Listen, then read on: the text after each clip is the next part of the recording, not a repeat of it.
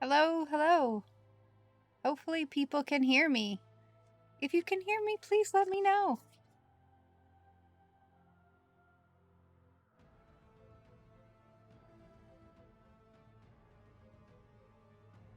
Huzzah!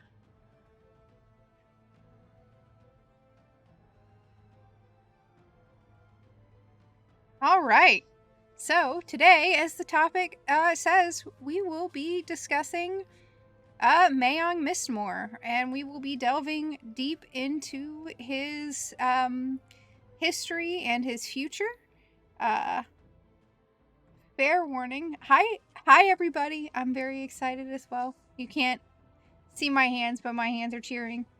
But I'm super excited to share all this information with people who are excited as well. And I'm thrilled to see those of you who, may have never ever touched this game but are here to support me. I deeply, deeply appreciate it. I've got my little lore headband on. My books are ready. I've got notebooks and notebooks and notebooks. And I am ready to discuss one of Norath's most iconic and well-known and loved and hated characters, Mayong Mistmoore.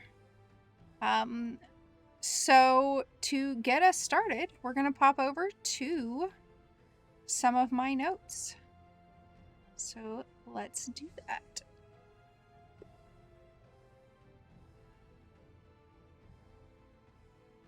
Hopefully that worked for y'all. It certainly did. Excellent. So, Mayong Mistmoore is moments later. one of the oldest characters in EverQuest, in the EverQuest IP. And he actually was Bill Trost, who is one of the creative people behind the IP. It was his D&D character, so that's kind of how we got started with Mayong Mistmoore. This is actually the original Mayong Mistmoore character sheet from ye old D&D. And Mayong's first appearance in the game was in the form of he was in Castle Mistmoore, which is in Feydark, and he was originally the Maestro of Rancor model, and they very quickly took him out. I believe that was Alpha, may have been Beta, and then we got him in the form of a Dark Elf in GM events during the end of Beta. And he appeared in-game a couple other times in...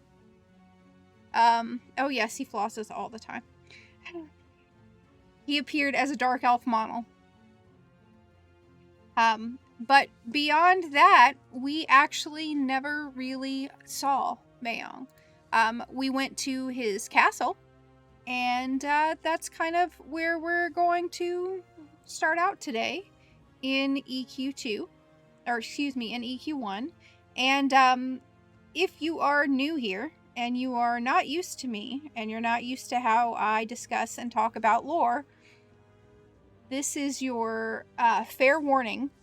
I talk EQ, anything from the EverQuest IP is considered canonical by myself.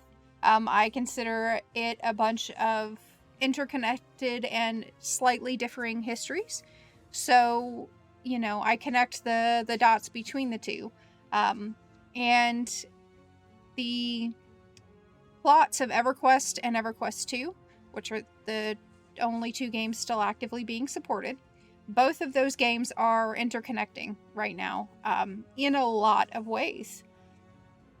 One of the things that I have been sitting on for literally forever that I am so excited to share with you guys is some of that history of Serena Selture.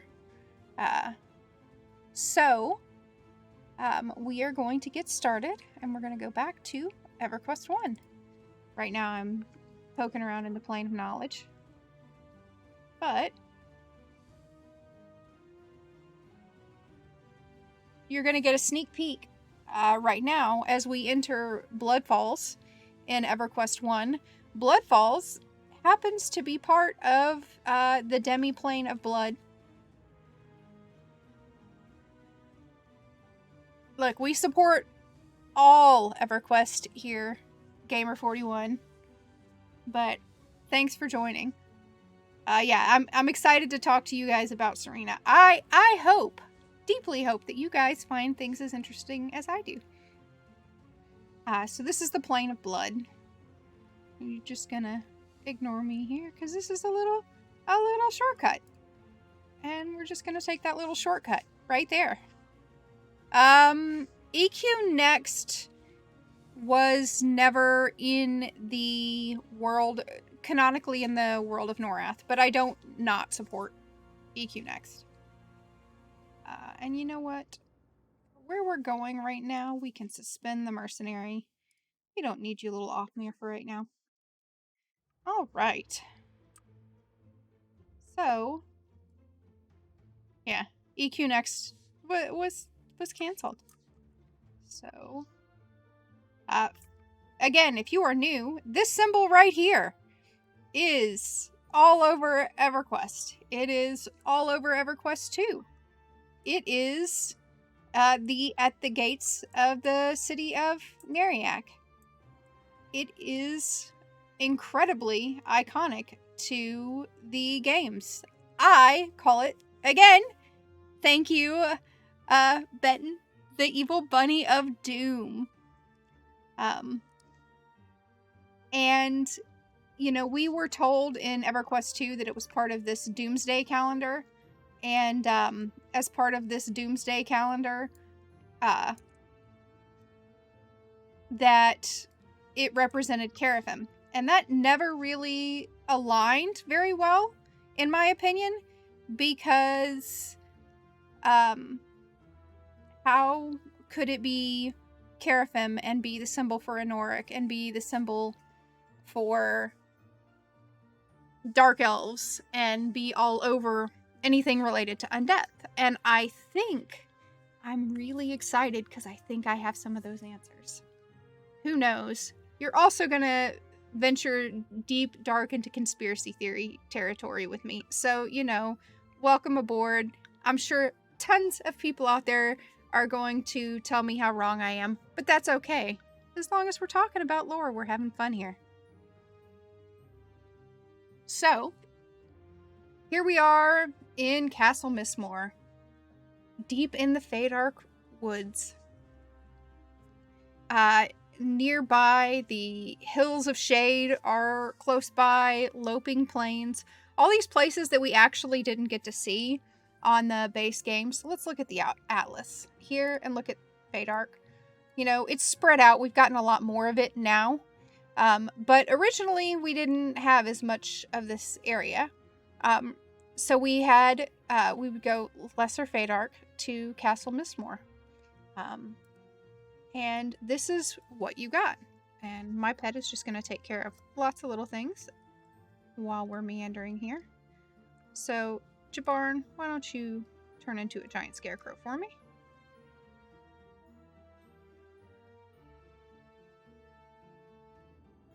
I'm going to shrink myself. This was our first introduction to Mayong. We didn't know much about him at all, other than Dark Elves on Fadark, which was not a continent we were, you know, thought to have had Dark Elves exist on. And it was perpetually dark. We didn't know why.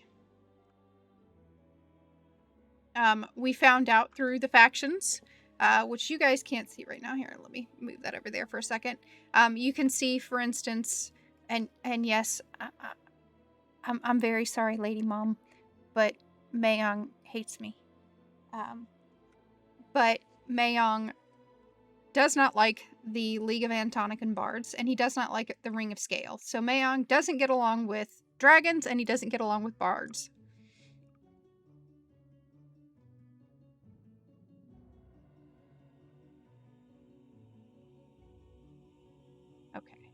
So we're going to go back. One of the iconic reasons that Mayong supposedly got taken out of, by the way, EverQuest I, was because pathing was awful. If you have ever played EverQuest I, you know for a fact that pathing in this game, especially on release, was awful. It was absolutely, totally, completely awful. And Castle Mistmoore is a shining example of how terrible it can be. Also, of course Vic hates Mayong. I mean, what a good hate elf always hates Mayong. So here we see, initiates and familiars, people who are, interestingly enough, trying to become one of Mayong's girls. And so we would come in here, and then you would come to his catacombs. Those who have seen Nariak, that skull with the tongue is kind of familiar. You'd get some stories like Tiffany, who was a good woman and a great whistler. Nate, he was a good warrior, but learned the hard way that drinking and sword fighting don't mix. I really want to show you guys some of these symbols. But yeah. This right here is incredibly important, and I want you guys to remember this. This is Senthi. Senthi is a shadowed man. One of the only friendly shadowed men that I believe that we ever see in EverQuest. And then you could come in here, and you can fall down deep into the castle. Right? Or we can go back this way and go the traditional way.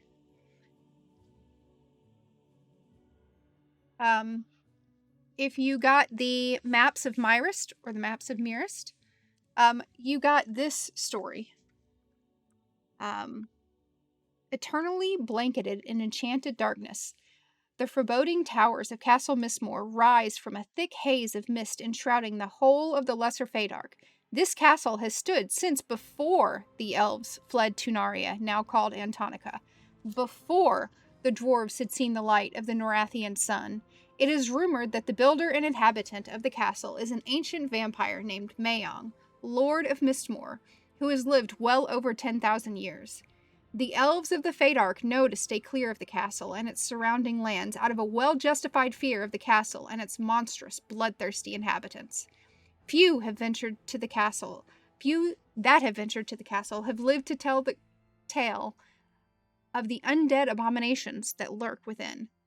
None have reported any sightings of the vampire lord himself. It is believed that he currently resides elsewhere and in solitude, for his reclusive nature is nearly legendary.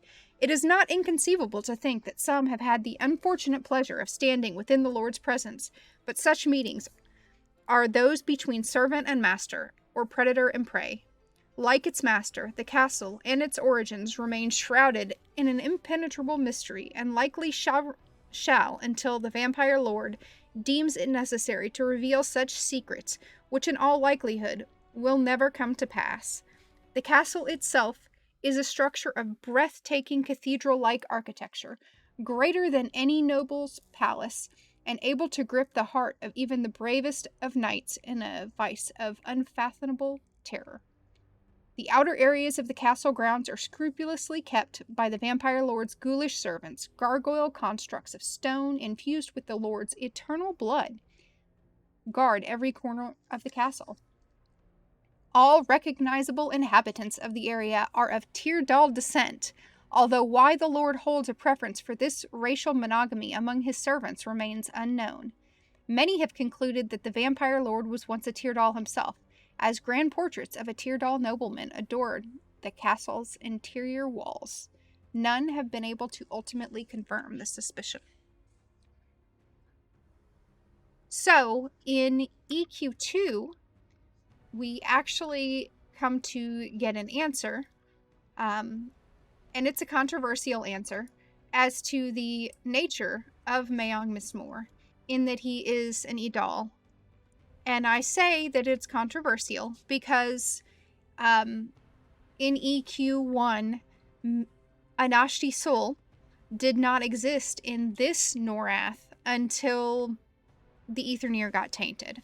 And the story that we have in EQ2 is that Mayong Mistmoore is an Idal, and the Idal were formed from a drop of Anoric's blood in the Ur of Solday. These are the gates to the castle. And we're just going to kind of start looking at some of the iconography here. So there you can see the gargoyles. And oh, so many Teardal that I am just, slaughtering. And some of the interesting thing I want us to pay attention to are these symbols right here that we find. These banners.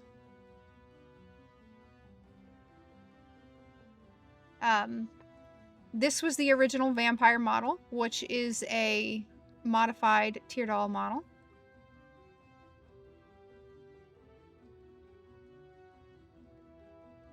And we saw werewolves. So interestingly enough, one of the tales of Mayong is that he is the father of the werewolf curse. At least the werewolf curse on the surface of Norath. So this is where we encountered Mayong. We knew not a lot about him.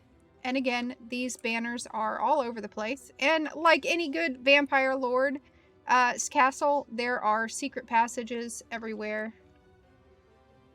Let's turn off my height filter so that I can meander around a little better. You would find different NPCs through here. Many different corpses. Deathly ushers. His kitchen. A full kitchen. And he always had lots of like banquets and things like that. Which is also interesting for a vampire who you would think doesn't need to eat. And there's his maid, Isis. There was his maid, Isis. So that was our initial introduction into Mayong. I think the junk food that his mom won't let him have is honestly not hidden here. But I will tell you, I think his junk food that Mom wouldn't let him have is probably in EQ2.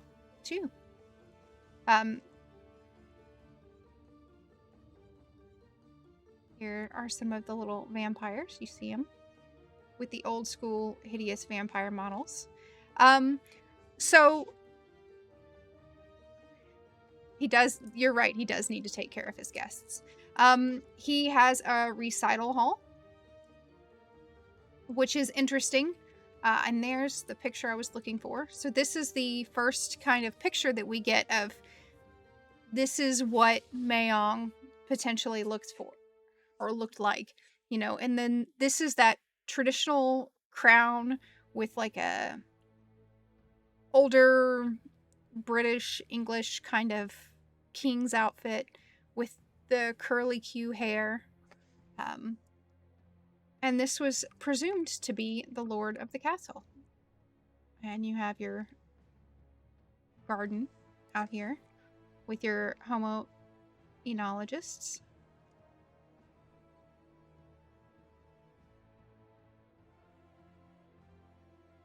And this is everything that we got. Yeah, like the tutors.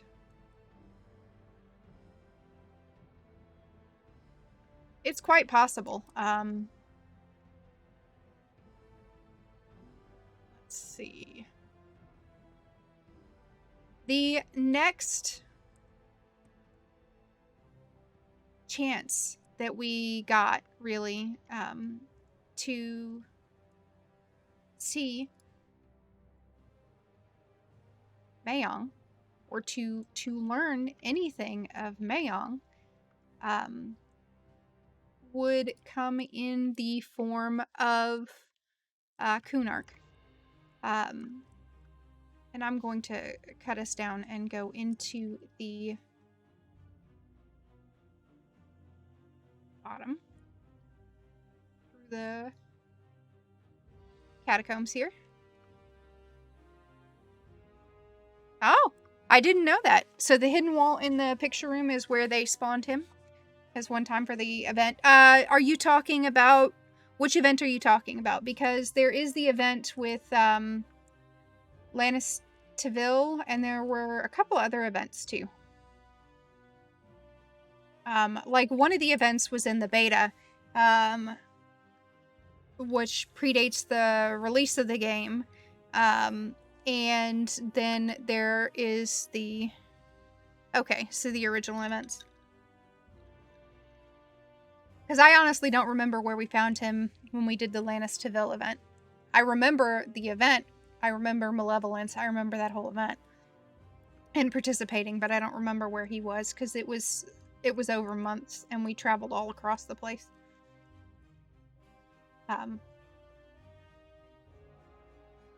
So this would be his jail, as you can tell by the lovely pixel art. Don't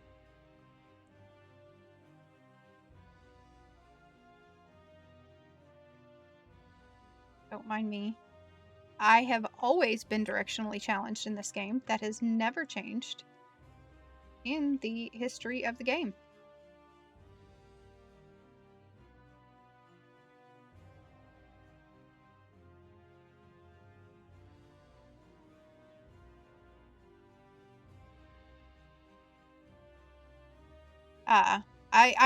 I'm a landmark navigator, and a lot of the landmarks here, everything looks very, very similar.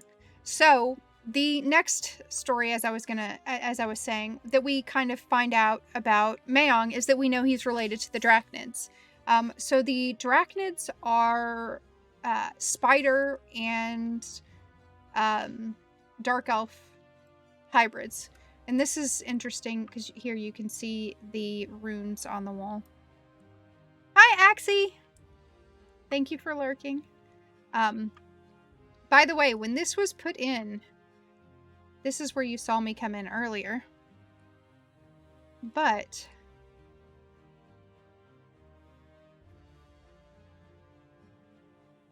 this crystal has always been here, and we never knew what it went to.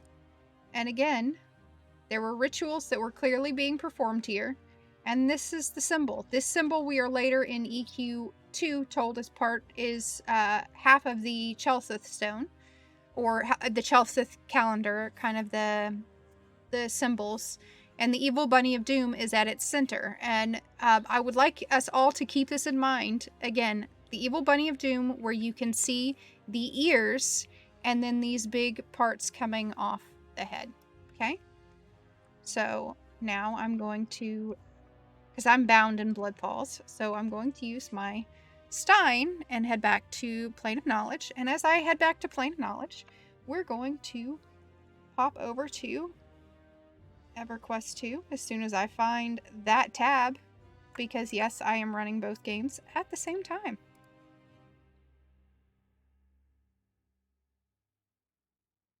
So in EverQuest II, we get the story, but this is also there in hints and tidbits in EQ1 that Mayong Mistmoore made the Drachnids, and that he made the Drachnids by doing experiments on giant spiders that he was sent by Nagina, the sorceress.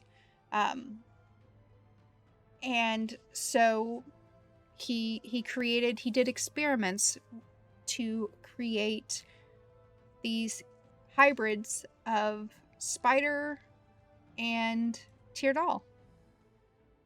And when we go to EQ2, We are in part of his castle again. This is the Ravenscale Repository. Yep, exactly. The Dark Elf Emissary in Nugina, exactly. And when we come in here, we can see, here's one of his prototypes.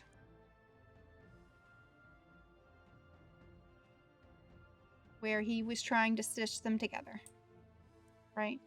So he was doing these experiments to create them, and a lot of those rejects are here, kind of sitting in the remains of his home. And we never know why. We always kind of wonder, where is Mayong? And what's going on? And you can see he has servants upon servants here. And he is very vainglorious. He's got images and countenances of himself all over the place. So, let's go back to EQ1 while I'm done zoning. The next place that we encounter Mayong Mistmoore, after we find out Drachnids. And again, you kill Drachnids and you see your faction with Mayong suffer. So that's kind of part of where we figure out that the Drachnids are related to Mayong. Does anyone know where the third place we get hints and tidbits of Mayong is? After Kunark with the Drachnids.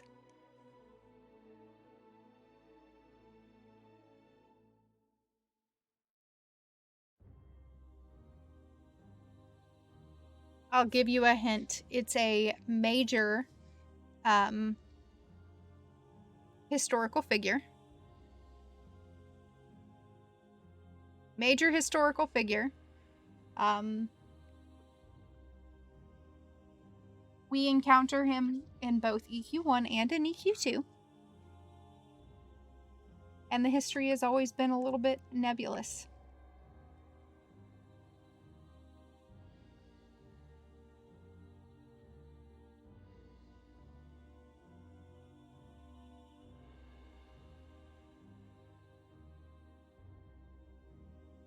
Name starts with a V.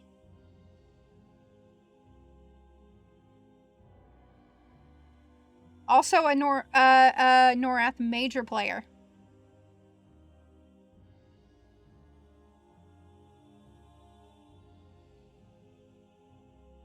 Not Valen. Although Valen does come up later. Valen was one of the major lore devs and developers for both EQ1 and an EQ2, and is personified. His character was Luclin Delir, and he's personified in both games with Valen Nostrolo as the character.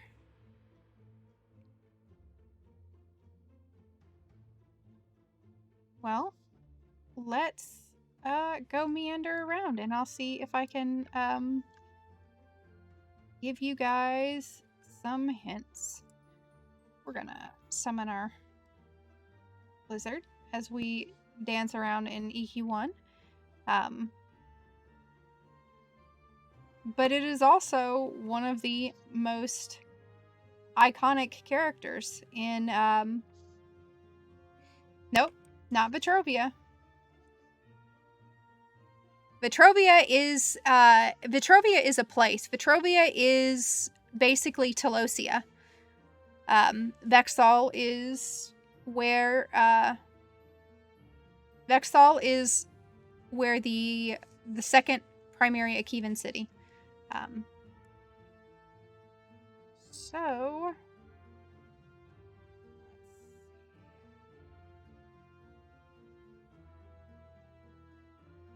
we're gonna test my memory here of how to get places. Oh, I zoned to the wrong place. I should not have zoned to here.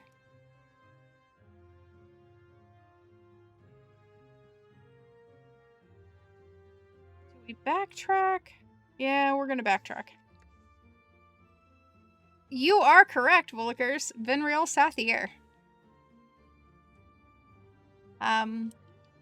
The next place that Mayong shows up is Venril Sathir. So we are told in that Venril got some knowledge from someone, and we don't know how or who, but he got this knowledge that allowed him to basically become the lich that he did. And that his mastery of necromancy and all that knowledge is what basically changed the future of the Ixar. And much, much later, we actually find out that the information and that knowledge comes from a book called Shadow Spine. And we find this out starting in now I have to look at my it is in the Dragons of Norath expansion. Because basically Mayong hated the dragons so much that he made a deal. He worked with Venril, and he gave him some knowledge, and he let Venril Sathir hold this book of his called the Shadow Spine. And Shadow Spine had a terrible soul-stealing curse in it. And Venril Sathir used that curse to interrupt the basically dragon eggs only hatch like every 1,000 years or something like that. And so in Dragons of Norath, we actually break into the nest, and there's this big birth of dragons that's supposed to happen. And Venril Sathir helps plant the curse using this information that he got from Mayong. Let's see if I can, while we zone.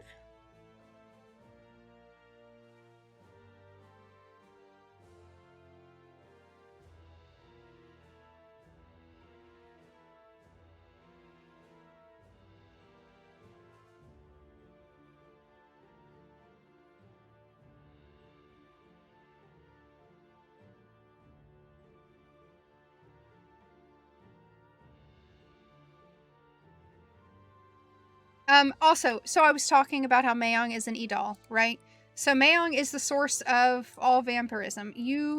A lot of people I know don't necessarily agree, but every lore, every piece of official history we have says that Mayong he predates known Norathian history.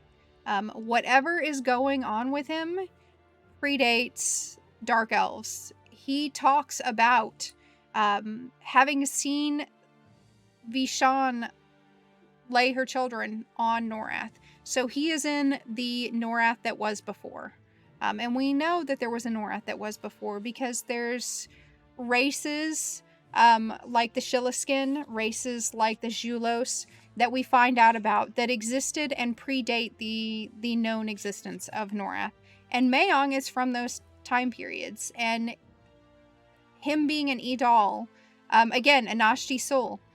Anashti Sul was, according to the lore, was the creator of undeath. She wanted to cure death on Norath as the goddess of health, and so she released undeath onto Norath. And for that travesty, she was banished to the void by the other gods, who had presumably already banished Rowan Thyr at that. It's Idal. Idal are the first Dark Elves. It's Ydal. And Mayong is the last of the Idal. It's pronounced sometimes with an apostrophe, sometimes not with an apostrophe. It really depends. I have seen devs put it with an apostrophe and sometimes not.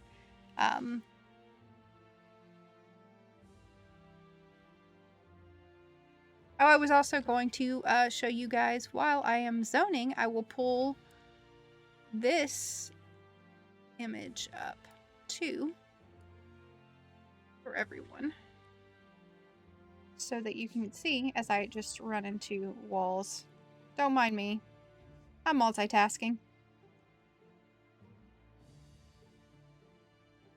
Really, I should have logged into my druid, but I didn't because she's camped out in an important spot for the next information.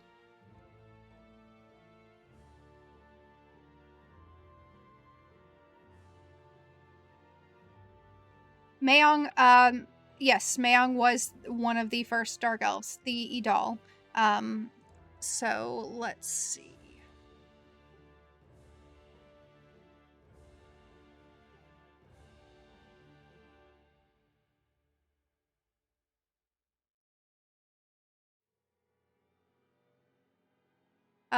In an age long ago, the Idal first awoke, finding themselves in Mistmoore, a realm created within the plane of hate by their creator Nariak. After a time, leaders emerged and began organizing their kind into settlements. Villages began to flourish, and eventually a capital city known as Vorgul was established.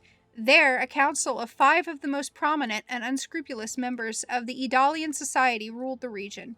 Utilizing a brutal form of governance, they valued political expediency above morality. Furthermore, the council demanded that the worship of their creator, Nariak, be placed above all else, while the accomplishments of the individuals and their own well-being were of much less concern. To accomplish their goals,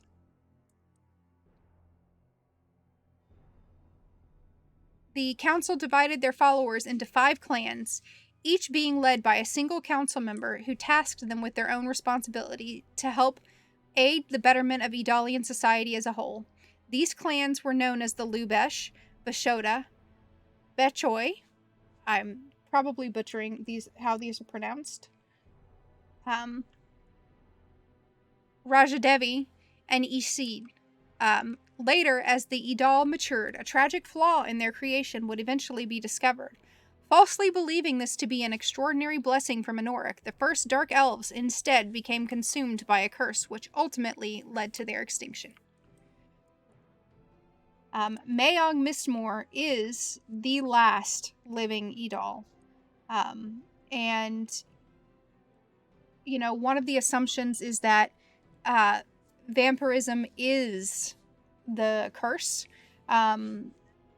Another kind of idea that I have is that bloodthirstiness is the curse, and kind of a rage is the curse. The Eldar, Tunar's creations, Tunar's elves, or Tunair, how we get the Teardal, those post-date the dragons. The Idal predate dragons. And yes, in Carnors, the Drollvarg, by the way, are werewolves. Except they're not werewolves. They are were-Ixar.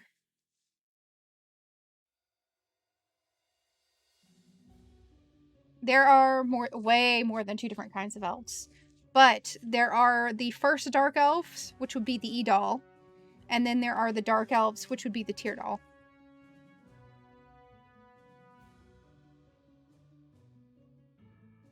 But yes, so the curse of the Shadowspine. So we are told that Shadowspine is the carnivorous spellbook penned by Mayong Mistmoore. Many have attempted to learn it, the secrets it holds. Few have survived, and fewer still carry on with any shred of sanity. There are rumors, though, rumors of rare individuals who have escaped the jaws of Shadowspine with a fragment of the tome's power. Perhaps with the author's permission, and perhaps not. And so, Shadowspine, for most people, actually absorbs you. Hi, Ori! So the Shadowspine tome would absorb you, and we have it revealed that this curse, which Mayong has used to trap, different people over time, that this curse actually is used by Venril Sathir on the dragons. To corrupt the dragon in the Dragons of Necropolis expansion. They were made by a drop of Inoric's blood in the Ur of Sul'Day, which is Anashti Soul's. It's the artifact through which the River of Life flows from her plane of health into Norath. Basically, it's the origin of undeath on Norath. So, they are planar in a sense that, like, the dragons are planar in that they are kind of made by the blood of their god.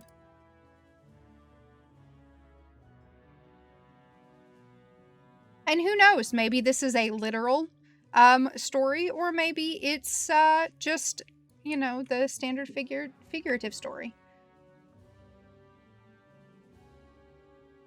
We don't know. This is part of the, because again, they come from the plane of hate, and this is part of the Norath that was before. So yeah, this is the second time we encounter Mayong Mistmoore is with Venril Sathir. And so Venril Sathir both gets two things from Mayong Mistmoore. One, he gets the power to become the lich that he is, right? To become this great and powerful lich that allows him to survive. He takes the curse, the Shadowspine curse, which is later used by Lannis Tivil, as well.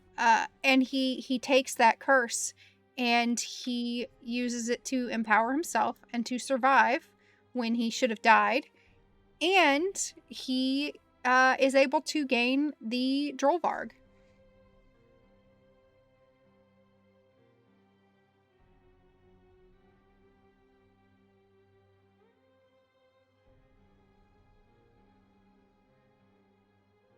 I never realized that Drollvarg backwards was Gravelord.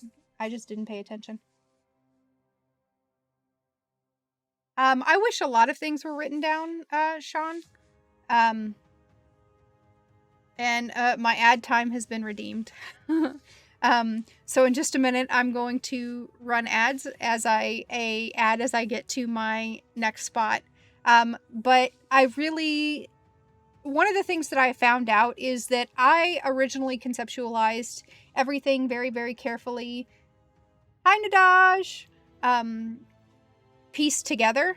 But it turns out that actually a lot of this original design was just very piecemeal and not a cohesive story at all. That the designer who was on a certain zone developed that zone, and there are pieces in history and tales that are completely gone. And that it was only really when they started the initial development of EverQuest II that they started to consolidate the lore and stories and to create something that was cohesive.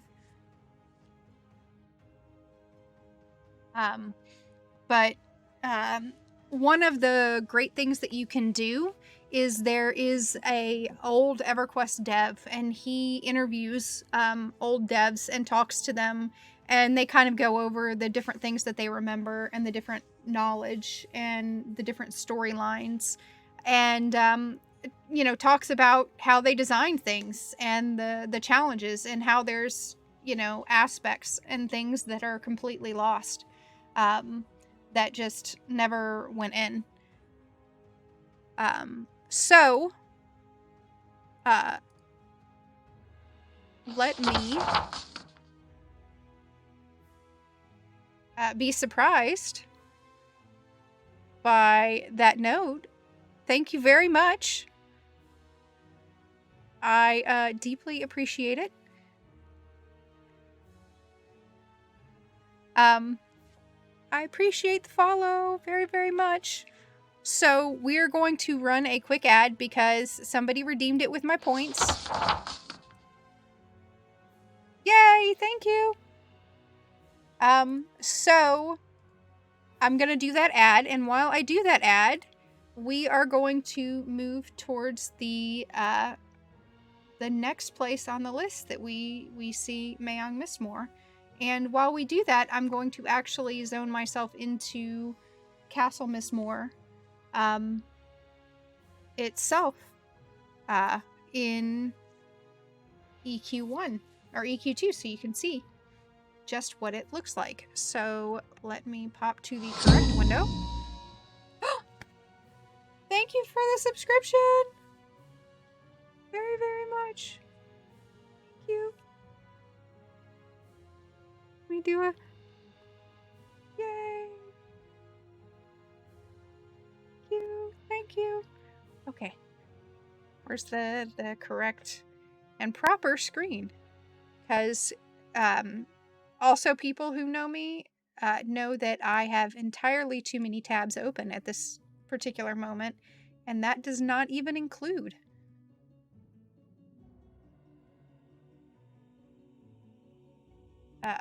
most things. So let's go back here.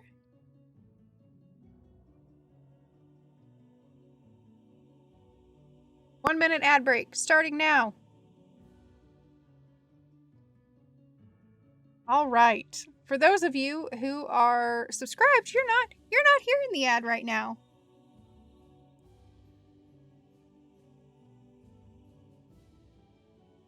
And let us pop over to here, and I'm gonna pop you guys back to my OneNote. This is a design document. I do a lot of research, Sean, a lot. And thank you so very much. I am so excited that I'm boring you, Destruct. So this is the design document. This is actual original from the game. And it again shows that this castle, when they're talking about Castle Mistmoore, that it has been here since before the elves fled Antonica. So it's that same information that we get in the maps of Myris later. And it talks about Mayong Mistmoore being over 10,000 years old. There, stranger. Oh, thank you, Nadaj, for the raid. I didn't even know you were alive.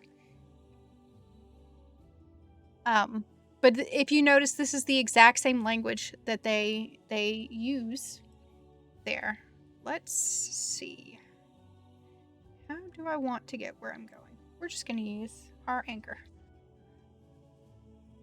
And that's how we find out a lot of this information. So, to recap, we see Mayong in the base game in Feydark. We know that he's this mysterious vampire lord. We get an image of him. Thank you for the follow. And I'm stretching. And then we find out that we get some hints outside of Karnor's castle with the Drachnid. And we see the Drollvarg, which are where Ix are. And we get some hints and tidbits that Venril Sathir, abandoned Kasich and made a deal with Anoric. Well, he made that deal with Anoric would be through Mayong Mistmoore, who would be a creature from the Plane of Hate, because the Idal were created in the Plane of Hate, Mistmere. And so that's where Mayong would come from. And then the next place that we see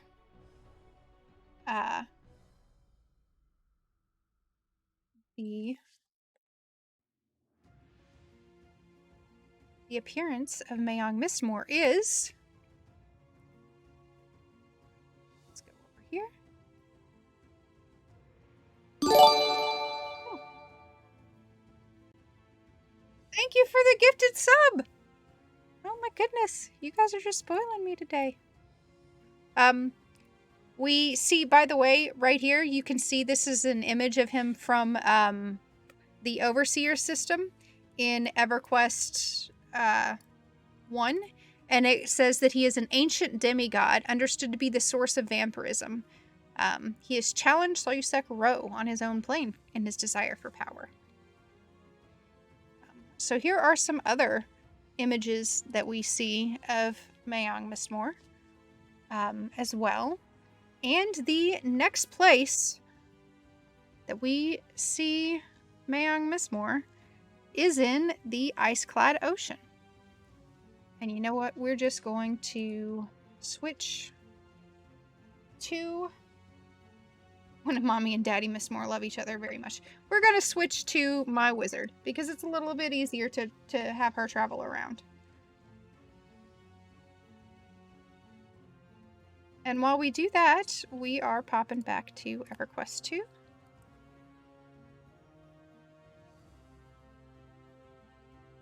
And to the Loping Plains. So in EverQuest II, we get to Castle Mistmoore through the Loping Plains, but that's right bordered off of Lesser Fadark Forest, so it aligns there. And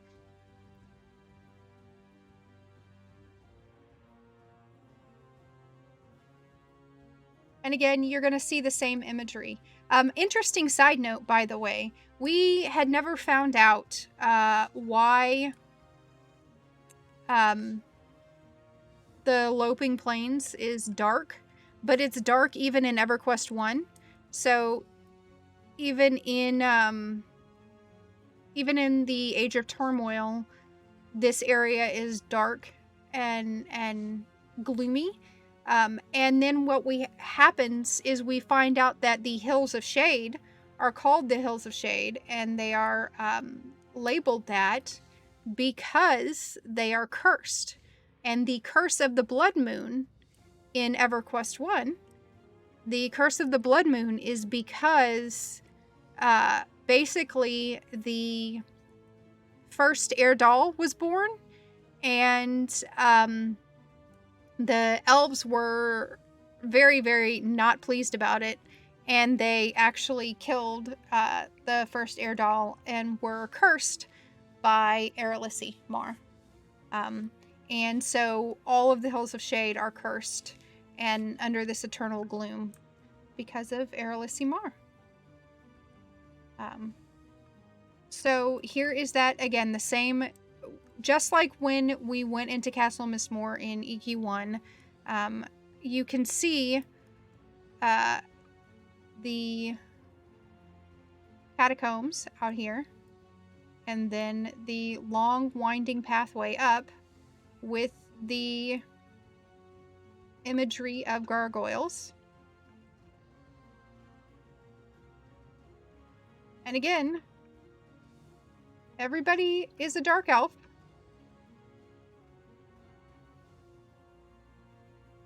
It's much grander, obviously, because the scale of EverQuest II is, in terms of how they created things, it was much, much, much larger. But there we have the castle, and there's Mistmoore with, pictures of himself, likenesses of himself.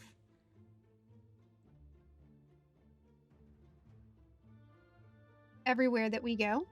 And let's log in the wizard who, ironically enough, is sitting at Castle Mistmoore. So the next time we find Mayong Mistmoore's history, also begins with a V. Does anybody know where?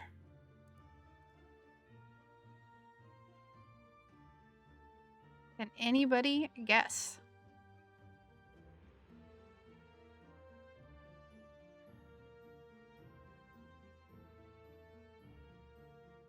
Nope.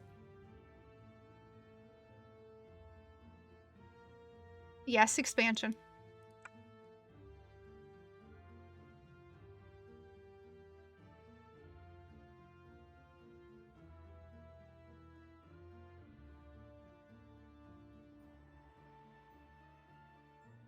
So let's look at these vampire models. They're very pale-skinned with red eyes. But it's the same thing where you've got the ballroom, right?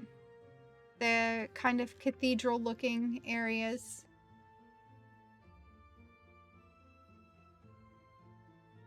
A little altar.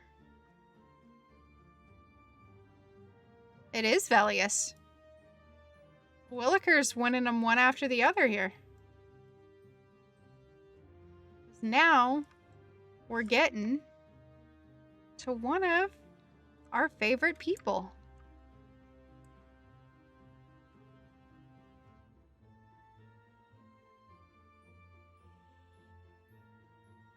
Correct. Tower of Frozen Shadows.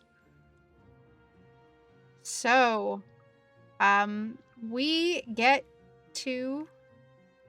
And see, in here it's very interesting too. Because you have all these images of characters. And we don't know who they are.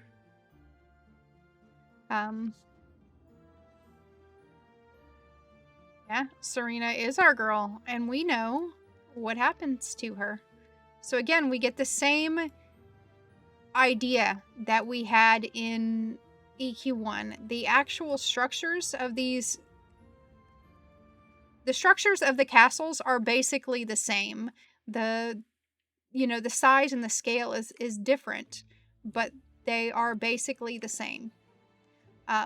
Also, I'd like to reiterate that this symbol right here, that we see, this blood moon, this symbol is... There's actually a dark moon in Nariak, a black moon in Nariak. And it is a black sun in Nariak. And it is a symbol that we see associated with Nariak a lot. Specifically, it's associated in the deeper areas. Deeper into Nariak is the more noble area, the people who have power, the closer to the Temple of Anorak and things like that. So you see that black sun associated with that as well. So let's go back to...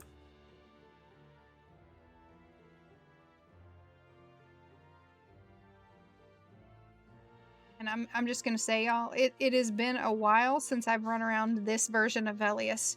Because if you don't know, there are multiple versions of Velious in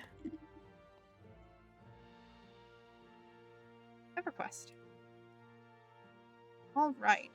So the next time we hear about Mayong is in the Tower of Frozen Shadows.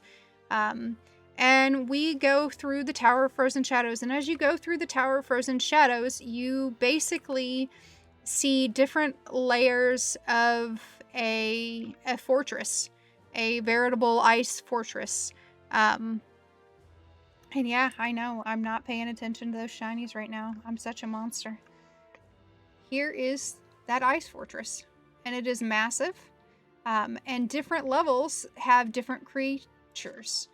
And we have a wedding and a wedding party. And, oh, but is it a prison, Sean? Is it? Are you sure? Are you positive that it's a prison? How long do you think she's been trapped here? If you think it's a prison. I don't know. So we encounter Serena Selture at the top of this castle. You have to fight your way through. But interestingly enough, as soon as you get in, you start to see these banners. And we recognize this image, right? We saw this in Mayong's castle. The face has been destroyed. So here we have Mayong, and his image has been destroyed.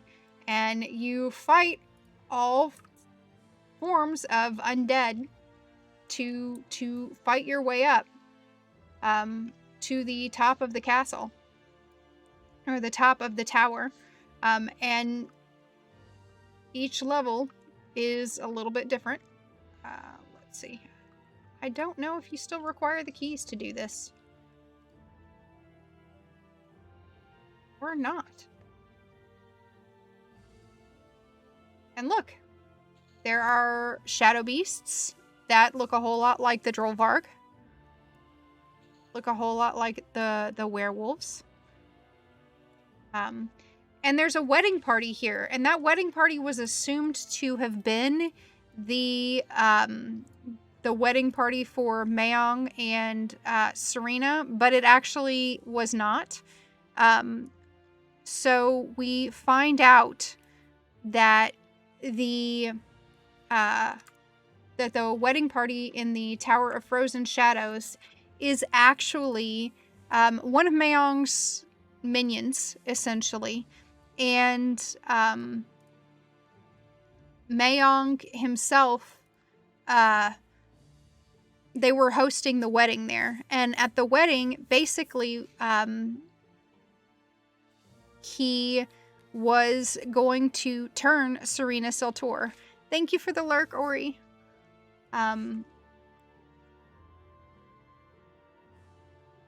Serena herself, we get some history of, and I cannot fight all the way to that top of that tower. That's going to take me entirely too long, and I'm not doing that to you guys. So what I'm going to do is I'm going to kind of go look at it in EQ2. But I will show you some of the images that we have of Serena Selture.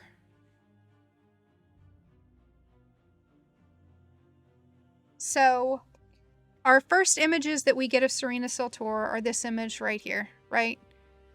Dark elf model, clearly a vampire, scarred up face. And she's presumed trapped at the top of the tower. We see her in the tower in EQ2 as well. And you can see this model and this model look very, very similar, right?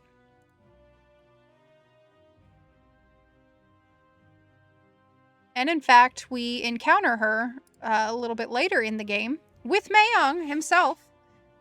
And she's got that same janky model. In EverQuest. And let me delete that message.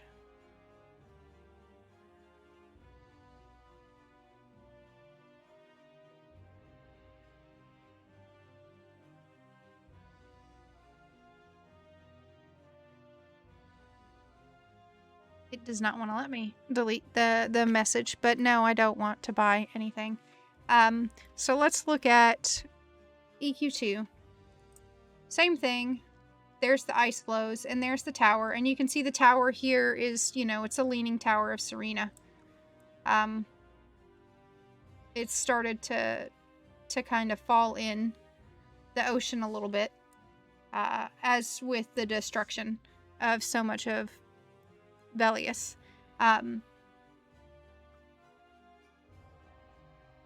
But at the top of this tower is again Serena Selture. and she's got her handmaidens and things like that.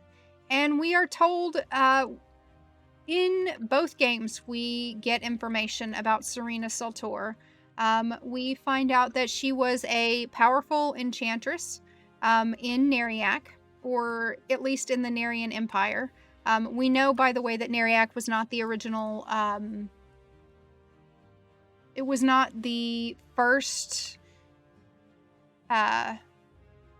capital of the Dark Elf Empire. It's just the latest. And that Serena Selture was a powerful enchantress, and she caught Mayong's eye, and she fell in love with Mayong, and they were engaged. They were supposed to be wed. And this tower was theoretically where they were going to live. And that's one of the things that Mayong is known for, is he's known for taking brides. And so let's pop over here real quick and see if it'll work right here.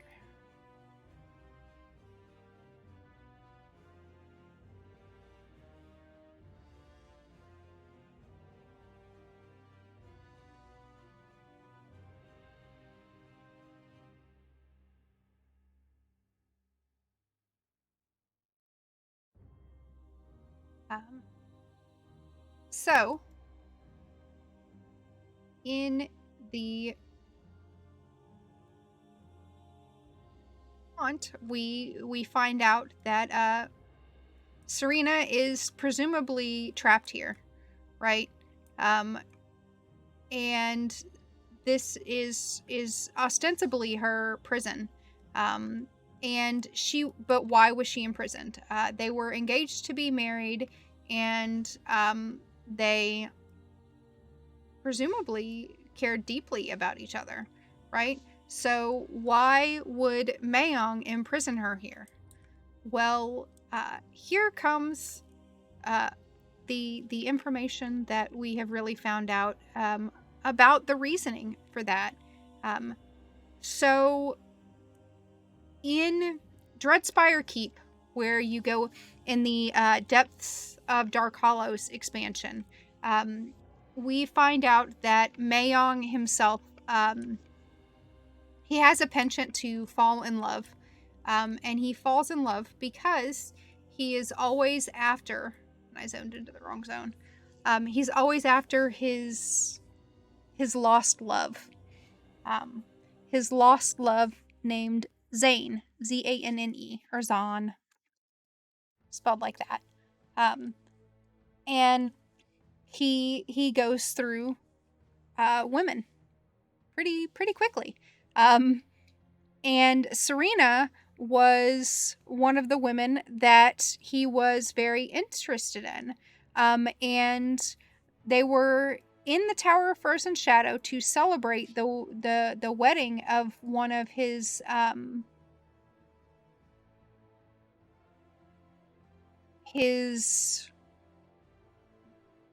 servants, and he gave Serena a chalice of his blood, and that was going to turn her. And yes, he did write some bad poetry. But Aaliyah, I bet you haven't gotten the information about who presumably Zane was.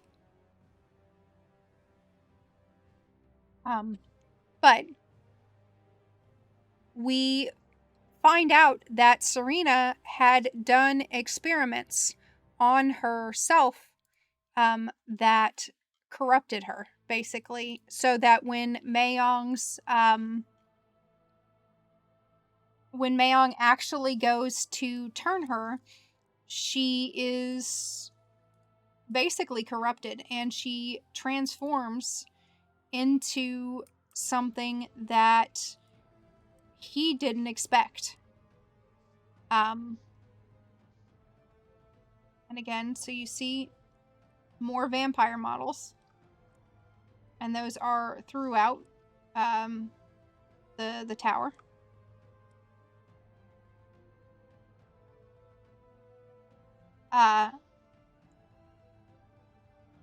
So in one of the anniversary events in EQ1,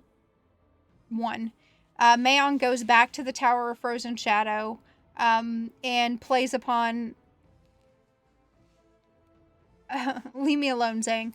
And plays upon Serena's vulnerabilities again. And we make our way up the tower, and there's a whole lot of different things that are happening as we're making our way up.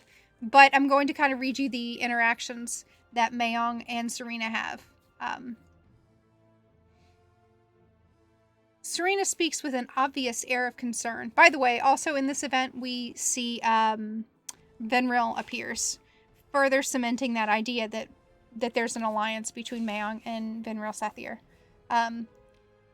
Serena speaks with an obvious air of concern in her voice. My love, our guests have arrived. Shall I make any more preparations for our ceremony?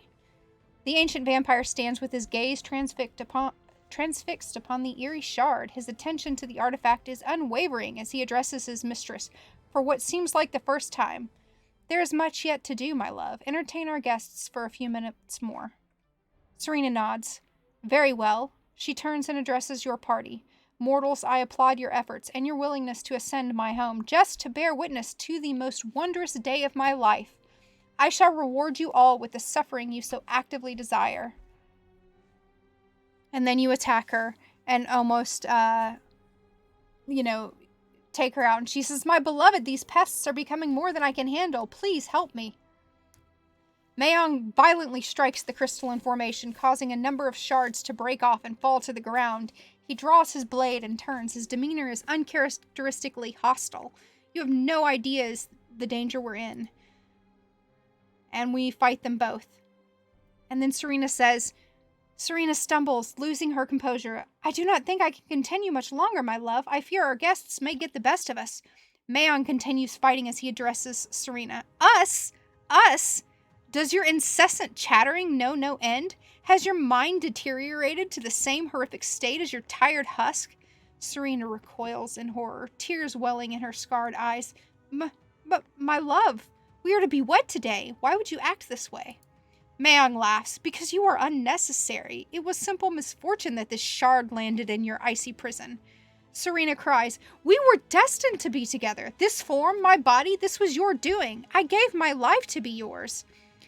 Mayong laughs, brandishing his blade. In my hand, I hold Irilyn, a beauty that would stun even the most stoic man. In my court, I keep Althea, Brenda, and Christine, a trio of temptresses who rivaled the loveliness of Erelisi in their prime. My home is host to more unspoiled flesh than you could ever hope to compare to. Serena lets forth a blood-curdling shriek. Kill him! And then, we do. We attack and kill them both. And there's more information there. And really, I think anybody could have treated Serena better than Mayong Mistmoore treats Serena Selture. He really just does not know how to treat a girl. And sadly, I think the character I have that has all the flags is a different character. But Serena basically, so one of the other notes we get from her in old school EQ1, by the way, is that,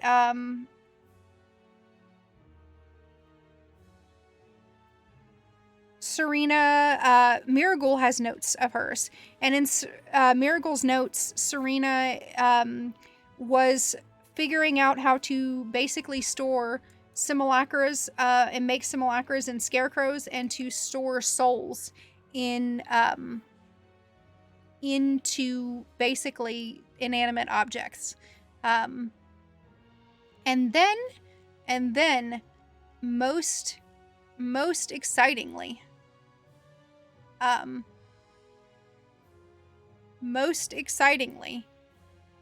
in the latest expansion in EverQuest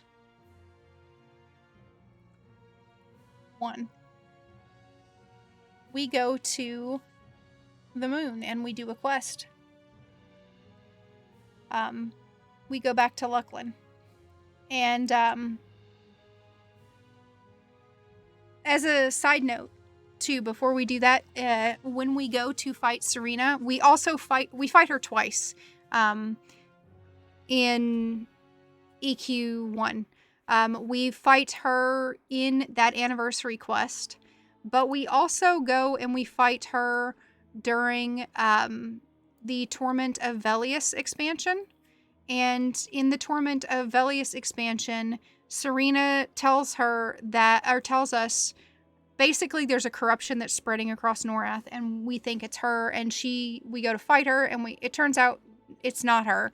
And she tells us that, but we go to fight her, and as we go to fight her, she appears, and she appears in this model that we're seeing right now, and it's the model on the left-hand side. That model is the exact same model that she has, not in base EQ2. No, that is the model that she adopts when she becomes the High Priestess of Malice in EQ2. Basically, when she ascends to essentially like a demigod status in EQ2, she assumes that model, and that is the model that you encounter her in EQ, in the most recent times when we encounter her. We encounter her as a new kind of EQ1, EQ2 model. And she is that bull skulls and everything else, and we will go encounter her in just a second in EQ2, because I can get to that one for sure. I can't get past her usually. Sometimes it takes about 4 people to actually do the quests that you need for that.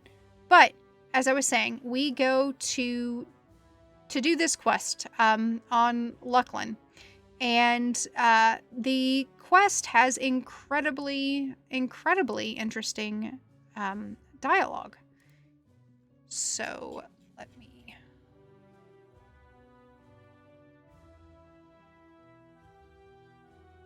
pull my dialogue up. Oh, and then also I would like you guys to keep in mind, this is where we fight her and Mayong, and there's the crystal that he had in his hand. When we fight her again in the EQ expansion that just came out before this current Lucklin expansion, this is where we fight her, and these vampire models are important. And it's all important because it's going to explain to us a bunch of information, not the least of which is in EverQuest II, we jumped from being on the moon, from dealing with Lucklin. We jumped from, dealing with the goddess herself to all of a sudden going to Vetrovia. Vetrovia, by the way, was formerly known as Telosia, and it was Discord. It was the land where Discord originally put its foothold in Norath. So Norath, in the cosmology of things, Norath would be the prime plane of existence. It would be the celestial order, aka the pantheon, the gods of influence, and the greater elemental gods. They structure the prime plane of existence, and their power holds chaos, discord, the void at bay. And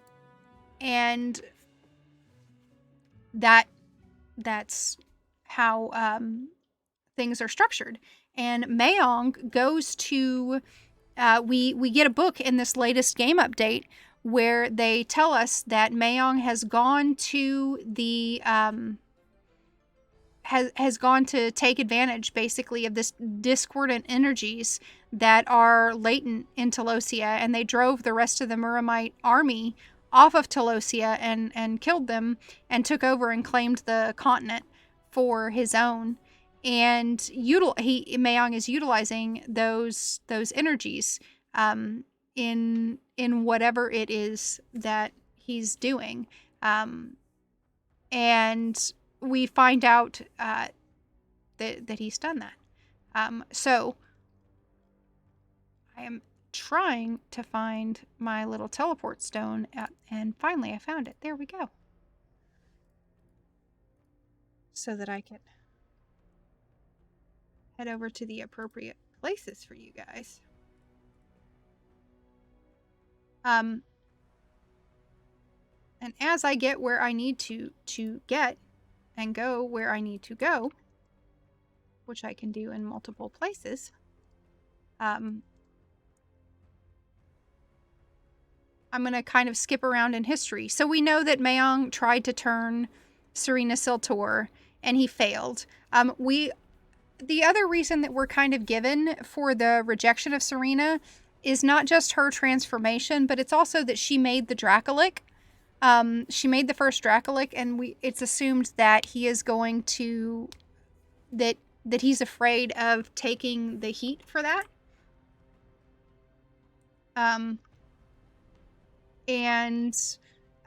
So that is why Mayong Mistmoore abandons Serena. And that's one of the things that we are told, is that he abandoned her because she made the Drachnids. And again, with this image, that's what you see in EQ1. You see the bone dragons everywhere. Not the Dracolic in Fear. She gave a Dracolic to Mayong because you couldn't make a vampiric dragon. So she created the Dracolic. We don't know how there is the Dracolic in Fear, but we know that Serena made the Dracolic, and that is confirmed by developers.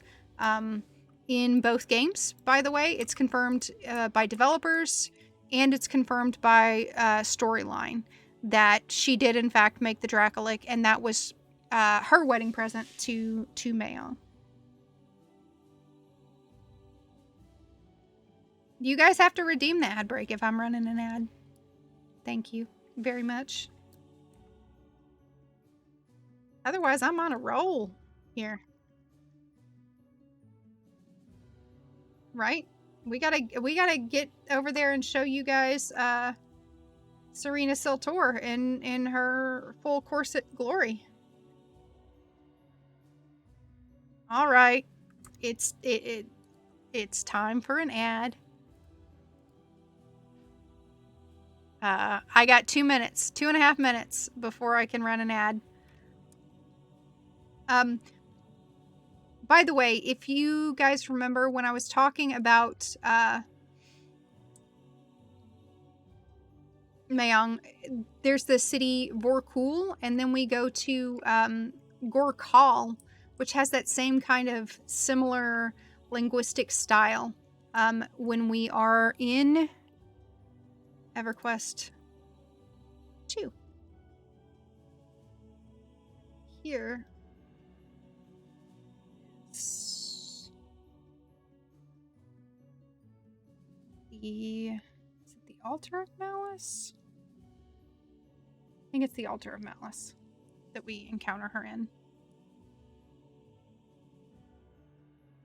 1 minute and 43 seconds before I can play an ad. So in Mayong, we encounter him in Velious, and we find out that he has this history with Serena, right? And that, she basically, super fell for him. And he abandoned her at, you know, and locked her in this tower. Or at least we think that he has locked her in this tower. And the second tower, or second part of her tower, is a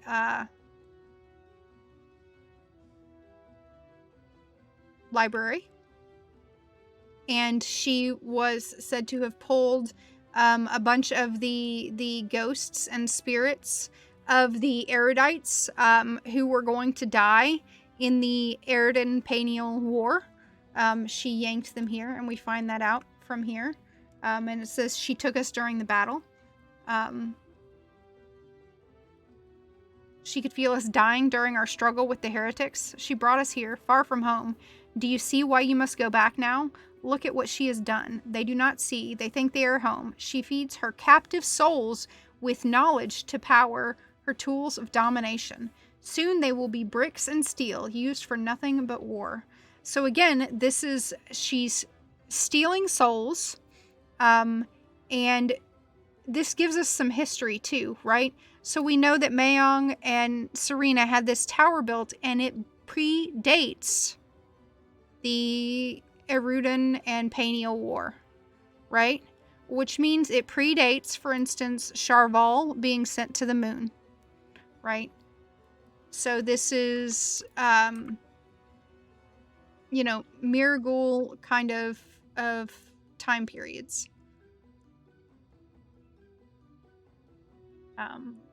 And I am up on the... remember what floor this is. This might be the guest floor. Yeah. Because see, here we go to the guest floor. And again, everybody thinks the Evil Bunny of Doom, but there's the Evil Bunny of Doom again. Alright, 1 minute ad break coming now.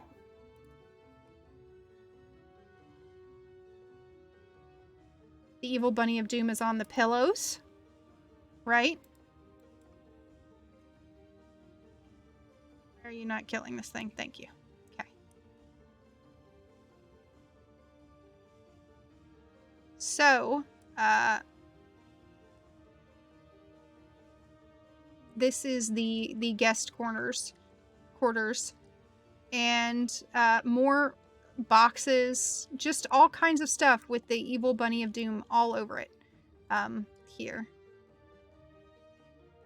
I think I need IBU here to avoid. And Serena also hates me, by the way, because again, another image of Mayong, and here we can see like claws raked through his visage. And where are we on the map?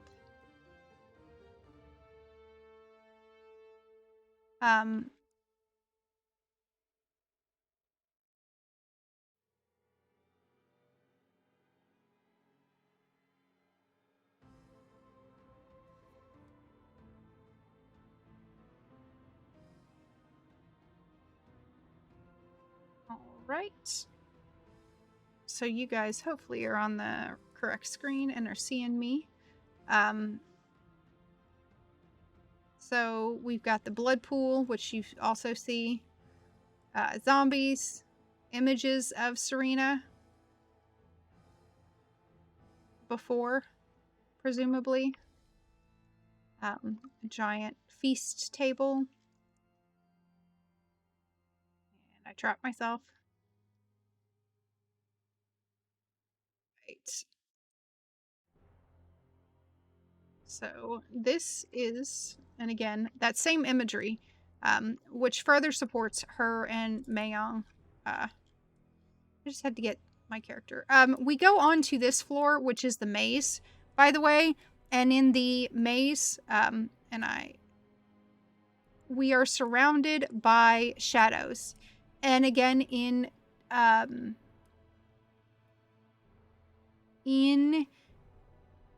the Torment of Velious, when we encounter Serena, she actually tells us that she is basically that she her magic is of shadows and coercion, and that she doesn't have the power that they accuse her of having. And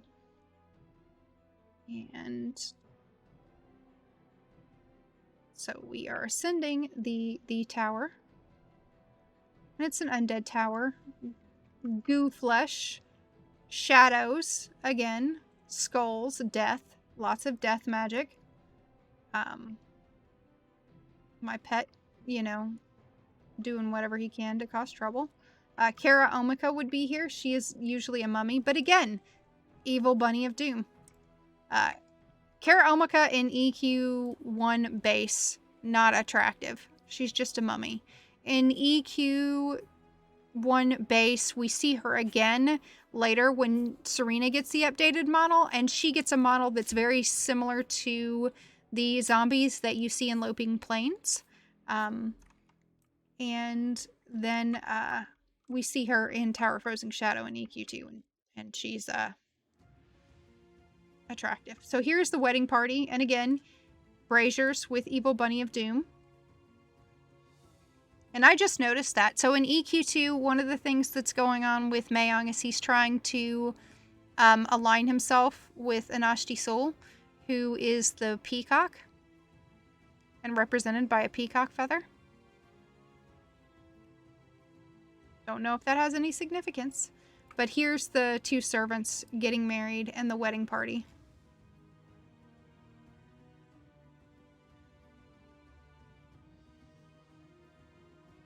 And the ushers and everything else. And there's the images of the Dracolic with the roses, right? As an image kind of love. And the crystalline golems. And we'll pop back over here to go fight Serena Selture.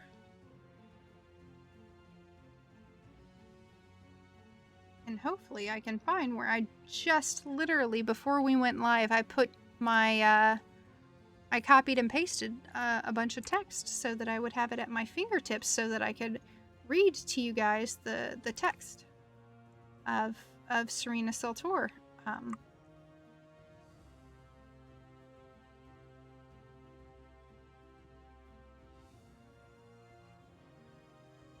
So, we are on the moon, right? And as we are on the moon, we go to, and there she is. There's our bae. There's Serena. Hi, Serena.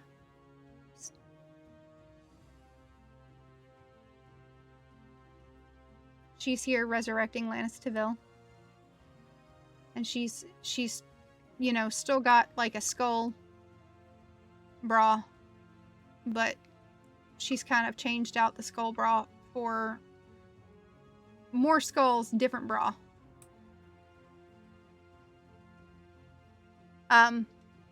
Anyway, we find a book, and we retrieve this book, and it's a diary, a dream diary of an enchanter who lived long ago.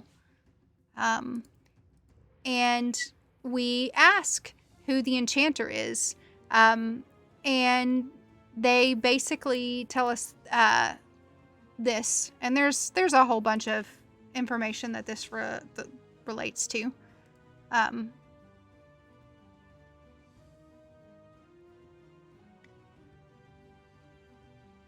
You know how the Akiva have been delving further into divinations? One of the methods they discovered was dream interpretations. However, because they have no need for sleeping or dreaming, they found a way to forcefully enter dreams in order to interpret them as they are happening.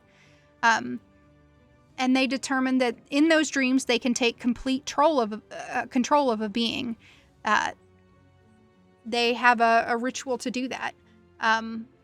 And so this information comes from that journal. And remember, we know that Serena is able to command souls, right? We know that she is able to, that is her power, that she commands souls. she commands and operates with shadows and shadowy beasts. And I really do not remember this fight. But, you know.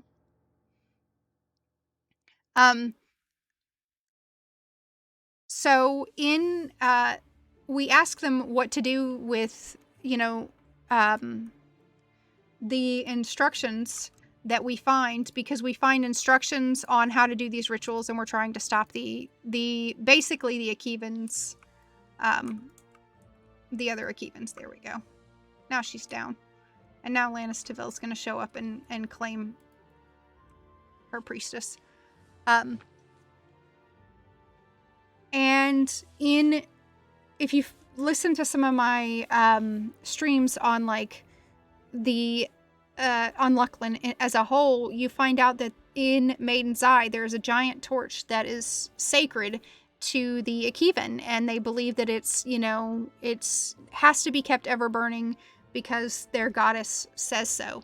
And we find that we have to, in this expansion, throw the primal torch in, or throw this into the book and the information into the primal torch found near the entrance to Umbral Plains. This torch was built for long ago for reasons lost to time, and the enchanter manipulated the energies from the flame to their twisted will. It is said that they were able to use the energies to store a simulacrum of their soul inside. I believe this was an attempt at immortality that, well, they got what they wanted. The flame will cleanse the device, and the entity within will be no more. I believe their corruption is what is causing the divide from within the Akevan, so it's causing the Akevan Civil War.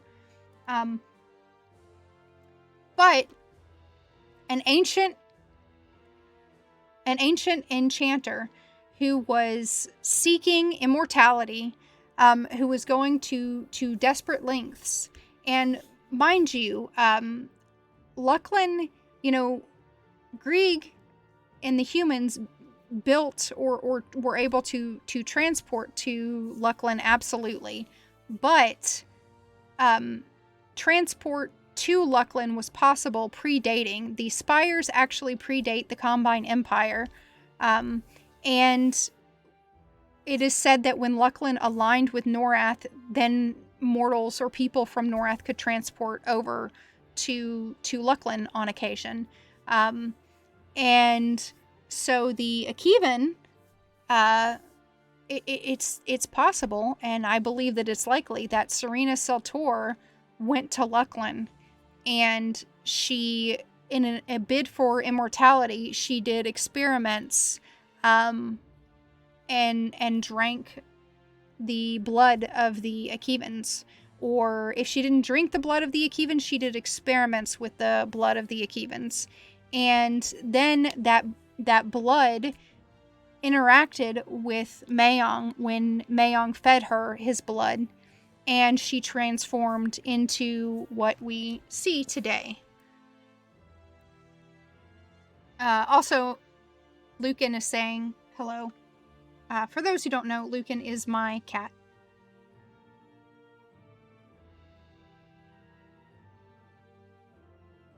Mayong gave the first, Serena gave Mayong the first Dracholic, and he refused it. In Velious, the Dracholic in Fear, we don't ever find exactly how, Mayong, or how, the Dracholic got there, but there's nothing that says that it couldn't have been abandoned or gone to Fear. Or been banished to Fear, right? Maybe Mayong killed it. We don't really get told what happens there. We just get told that the Dracholic is one of the reasons.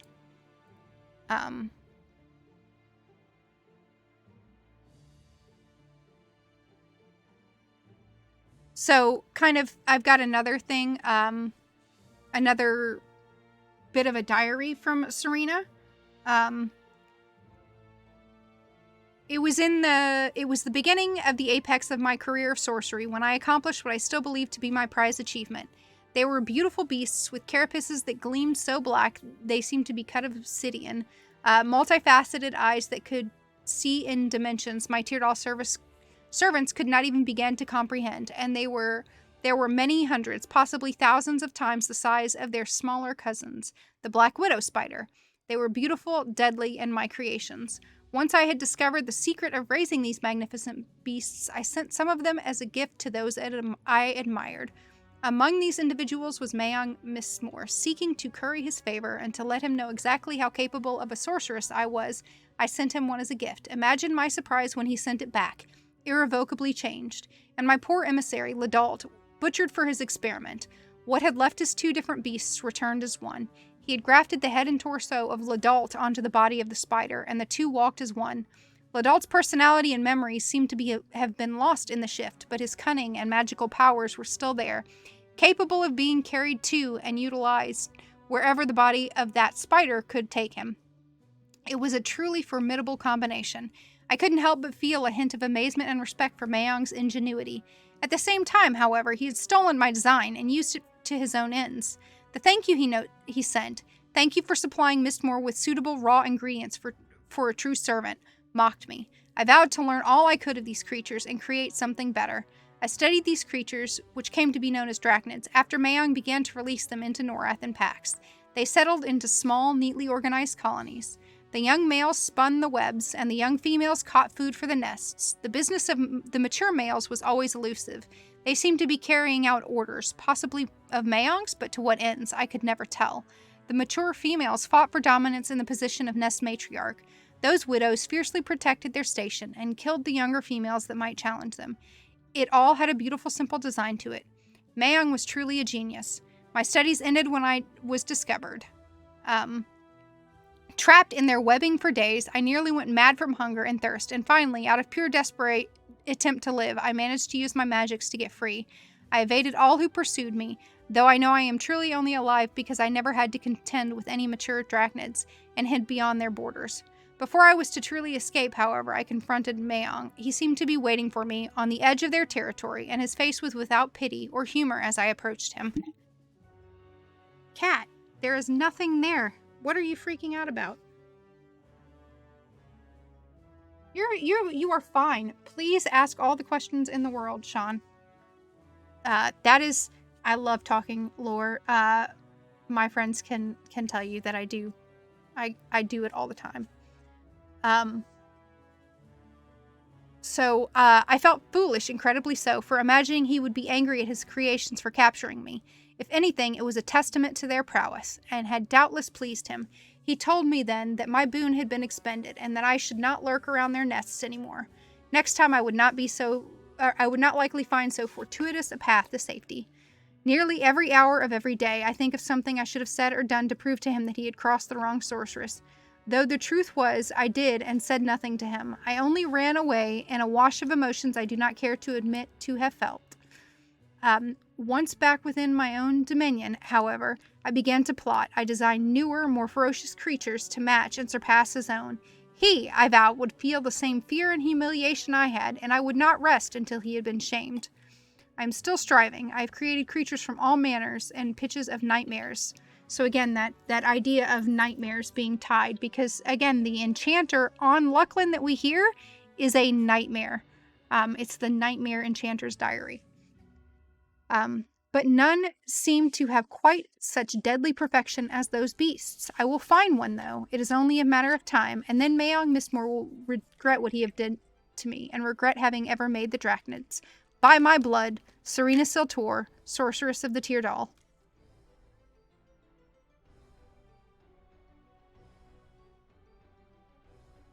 So, Serena Selture is part Akivan, and that is what caused her to transform the way she did. And there is evidence of that in EQ1. So we're going to finish kind of exploring here a little bit. This, and again, so here we have these symbols. of the eye, which remember we saw the eye all over Mayong's tower. And there's the images of the Drachnids. On Norath, the only sapient species originally the only sapient species that had vampires were humans and elves on Norath. And there's the dragon head, right, and some of the experimentation. I don't even remember what that is. Oh, yes, that's the boiling acid. That's for the...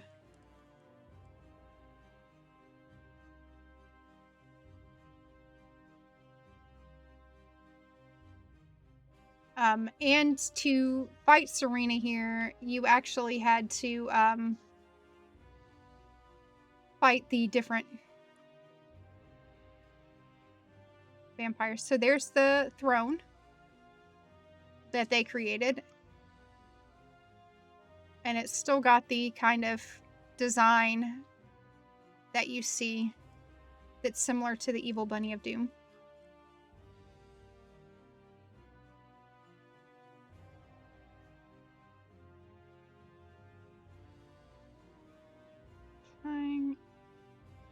You have to go this way. That's right.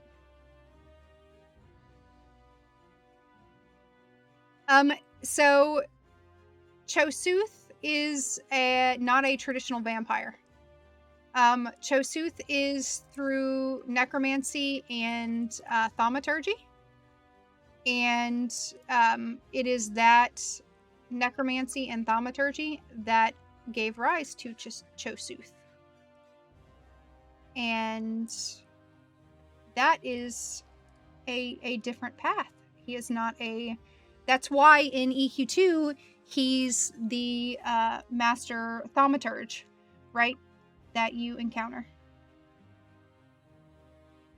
So a lot of people think that it's supposed to be Carathim in the Doomsday calendar that the Shissar put together, because the Shissar knew of their fate and they escaped Norath because they knew what was coming. The Shissar also knew that Lucklin was going to be destroyed in EQ2. And the Lucklin, the Akevans, actually knew that Lucklin was going to be destroyed. They had that information in EQ2.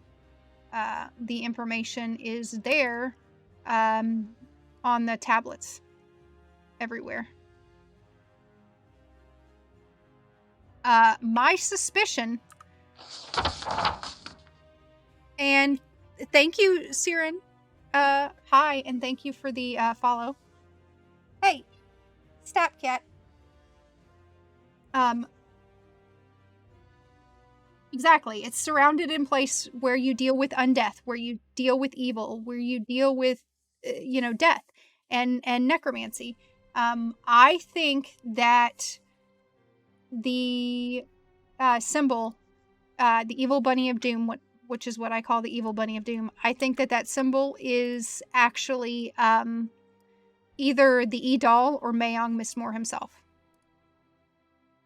So here you have vampires that are turning into bats.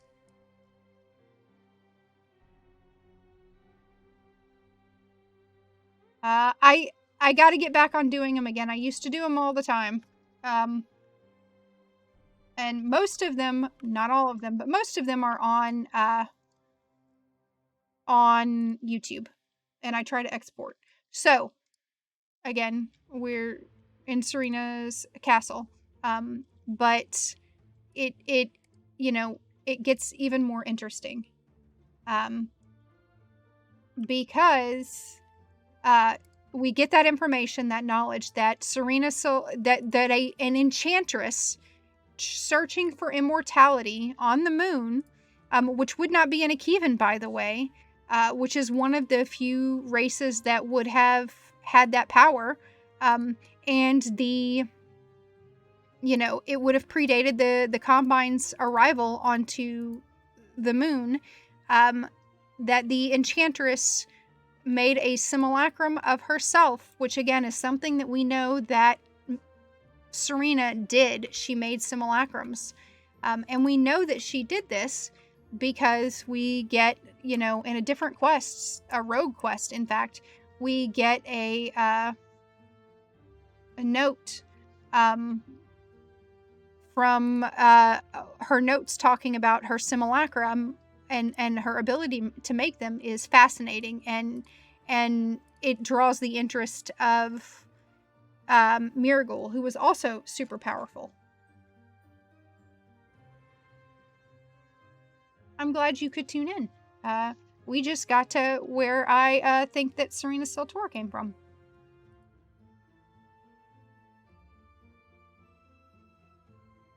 And we're kind of in her tower, and gotta watch out for her traps.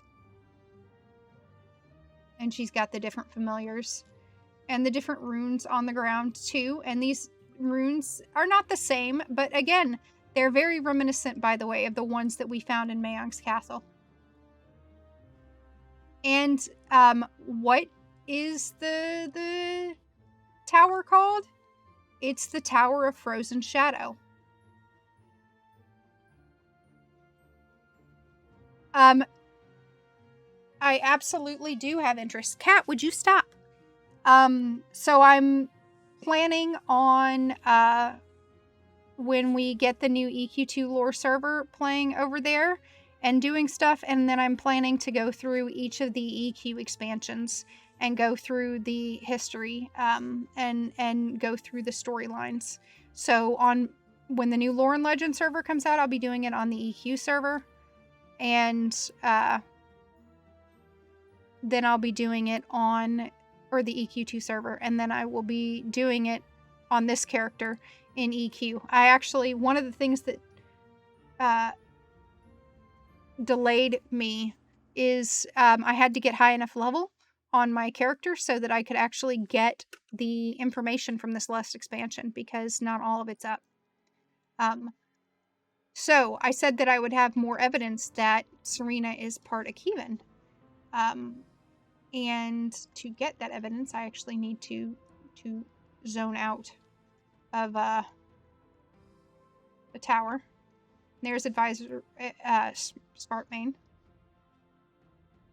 You can try to kill me.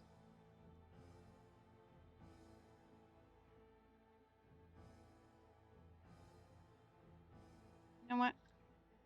We are just going to gate. And then I will log over to, and I gotta find a better positioning for my camera so that my model is not always staring off to the side.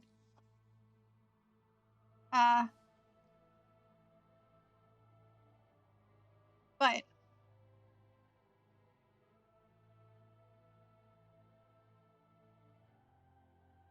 let's pop back over here.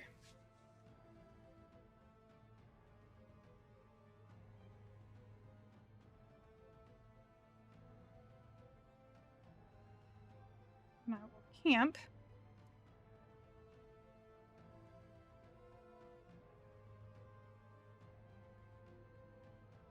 So, Mayong Mistmoore. He has this love affair with Serena Selture. He abandons her trapped in her castle. We get lore and history that suggests that she actually breaks free, not in pretty quick time. That she was actually free of the tower, but that she stayed there because it allowed her to accomplish her plans. And we know that the Serena and Mayong relationship predates the development of Paniel, the arrival of the Kieran and Vashir on Lucklin. So pretty ancient Norathian history, right? And I deeply suspect that she put a simulacra of her soul in this Akivan artifact, and that's what made her immortal, right? Which is why she couldn't die. Aside from being a vampire, and yes, I am hydrating right now.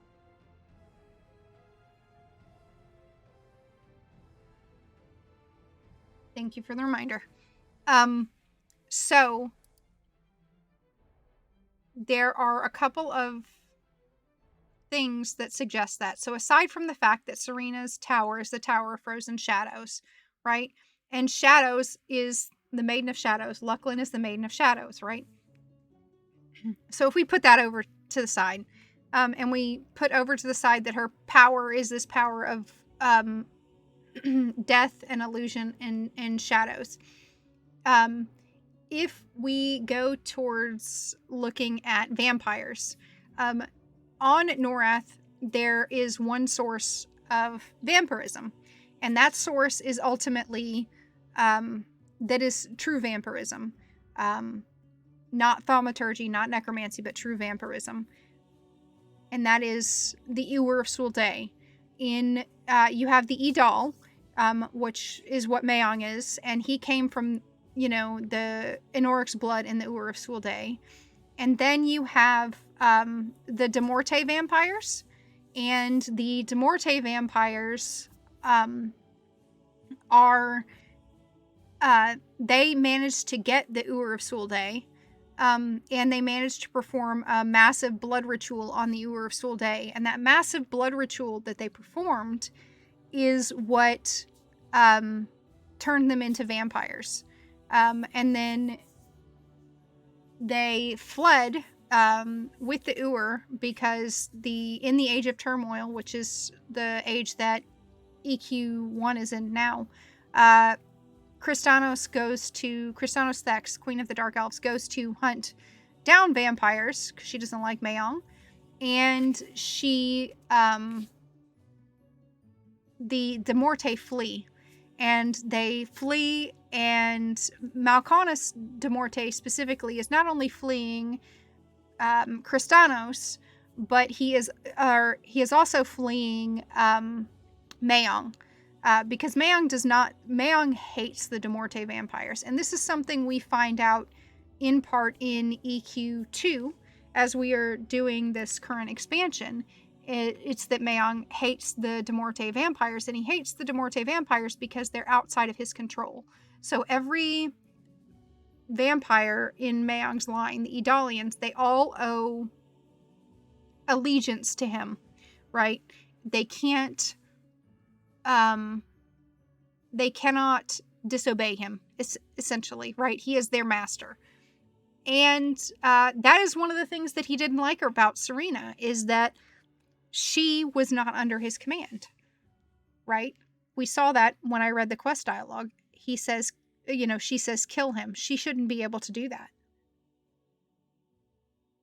But she's not under his command. She's not under his control. The De Morte vampires are also not under his control because they were not made. They are not from his source of vampirism.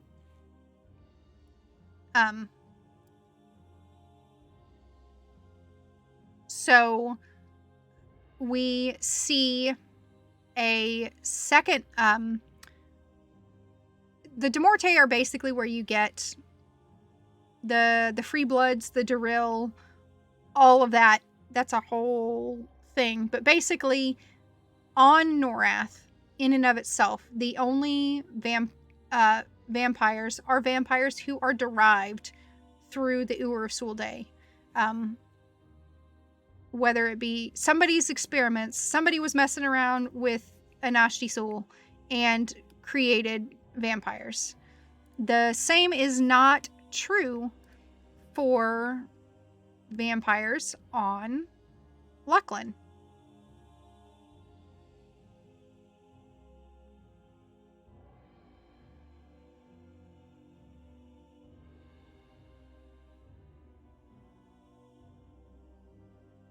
And they make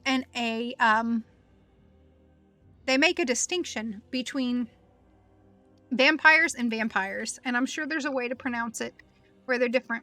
And I see what you did there, Click. And they spell them like this. So you have vampires with an I on Norath.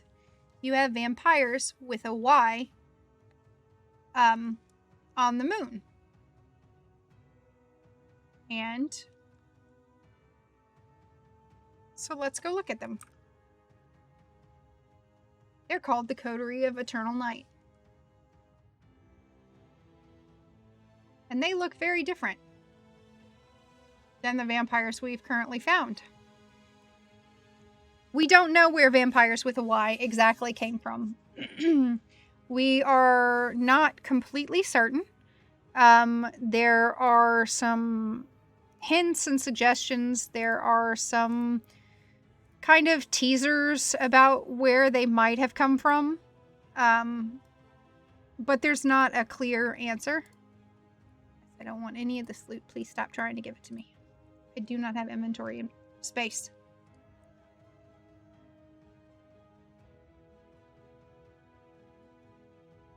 But what we do know is that Valdenoff Zephyr, a powerful alchemist,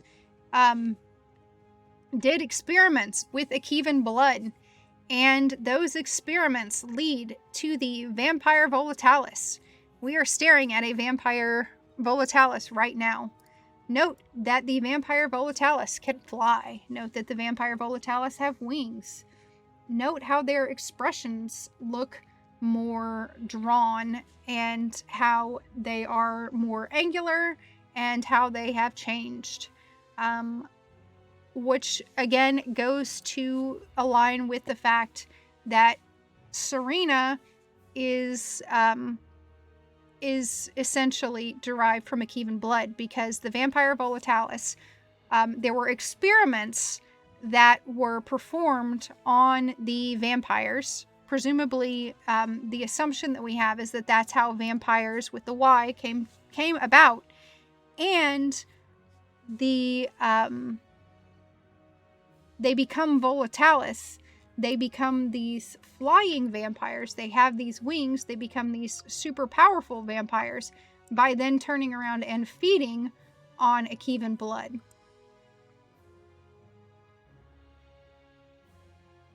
Yeah, tell your vampires about it. And we see the coterie here. And the coterie are actually also in Maiden's Eye and sitting around. So in EQ 1, Mayong he has disappeared and we don't know where he is at, right? And then it turns out we figure out where he is at because Mayong has been sitting around and hiding. He had disappeared because he was not above ground. He was actually in the Subtunaria in EverQuest. And it's under Antonica. Where is Undershore?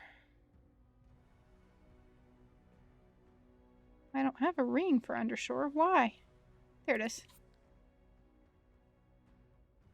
Well, apparently I have to finish killing these guys first.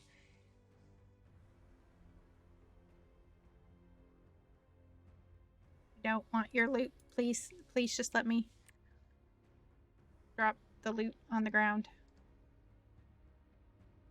Apparently not.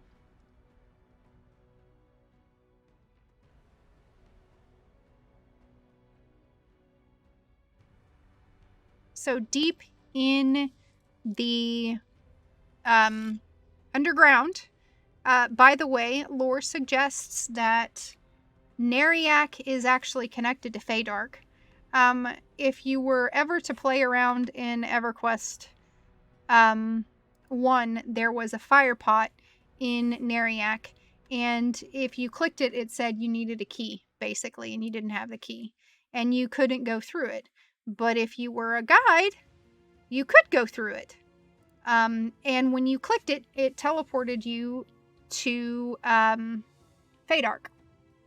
So, and there is lore in the books and the pen and paper and everything else that says that there is basically in the underfoot, underground, there are tunnels that connect Nariak to Freeport and Nariak to Feydark. And one of the things that we find out is that Mayong Mistmoore is, we haven't been able to find him because he is actually chilling out underground in this area that is the underfoot. And we find out that here's where we get the history of the werewolves, and it's probably just an alternate history of the werewolves, but he actually has the werewolves here, and he's had this keep here, this Dreadspire Keep, for a very, very long time. We're talking hundreds and hundreds and hundreds of years before EverQuest I starts. And there's another ancient race hidden down here. This is also incidentally where we learn about the Shadowspine curse. And there's a race down here called the Shilliskin. And we don't know who created them. But Mayong has been hanging down here, and what he did is he basically set up, he orchestrated a situation that essentially allowed him to trap the soul of the Shilliskin Emperor and corrupt the Shilliskin and make them basically his minions, which is what he's done. And so he's chilling out in Dreadspire, which is what he calls his fortress. And I gotta go to Stoneroot Falls to show you guys. The Shilliskin are super ancient, and there is their emperor's tomb right there. And again, we've got some interesting stuff here because there's the eye symbol. Again, the eye symbol appears yet another time.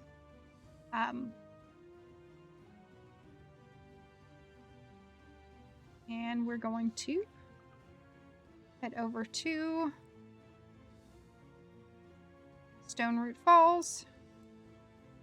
But the Shilliskin are down here, and he has subverted the Shilliskin. He subverted the deep orcs, and they're doing all kinds of work for him. And he has subverted half of the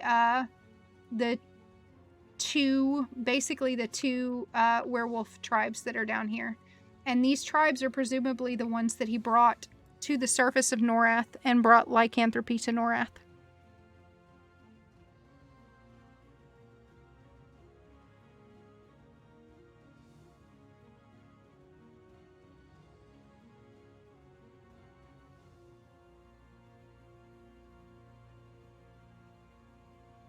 And so he's chilling out down here. And we have to go through the hive. So when you're down here, you find that this is also where the hive of Drachnids are. And they're... Oh, thank you very, very much, Midang, for the follow. Appreciate it. I hope you enjoy what you're hearing. So it turns out that the Drachnids breed down here. This is their breeding ground. The Shilliskin are down here, which is, again, they look kind of Prexian, but we don't know who created them. They also look like a race of Cthulhian creatures that we encounter in the Underfoot in EQ2, the Aberrants. And I think that they all predate, I think that they're all part of that predating of the Norath that was before. We know that the Shilliskin do predate the dragons. That is confirmed by a dev. It's confirmed by Holly Longdale, in fact, who was the producer for a while as well of both games.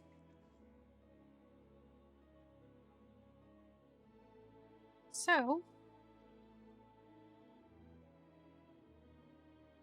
Mayong goes and he builds this structure, and he's developing all of this stuff, and we don't know why. And it turns out, if you go through the Drachnid hives, you can get to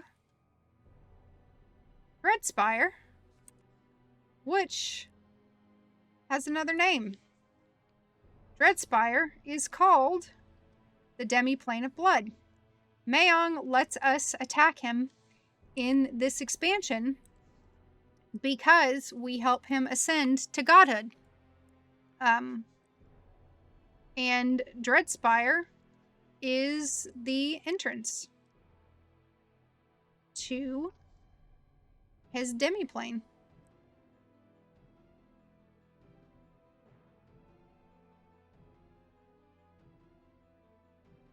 And it's through, to get there, we have to go through the Drachnid hives. So the Drachnid are his closest guards. We enter Dreadspire Keep. So we defeat Mayong Mistmoore here. Because, you know, why not? And as we kill Mayong, he tells us that we have basically fallen into his plans, that this is exactly what he wanted us to do. He wanted us to kill him, because we help him ascend. And as he ascends, he shakes off some of his leftover mortality, and he becomes immortal, and he becomes a god. And then he disappears for a while, and we don't know where he goes again.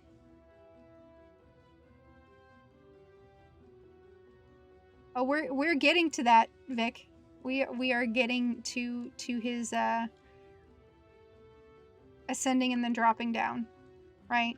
So when we go through here, we go through a series of events, and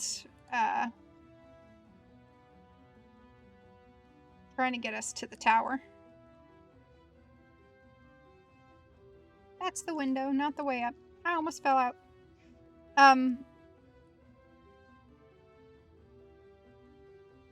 And we go into his house, and he's like, oh, thanks. So this is Dreadspire Keep.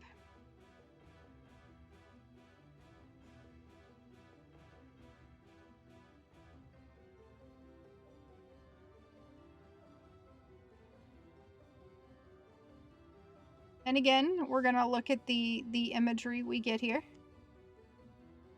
The musicians who are tormented. Mr. Smots tells us that he hates them. We also encounter Valen Nostrolo here, but his name has been taken from him, and he's just the performer, and that's because he dared talk bad about Mayong. So we see ballroom dancing, and we're seeing a lot of very, very similar imagery. There you go. Skulls.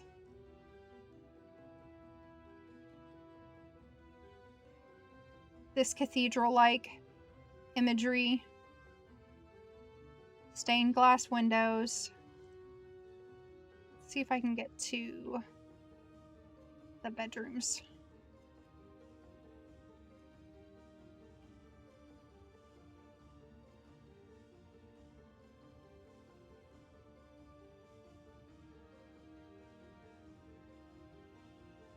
if it's this way. So in this expansion, and there's this crest.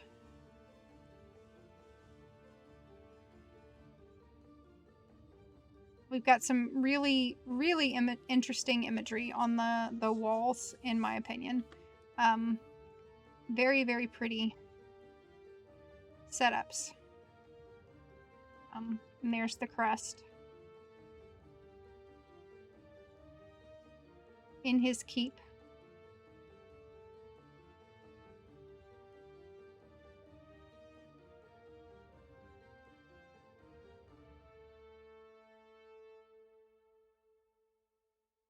You can see the gargoyles and knights. So after this, we kill him and he disappears.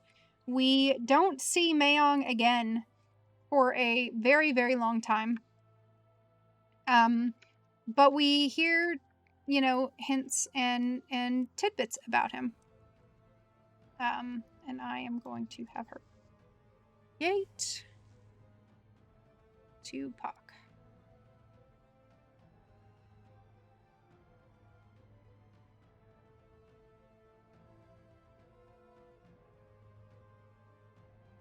And that's because the next we hear from Mayong is when we are summoned by Drizzle Rowe. And basically, Mayong seems to be trying to take over her Aone Rose plane. That's what we're told by everybody. That's what it seems. So we go into the plane of music, and it's not the plane of music anymore. But it's not called Dreadspire either. It's not called the Demi-Plane of Blood. It's called the Theater of Blood. And in the Theater of Blood, Mayong Mistmoore is trying to... we are told he's trying to take over Aone Rose... corrupt and take over Aone Rose plane. And remember, he hates musicians, right? He hates musicians, he hates bards, he hates music. That is a faction that is consistently... he is against, right? So we go there and go to help free Drizzle Rowe's daughter, Aone Rowe, right? And we don't actually free her. We just imprison her using Drizzle Rowe's blood. We imprison her in the Death Knell Tower. Yeah, Mayong has pianists everywhere. If every house he goes in, he has ballroom dancers and musicians and pianists, but yet he hates bards. He absolutely hates bards, and he hates music. And he goes and he corrupts the plane of music. And but when we go to the plane of music to fight him, he's not there, right? We don't find Mayong Mistmoore in the plane of music. And we're like, well, where is he? We don't find him in the Theater of Blood either. So we're kind of left going, well, where is he? And it turns out that Mayong has... I think, this is me, we are told by NPCs that Mayong is trying to corrupt and take over Aone's plane. I think because Drizzle Rowe and Aone Rowe, they're all Rowe-derived powers. They're all in that Rowe power. I think that Mayong was using Aone Rowe as a stepping point and a way to get access into Solusek Rowe's plane. And so what we find out is that Mayong goes to invade Solusek Rowe's plane, and he's actually fighting Solusek Rowe. And what he's trying to do is he's trying to make Norath eternally dark. He's trying to blot out the sun. And so we fight him. And we fight Solusek Rowe, and we defeat them as we always do. And he's, down and out, and we are going, okay, is he dead? And basically, no. We find out that he is not dead. That when we killed him in Dreadspire, we gave him immortality. We gave him godhood. We worshipped him. When he is slain in Solteris, we return him to mortality. And he's actually happy about sloughing off those chains of... He's not happy that we stopped his plans, but he's happy to kind of slough off those chains of immortality and the oppression that he gets with godhood. And he's okay doing that. And yeah, he actually captured their princess.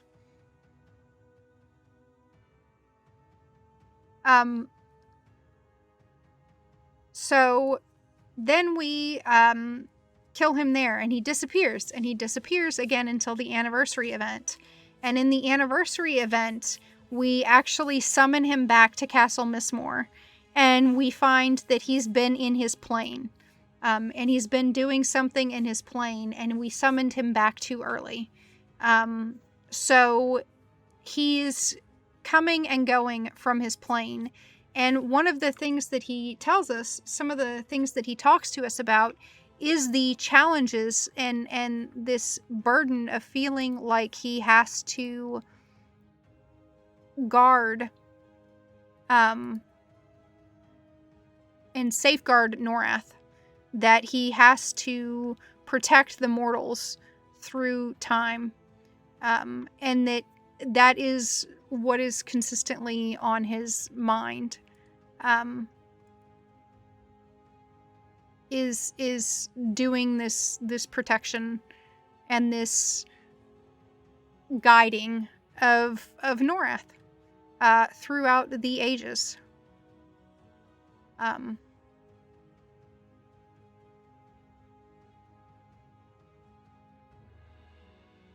Oh yeah, Mayong is never trying for alliance, ever. If I've learned anything, it's that he's never ever trying for an alliance.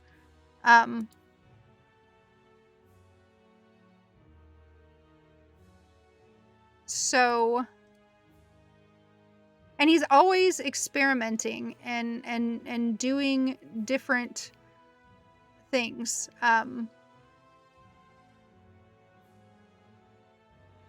And investigating different creations and things like that. And one of the reasons that I think the Evil Bunny of Doom is Mayong or the Idal is because, for instance, when we go to fight Venril Sathir in EQ1 or EQ2 with the Fate of Norath, one of the things that we use to defeat him is the Mistmoore Soul Cube. Right? He's there all the time, every time we turn around. So he kind of disappears in EQ1, and in EQ1 we see him. We summon him back to Norath, and then he kind of goes back and forth, and he appears here and there, and then we see a little bit of him in House of Thule. And interestingly enough, if you go to House of Thule, there are a whole bunch of books named about him. Oh yeah, he used them for experiments. They are the werewolves. And they are presumably how he spread werewolves to Norath. Because they would wander, and they were cursed, and they transform. And if I recall correctly, they would transform when you fought them in EQ1 originally. It's been a very long time, though, since I fought them. Not since they've been... that zone has been revamped several times.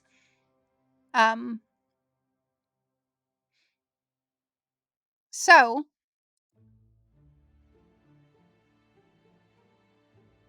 we come back to his castle in EQ2, he's on Vetrovia, Telosia. He's taking advantage of the power here. But there's, I mentioned, some interesting things that make you think that he, that yes, Serena did use the Akevan blood. Well, we know that Mayong does experiments. We know through journals of the Deril that they had to find Serena's research and journals. And we know that they, used and were looking up Mayong's and Serena's journals and information and trying to figure out and trace those experiments to strengthen their blood. The Deril were. They were weak to Morte vampires. And that's how the free blood were formed. And the free blood were free from the curse of the sun. And they were free from the sire bond, right? So those are the free from the sire bond is something we definitely know that applies to Serena. And so why did we jump from Lucklin to Vetrovia and Mayong? Well, is there any relation? Well, I don't know. Why are vampires with a Y, aka the coterie of eternal night, sitting in the rejects of Mayong's basement out here? Because one of the things that we learn with vampire blood is that the coterie and the Akevan vampires are able to actually transform races other than humans and elves. And we learn this through the Deril letters. We learn this through the fact that there are races on the moon. You actually encounter a Vashir vampire, and you would have never seen those vampires anywhere else. And the assumption there is that the reason we have a vampiric dragon, which we do, we have Zerikon, the vampiric dragon, is because that Mayong did experiments with the Akevan blood. But did he just experiment with the Akevan blood, or did something else happen? In EQ1 right now, Mayong Mistmoore had been trapped by the Akevan, and he was imprisoned. And he was imprisoned, and Lucklin is forcing open his plane. And see, here's all these vampires with a Y. Which tells us if they're in Mayong's castle, he had to have been on Lucklin at some point, which ties EQ1 and EQ2 story again.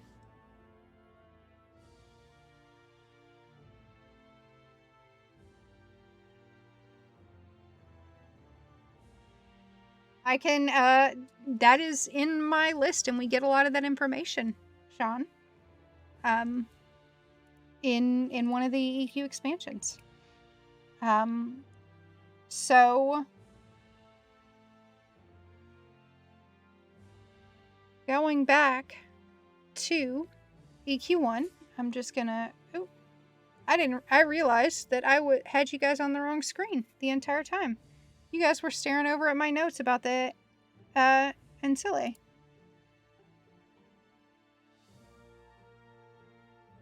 The Dampier in the courtyard is not his first failed experiment.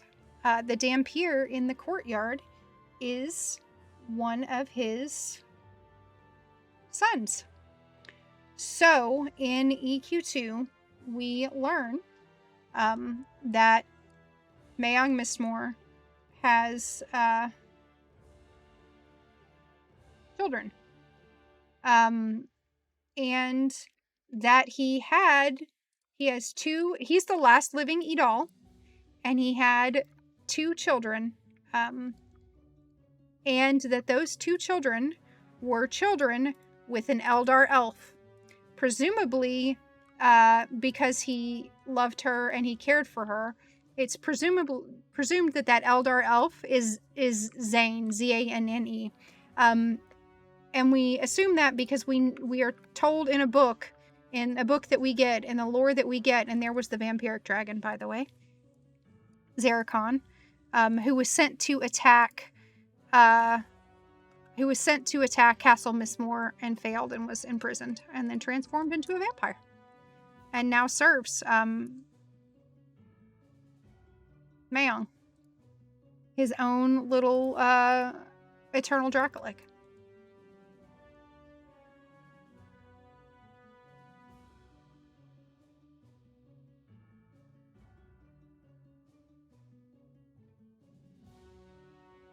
Yeah, and we don't know why he was there. We do know that there is mention that his son was in that one of his children was in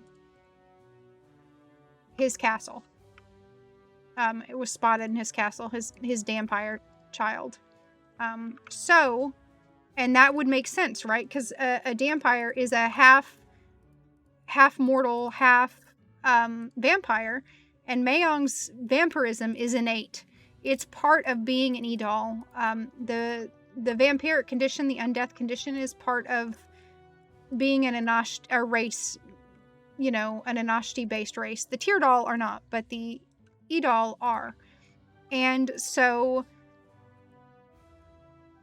Mayong is a vampire, naturally a vampire. And an Eldar elf would have been, a mortal race, right? And so Zane, the book that we get, and I'm doing this so you guys can see his sons. We find out that his sons were cursed. We don't know, aside from the vampiric curse, there is another curse that we don't know about, that came from somewhere. And he is saved by ancient forbidden knowledge. Also, interestingly of note is that in this expansion, Mayong changes the way he looks. Oh yeah, it does. It absolutely does, Sean. I have all the roleplay books, and I utilize them extensively. So everything I'm telling you is actually a bit of a mixture from EQ1, EQ2, the pen and paper games, both EQ1 and EQ2s, the maps of Myrist, and as well as some EQ Online Adventures stuff.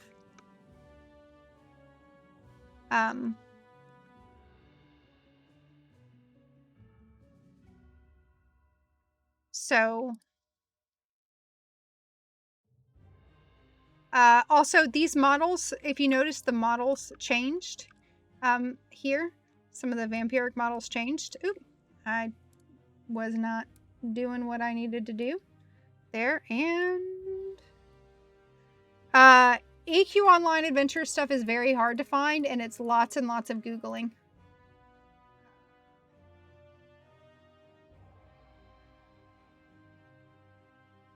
But these are the free blood models. So the vampires here changed. So now we have, and they're royal guards. And they are free blood. And free blood, again, we know that the free blood are based off the experiments that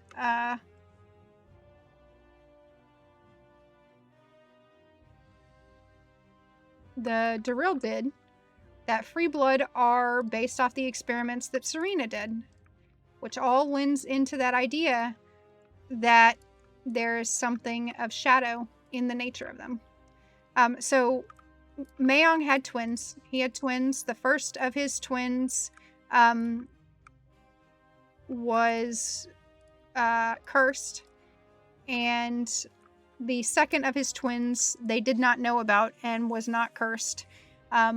Their birth essentially killed Mayong's his love. Thank you for the follow, Shiako. And this is Lysander, who is the heir apparent, even though he is the second-born, and he is the heir apparent because the firstborn is incredibly cursed. And we don't know where that curse came from. There's a lot of different theories.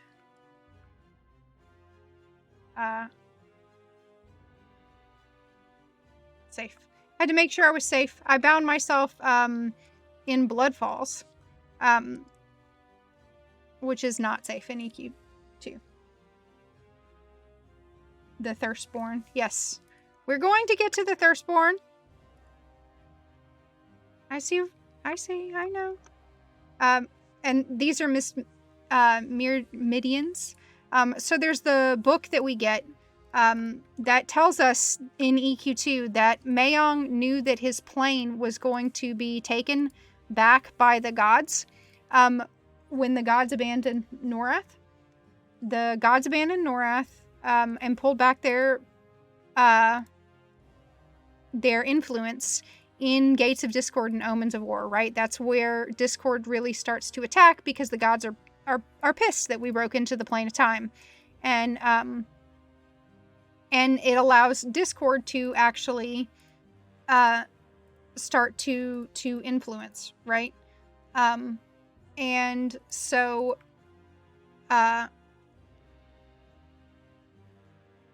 that changes things. That changes influence. And but what the gods didn't think about, what the gods kind of didn't consider themselves, is that when they did that, they would damage their own planes doing it. And so they pulled away, and then they needed to pull power back because they were weakened by the loss of the their tethers, basically their mortal worship and everything. And Mistmoore, also known as Mayong's plane, essentially, even though he was no longer a demigod, because he lost that when we kill him in EQ1, he still has a plane of existence. And that plane of existence, which has different names, it's, in the book in EQ2, we are told through the Dreadfell Coven, who worship him, or not worship him, but work with him, we are told that Mayong's was derivative from the plane of hate. But we don't know where exactly it comes from other than he created it in EQ1. But we are told that, he steals some of Aone Ro's power, but we help, defeat that. And we know that he attacked Solteris. But we do not know where this plane exists. But supposedly he separated his plane out and kept it separate so that he could preserve it. He could preserve his plane and preserve that power into EQ2, right? So even now, theoretically, in EQ2, Mayong Mistmoore still has a plane of existence. And that is, conceptually, that's how that works, because I'm assuming, when I see Sean's name, I'm assuming you do D&D style dungeon mastering. We have confirmation that the Akashic Never There is essentially an etheric plane of existence. So the astral plane of existence in the world of Norath would be the equivalent of Ultera. And the etheric plane is the Akashic Never There. And so powerful enough mages in D&D terms can make a permanent place in the ethereal plane. They can, shape reality. when they have a strong enough power. And they do that, right? So Mordekaiser's Magnificent Mansion, that spell comes from shaping the ethereal plane. And that's how you do. Well, you can do the same thing if you're a powerful enough mage in EQ. And I hydrated. And we see this in EverQuest II multiple times, where Belanger the Three, who is a powerful magician, has his sanctum, and we see a couple other magical sanctums.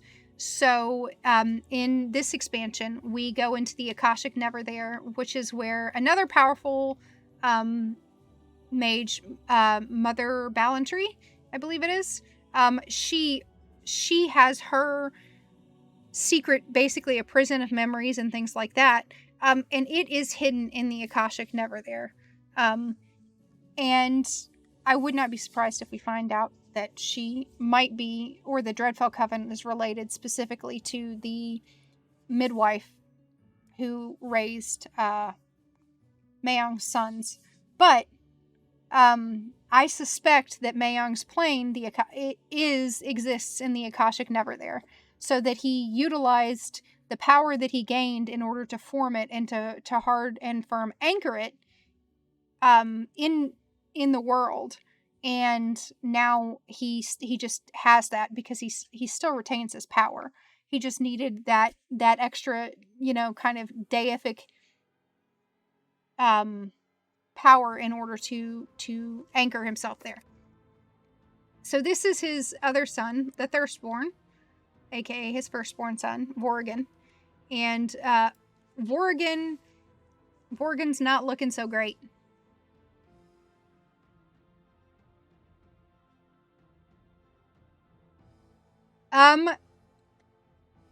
It's probably a combination, Sean. So Mayong's lore, everything that we, yes. Did the original creators intend for Mayong to be this important? Absolutely, yes. There is no doubt. Mayong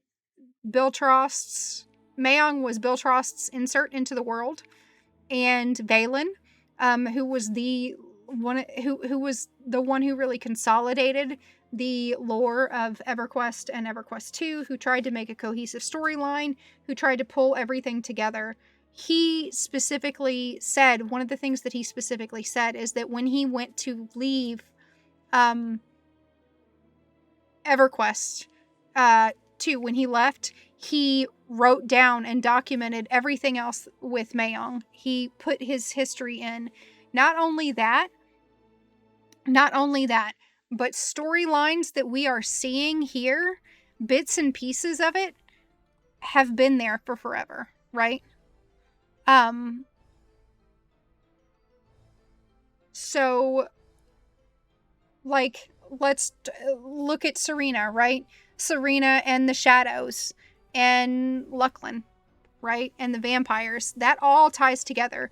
Or if we look at Mayong in the current EverQuest expansion, in the current EverQuest expansion, one of the things I told you guys is that Mayong is on Lucklin, and he's been imprisoned. And he's imprisoned, and we help free him from a prison, an Akeevan prison. And what's happened is Lucklin has ripped open a doorway. Like, when Mayong escaped, we are led to believe that Lucklin allowed that because he escaped to the plane of blood, and Lucklin used that doorway, and they are pulling energy through it, and forcing that portal open. And the input there is actually, like, we see that in House of Thule, and House of Thule is years before this current expansion. Like, that is... Where's my EverQuest 1 window so I can look at my achievements? So if we look at the House of Thule expansions, so I talked about the Shadow Spine, right? In Venril Sathir, that goes back to Kunark, right? But we talk about Shadow Spine again down here in Dragons of Norath. Then in Depths of Dark Hollow, that's where we find out more about Shadow Spine. Prophecy of Ro is where we get more about Mayong. And then House of Thule down here. Yeah, that's Anashti. House of Thule down here, we get a whole bunch of books. We can't read them, but we get a bunch of books. And most, like a huge portion of the books that we encounter in House of Thule are actually named around Mayong Mistmoore. So, like, we deal with Lines of Blood, Lives of Mayong Mistmoore, Lost Love, Lost on Lucklin, Of Darkness and Blood, Tales of Trizza, Blood of Mayong,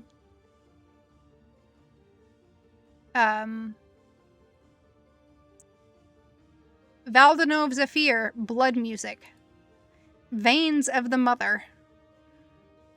So we get or Charista, Princess of the Dead, and Charista is actually an NPC that we encounter there. So they have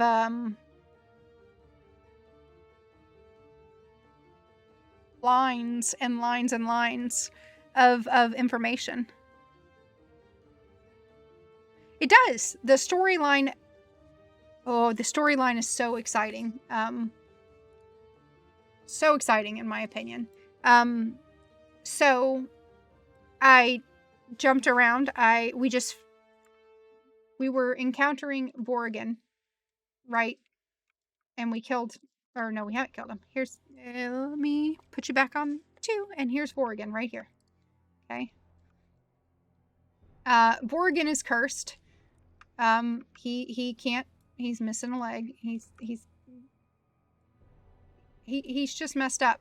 And he's literally in the basement. He's trapped down here. And he's kept on an island and fed, you know, off to the side.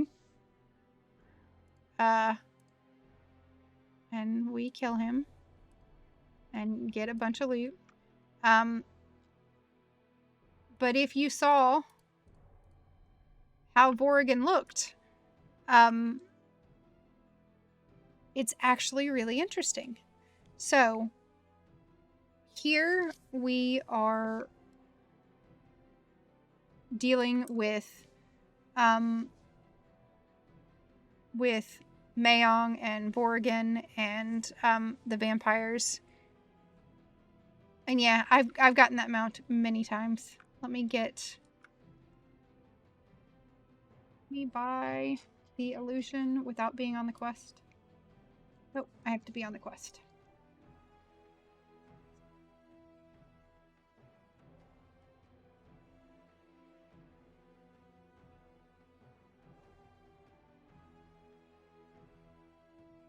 So, EQ2.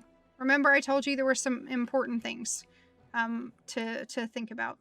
Let me put my illusion on so I can go meander around. Forlorn Gist is this city that Mayong has created out here in Telosia on the Ruins of Discord. And he's got altars to Nariak, Anashti Sul, Terras Thule, Burtox, and Drenal are all here. Right? So all the quote-unquote dark gods. But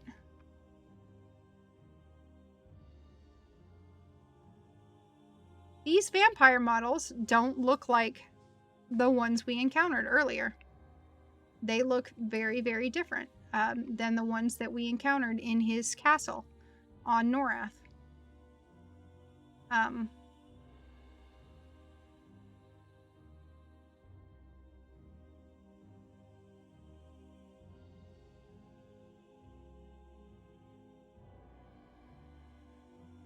And we don't know why in EQ2. Why are these models different? Why do these vampires look different? What is special about the vampires that exist here on Vetrovia that makes them so different? Why should they be different? Well, the answers to that are in EQ1. So if we go to EQ1, in the current expansion, Terror of Lucklin, we are dealing with vampires. Let's go here. So I am currently going to refresh my buffs.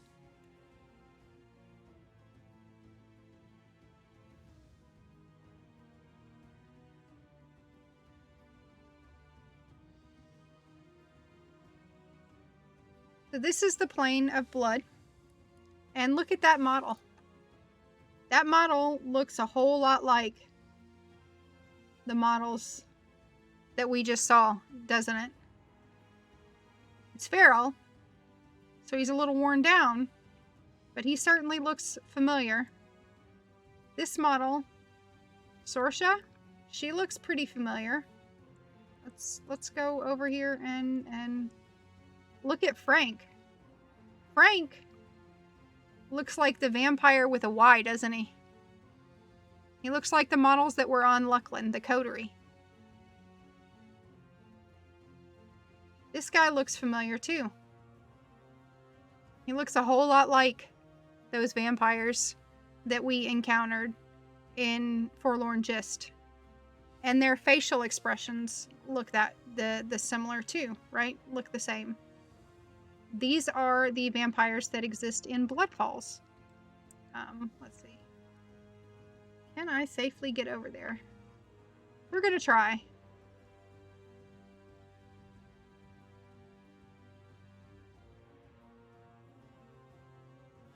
These guys are starved and dying, but they exist.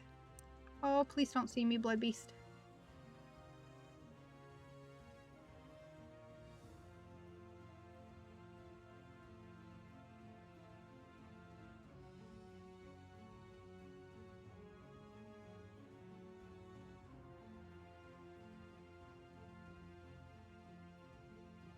So we're going to go back over here, and there are rivers of blood, there are blood flowers, there's all kinds of blood-based everything, right? So these vampires are different, and one of the things that I love about EQ and EQ2 is that they do a lot of not telling.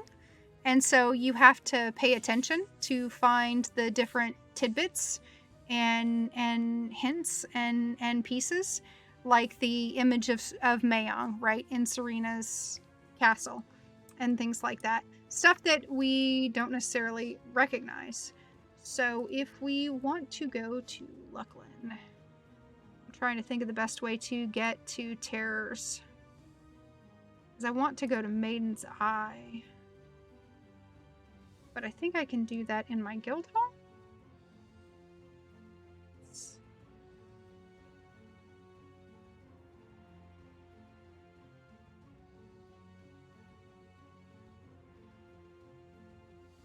And again, in EQ2, Lucklin is destroyed. Because it's obvious some folks didn't come or haven't played EQ2. Lucklin is destroyed. And we find out through the pen and paper books, in fact, which are canonical. The website talks about it. The actual EverQuest website talks about it. We find out that the Akivans and Lucklin herself knew that her domain was going to be destroyed. She knew that the moon was going to be destroyed. In EQ1, we are seeing this increasing growth and change and development, and the world is moving more and more towards what we see in an EQ2 world. It's not the EQ2 world, but for instance, we start to see the civil war building between the houses of Thex, so the king and queen in Nariak. So you start to see this push, this this drive, this growth towards towards what happens in with the War of the Fae. And you see, we encounter Talvis and Terrant Thex, which we had not encountered in EverQuest I ever before then. And those are the two princes. I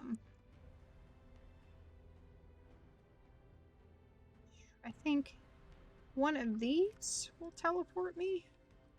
No, I don't want to go to Iceclad.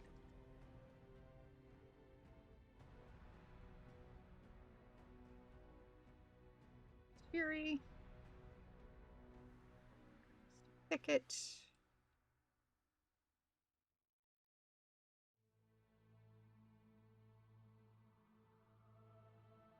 Arrow. You're gonna take me to Torment. Yeah, that's what I thought. I'm gonna go Stratos.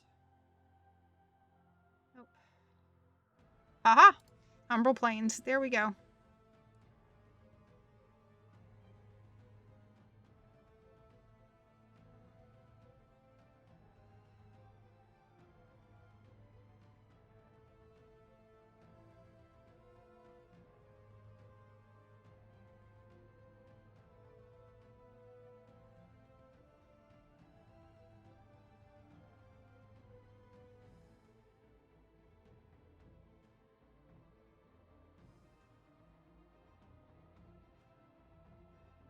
Also, it's permanently dark in Mongavi Wastes and Forlorn Gist.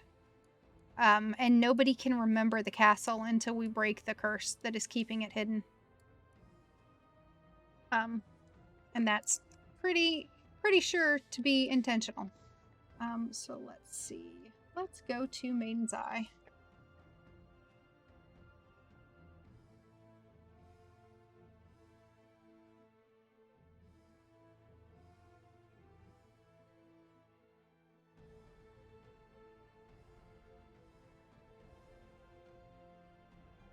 Hey, I'm glad I could help.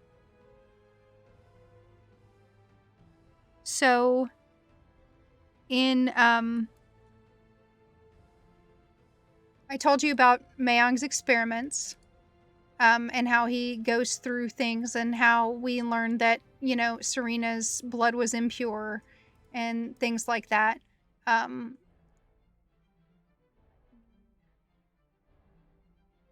I know I added some of this information to my site, so I'm going to go there.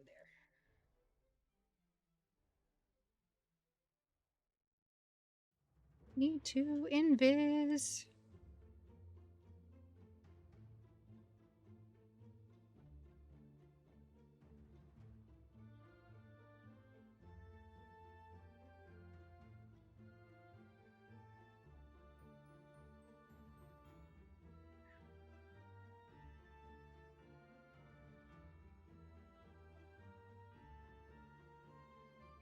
I have to creep around here. Because, I am Lobby. I think. So here's that torch I was telling you about. That is the torch of, Lucklin that has to stay burning.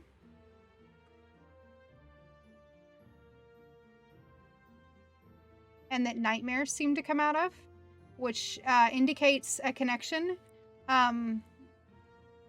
Again, that indicates that connection with fear, right? And there's the possibility that, you know, Serena has the connection with fear itself, and maybe that's where she put the Drachnids. Yeah, it's the same one. Aurelian Coast is where Maiden's Eye is, and this is in the original. This is the torch that has to be lit. It is sacred, and that is the torch that supposedly Serena's simulacrum, what I take to be, the stories all indicate, they don't name her outright, but the stories all indicate that that is Serena Selture's, her simulacrum exists there. And that is why she is able to stay alive.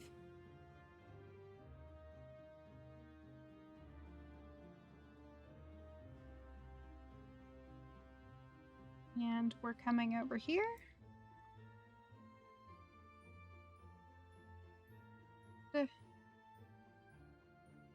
Got to. So right here, yeah, okay. And then I come back over here.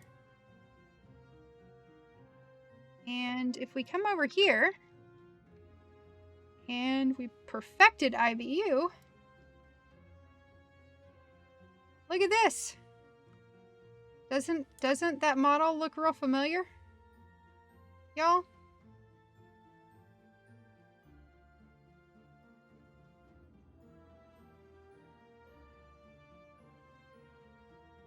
And do you notice something about the name? Vampire with a Y?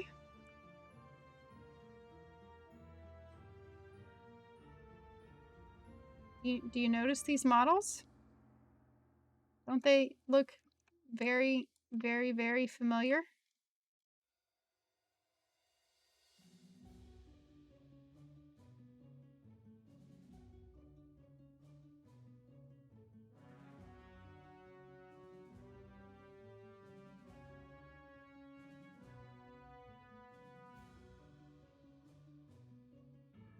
Vampires are considered undead.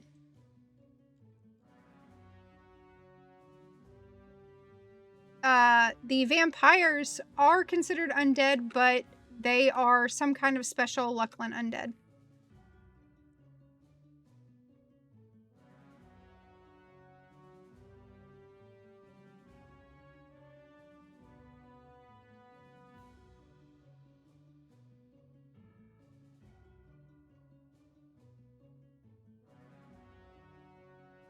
So let me crawl back in EQ 1 or in EQ 2. So in EQ 2 right now, see these models, right? Looking pretty familiar. Looking pretty familiar. Let's go right back to EQ 1.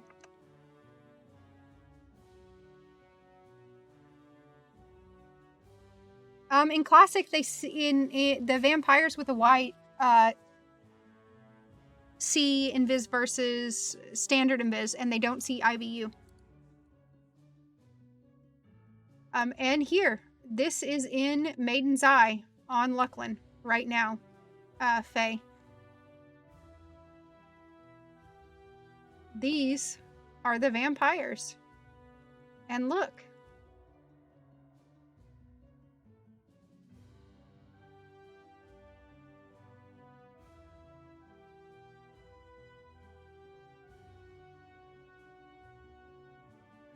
All of this is, and by the way,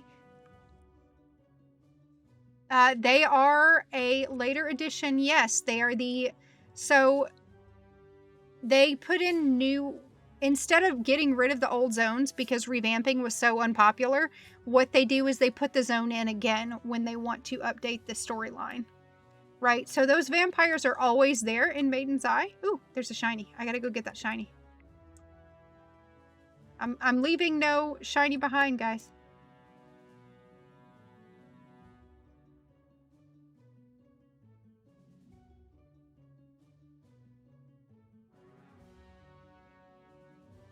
No, you can't, Sean. I was actually just there with my druid, and my druid could not just invis versus them. Okay, so if we were to look at Maiden's Eye, if we come back to the Atlas here and we go to Shadows of Lucklin versus Torment of Lucklin, and we look at Maiden's Eye, it's the same map, and there are actually little vampire camps here in the standard. Like these camps actually exist. They are vampire with a Y, and they're the coterie models. And we see that they have an updated coterie model, right? Because we saw that in Bloodfalls when I was there just a minute ago. That's what Frank the NPC was. So the coteries still exist. And when poking around for lore, I found some very interesting things. There is a quest that you can do. And it's called the Vampire Diaries, and it's with a Y. And because they are so punny, they spell it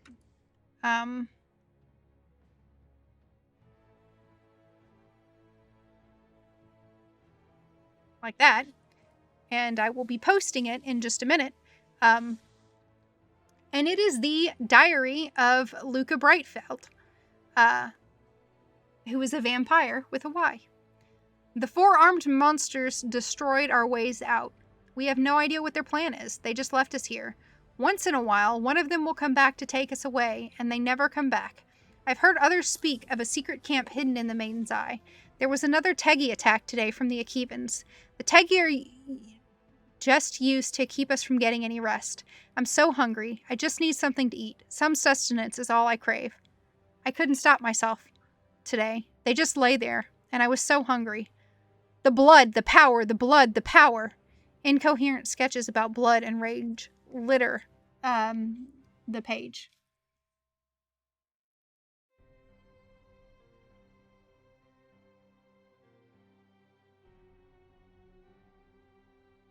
So, these vampires have fed off of Akevans because we see Luca Brightfeld.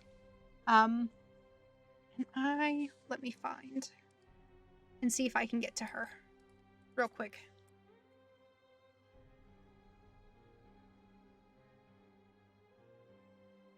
Yeah, they are a different kind of undead for sure.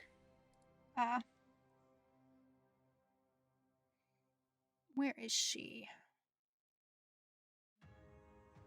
Oh, she's in Maiden's Eye. If she's up, she spawns here. So let's go to current zone. Aha! She is all the way down this way. Let's see. It's for science, right? No, it is not a dev mistake. If you read the pen and paper books, the vampires with a Y are different. Absolutely 100% different. We don't know exactly where they come from. We don't have the exact answer, but it's assumed the vampires with a Y, number one, they were all humans originally, and they wore Combine clothes. And we know that they are led by Valdenoff Sathir, but Valdenoff Sathir looks very different than Nathan Illuminus, who is also a vampire. So the assumption there is that it's something that with their experiments with the blood, and we don't know what that is.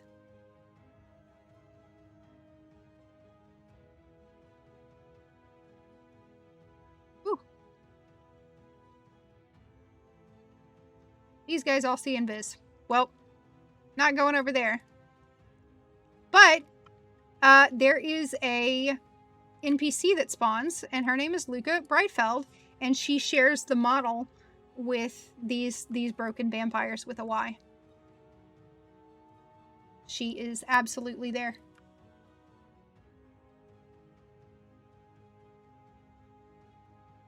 There is time. So we're talking about the original coterie. The original coterie were basically mostly human.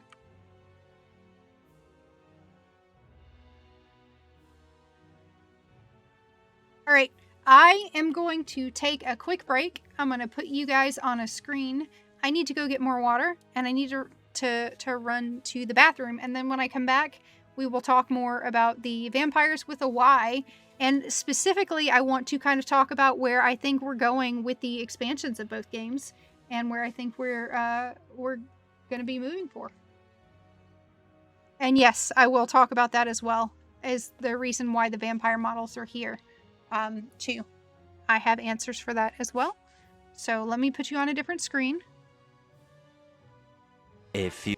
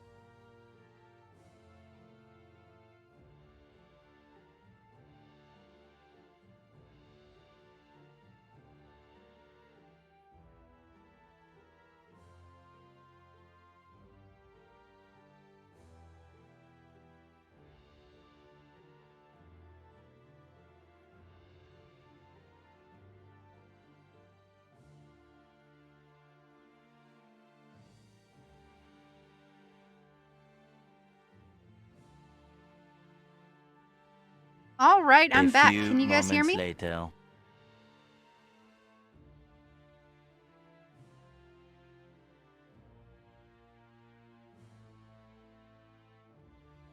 Excellent. Okay. So,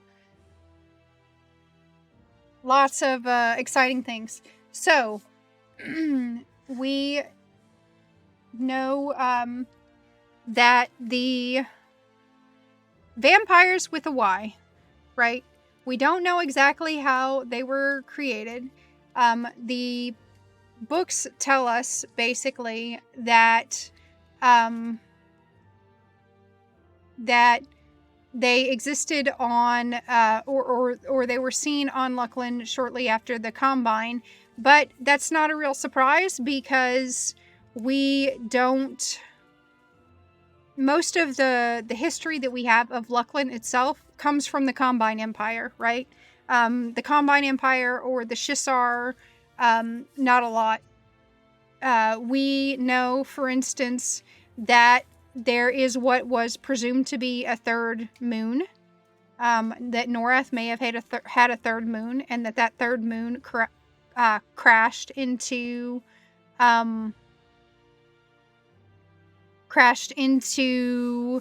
Lucklin and changed the geography.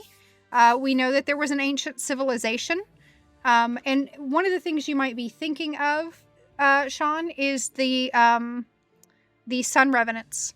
The Sun Revenants, I do not believe, were undead.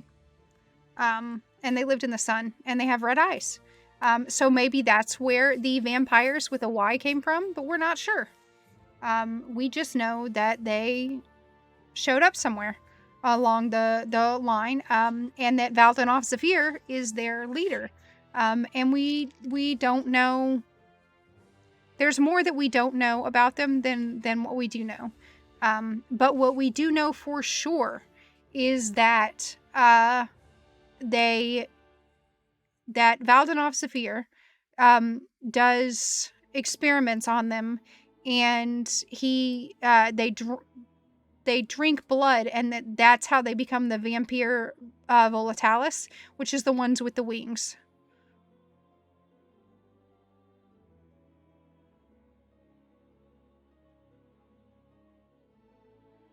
I think the EQ chose to do Lucklin because Lucklin was them tying into, honestly, a lot of stuff. There's a lot of teasers and threads that are here that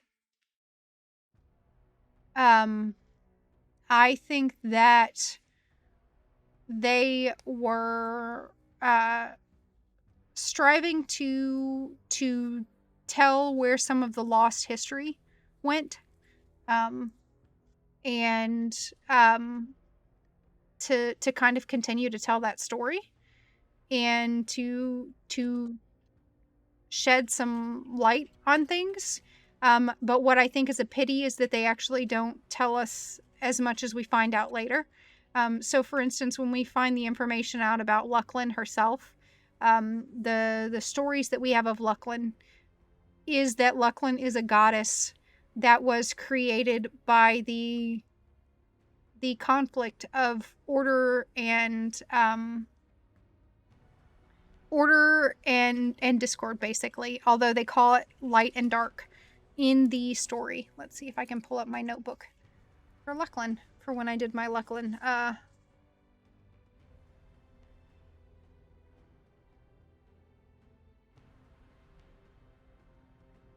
Because Lucklin actually, Khazak Thul dies in EverQuest I, and Lucklin keeps him from dying completely, and protects him and keeps another god from taking over his plane.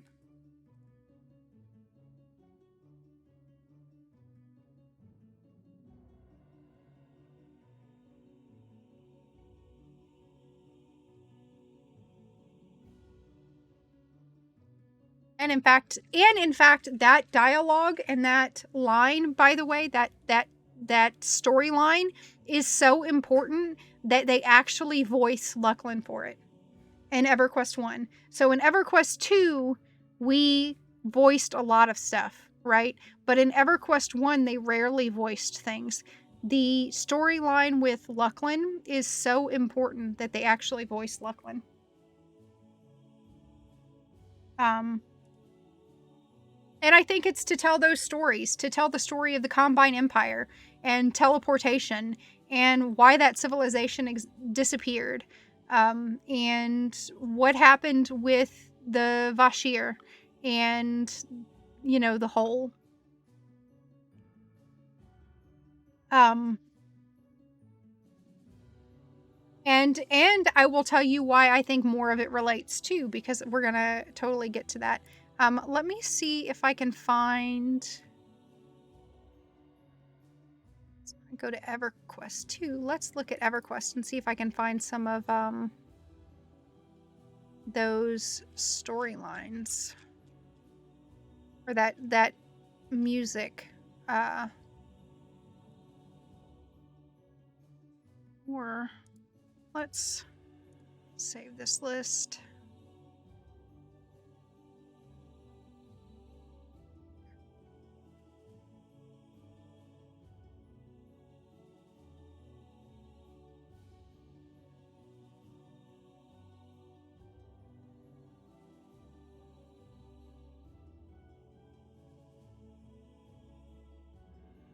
So, as I was saying with the vampires,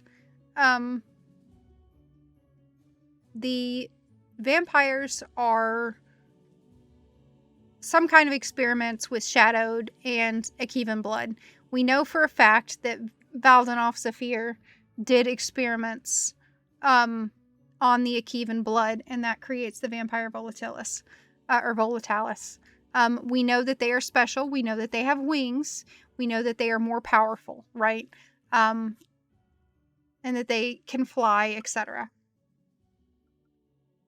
And that they are the bulk of the coterie of Eternal Night, and that transforms them, it changes them, and that it's done in part by becoming a vampire with a Y. So you're a vampire with a Y, right? And then you drink Akevan blood and you become the vampire volatilis. But what happens if you are a vampire with a Y and you are bitten by a vampire with an eye, or the other way around, right?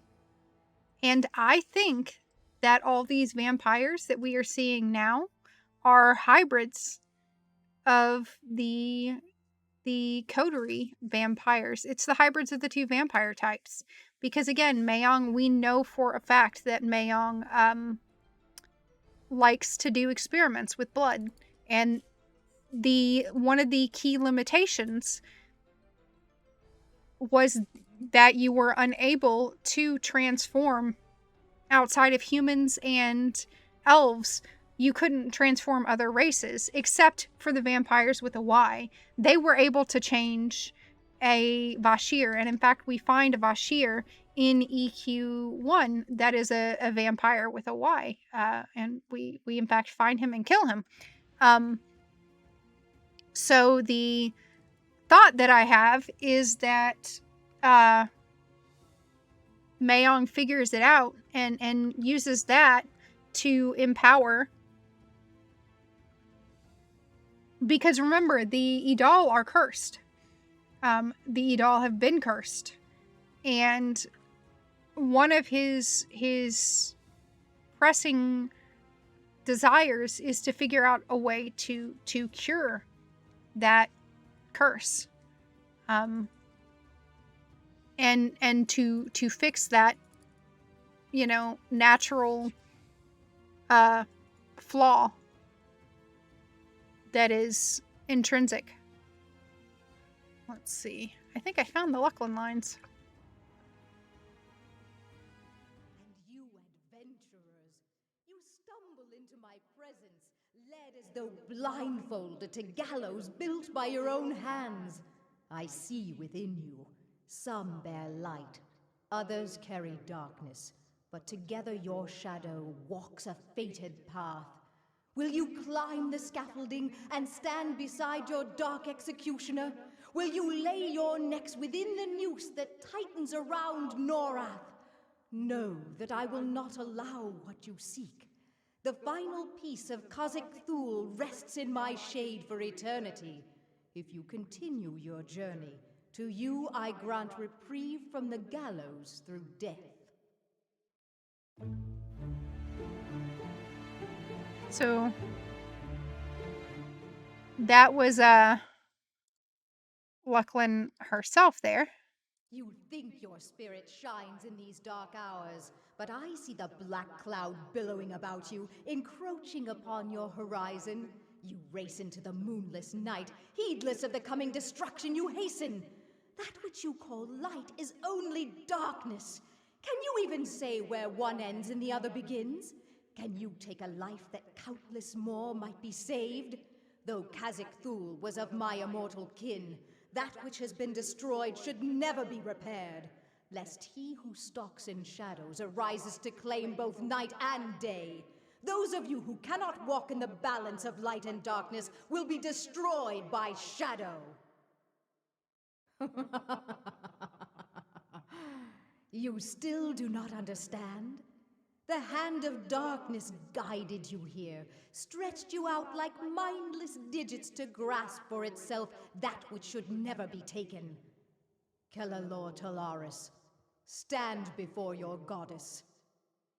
You are the palm of your master, the black hand of many names. You reach for coin but grab hold of Norath's destruction. Do you even know whom you serve? Long ago it ceased to be I. Now your death will serve Norath as a reminder of the cost of allegiance to Zarek. Adventurers, your courage and strength may be useful to me, but no more will I trifle with you while you remain cloaked in ignorance. If you seek to lift the veil, I await you in my chambers. In another age, before even your races crawled upon the surface of Norath, I heard the Alarans praying in their strange tongues under the light of my moon. They cowered beneath this silver eye in the black sky, and they dreaded the glimpse of winged forms flitting across its face. In this strange land, fear lurked beneath every rock and within every shadow. Even as their gods lay dead and buried, the Alarans' fear lived, growing stronger just beyond their vision. Though they could not speak its name, I knew it. Even in the darkest twilight recesses of thought, I am there. I have seen where it lives, behind the brave countenance or facile smile. Lupex, the unspoken. It has been called many things, but its true name is Zarek, the phantasm of unspeakable fear. The fear without name. It waits in the heart of Khazak's crystal, drawing facets of fear unto itself, becoming a god more powerful than Khazak ever was. It ends here. This piece of Khazak Thul will never leave this chamber.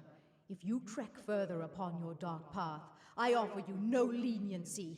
You forfeit your life as Kelalor did when he made a pact with Zarek. But there is yet a chance to atone for your misdeeds. Thank you for the lurk. In due time, I shall open the way into the heart of fear. Leave here and return to your lands below.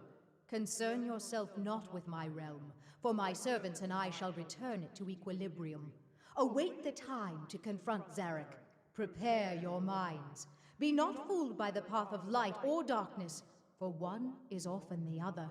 Instead, walk upon the path of shadows and know that I hear your thoughts and am with you in the gray.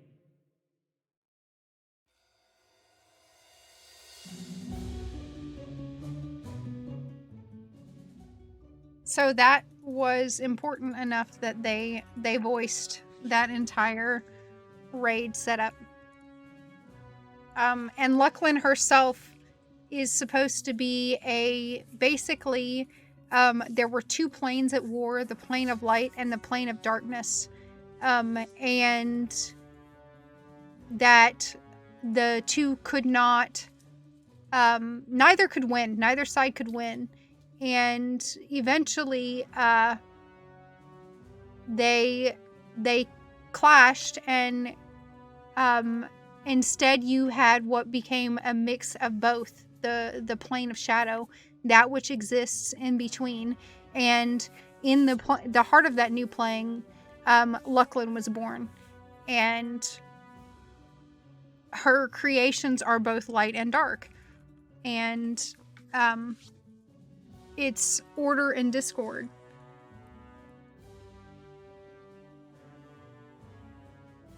And that mix. So, my thought with this is that Mayong did experiments, as we know he is wont to do. He is very, very concerned with Zebaruxak's prophecies in EverQuest II. When you actually go to his castle, you find some of those prophecies. You find hints at it in EverQuest I as well, that he is just obsessed with the prophecies of what is coming, and with guiding mortals on what he considers their path. And so I think that Mayong is also, one of his primary concerns is solving the curse of the Edal. And we don't know. Hey, balls!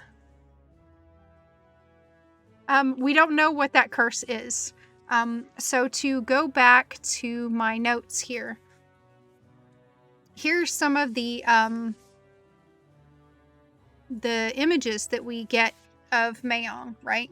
So it's excluding the Maestro of Rancor model, right? Which is, was used for a very specific creature.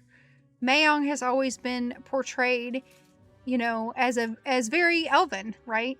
So this is a portrait of him that we find in EQ2. And then we've got these 3 different encounters with him in EQ1. And then this last one is in EQ2 when you encounter him, right? So this is who the Vampire Lord is. But something actually changes when we meet him again in EQ2 recently. When we met him, something is different. He doesn't look like that anymore. I've done it. I posture checked. I'm sitting up. Thank you for the reminder.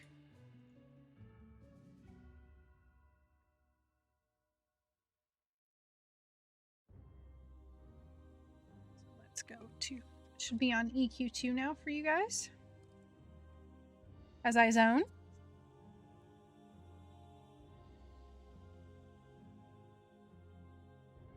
So, at the balance of good and evil, at the balance of dark and light, is Lucklin in the plane of shadows. She knows all. Her children, the Akevans, were immortal. They could not be killed. They would not die. And instead they turned into shades. And those shades would come back. So right now we are in his castle. So the other thing that happens that some people don't know is Mayong actually seduces and turns the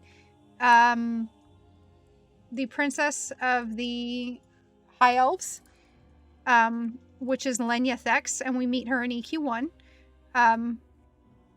So Lenya Thex, her father. So Tiras Thex was an Eldar elf. It's not talked about a lot, but he was an Eldar elf. He was the and he has ruled for a significant period of time, and his daughter, so Lenya, would be half Eldar. And if we remember, what did Mayong fall in love with? Who is he missing? His immortal Zon. And she is was an Eldar. So Lenya Thex would be the closest to an Eldar elf that Mayong would find. And he seduces Lenya Thex and transforms her. In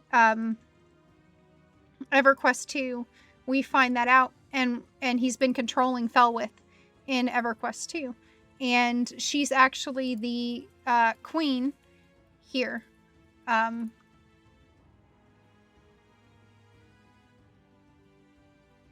we find out, man, I haven't done this. Yeah, I haven't done this one in forever.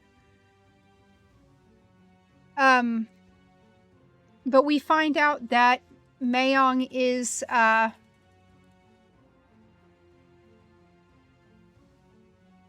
he has basically done genetic engineering. He's helped change the Renda Dal, or the High Elves, to kind of purify themselves. Oh, Rift Tracks? It's lots of fun.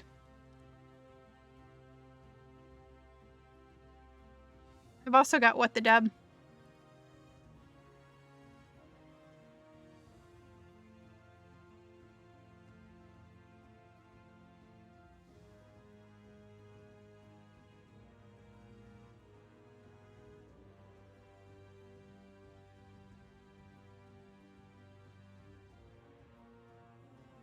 Okay.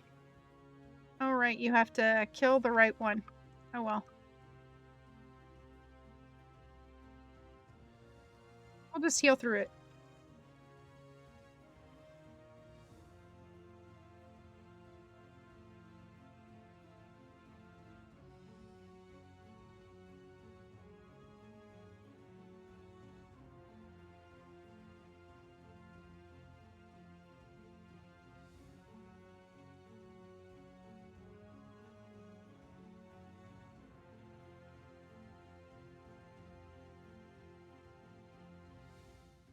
So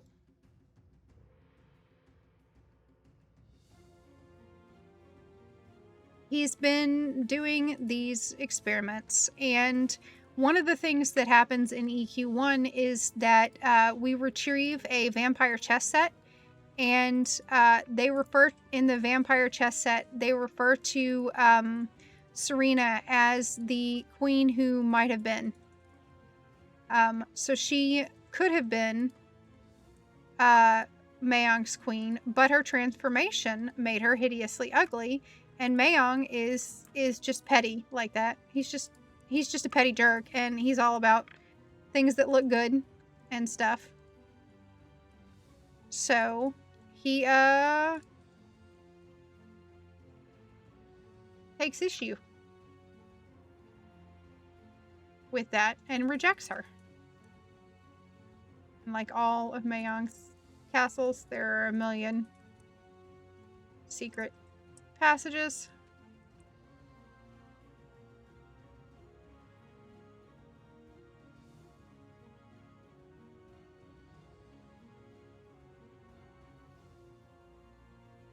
Where's this priest? Okay. So the other thing that's interesting is, so on Lucklin, right? We've got the vampire. We know that there's the vampire volatilis, which comes from the original shards of Lucklin, by the way. We know in EQ2 that Mayong has started to worship and is trying to align himself with the Nashti soul. Welcome back, Daj. And again, there's that kind of peacock. Remember when I was going through the Tower of Frozen Shadow and saw that kind of look, that peacock looks very similar. And this Anashti soul is the origin of undeath.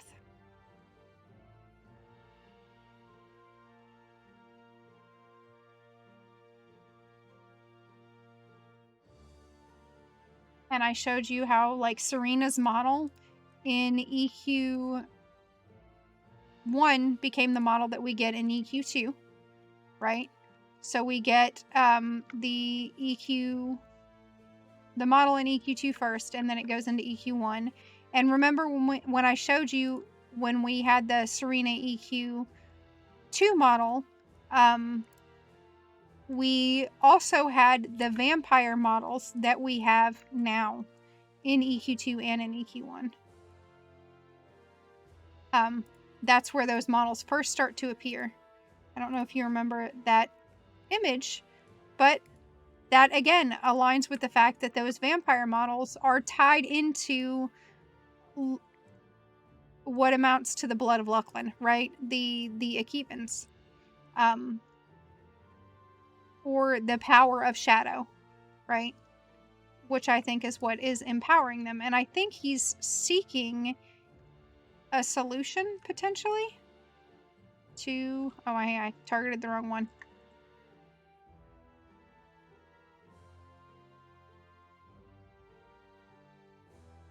Gotta kill him in order.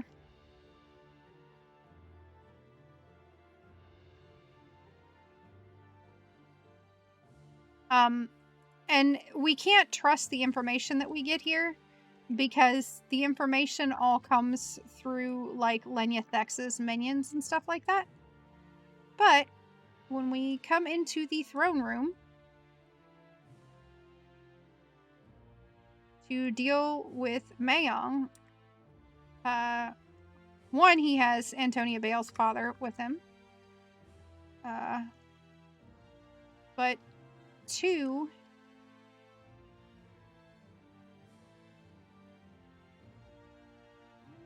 I think I have to kill everything, unfortunately. I should have summoned a merc just to make it quicker. But this is inside his castle, but he himself, from the model that we originally saw, he has changed. He is no longer that Mayong Mistmoore model. Something has changed about him, and his face has changed. And we don't know if he's falling to... Is Mayong himself starting to fall to the curse of the Idol? Or is there something going on? He looks more like his son Lysander, more like these other vampires that we encounter. Is that because he's been transformed? Did he take oh, look at me dying because I'm not paying attention.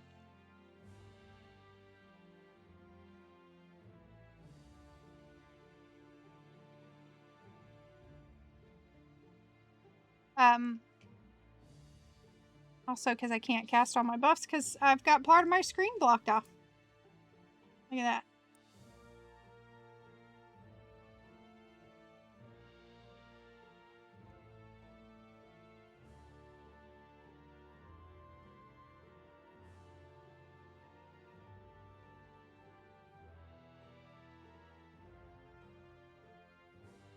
Casting these buffs on myself will totally help.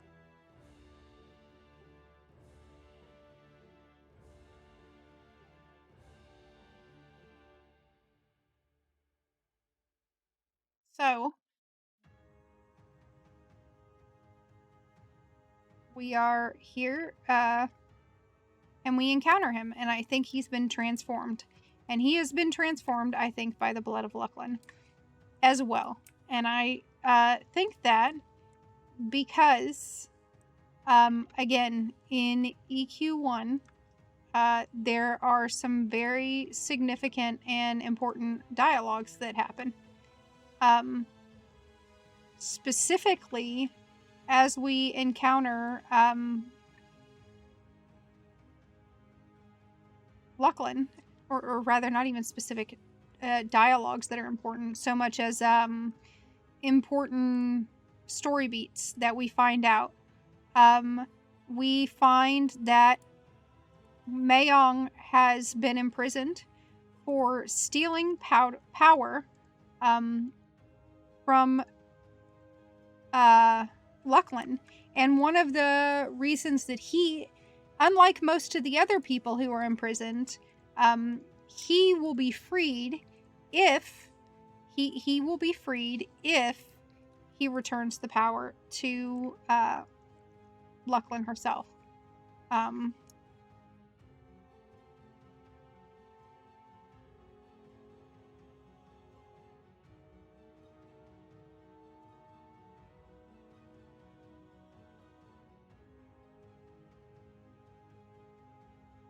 So if we look right here,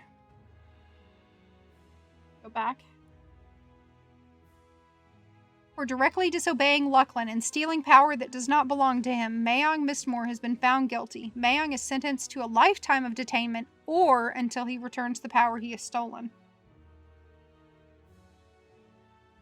Meanwhile, Valdenoff Sathir, Lucklin has decreed that Valdenoff Sathir must be captured dead or alive for corrupting the blood of Lucklin's pure creatures with vampire blood and creating impure, violent, mongrel beings. Valdenoff has acted in direct opposition to Lucklin's will.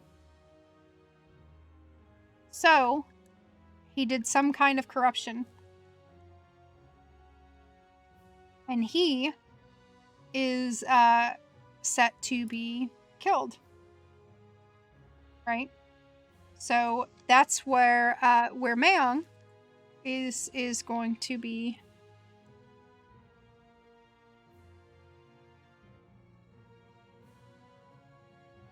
And then here's the queens, where we see that Serena Selture, the queen who could have been, the tiered all before her curse.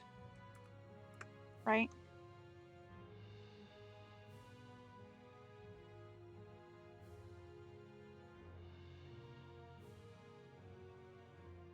Where? Oh, there's what I missed. So then you are in, like I said, you help free Mayong, and he opens up a portal to the plane of blood, and the demi-plane of blood, or the plane of blood, and he returns there. And here, speaking of, is Mayong. And look at him. Look at his face. You see how his features are more angular. You see how his nose is more angular. You see how his eyes are darker, not as red, compared to what they used to be. He has changed. He has teeth that are coming out. He looks a lot more like those models that we saw in EQ1, right?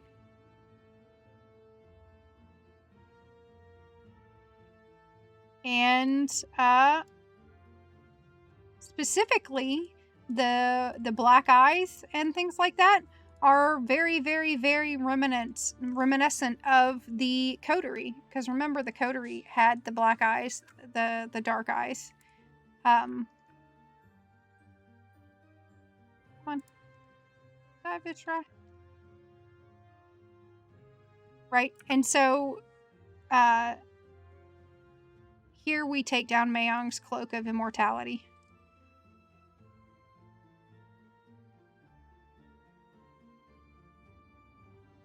And his cloak of night. Or the blanket of eternal damnation, excuse me. And he is transformed. But if we go back to EQ1, and let me just gate in EQ1 to Blood Falls, which is in the plane of shadow. Or excuse me, not in the plane of shadow. Blood Falls is in the plane of blood. And there is the incursion of the Akivan. And you see the feral vampires that are there fighting.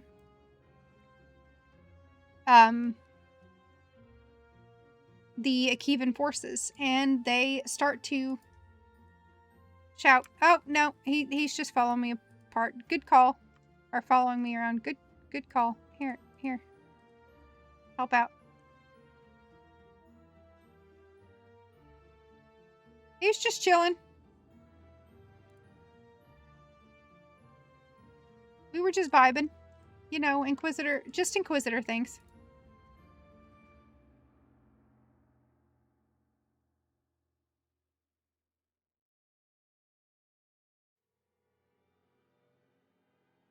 And then stuff that I don't care about. And now he's gonna go try to chase Mayong down as Mayong takes this giant blood pool up to the top of Venril.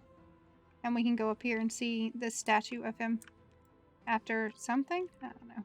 Something was on me. It's not anymore.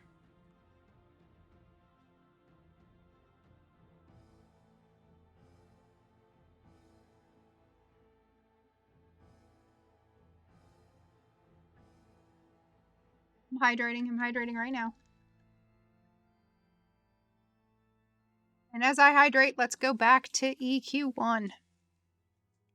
All right.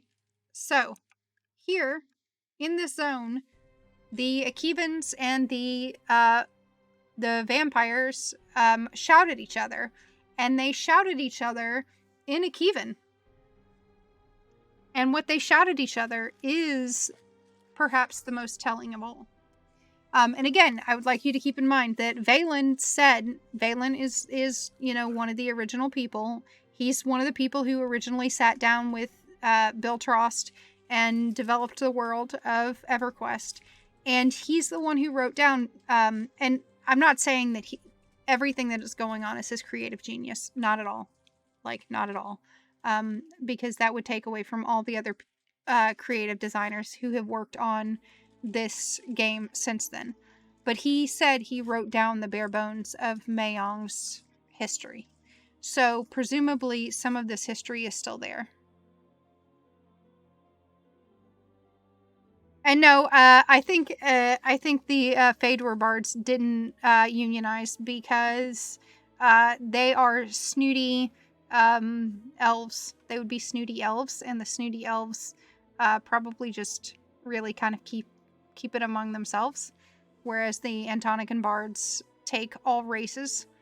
And from I don't know if you remember, but the League of Antonican bards delivered mail. They were the deliverers of mail across Norath and EQ1.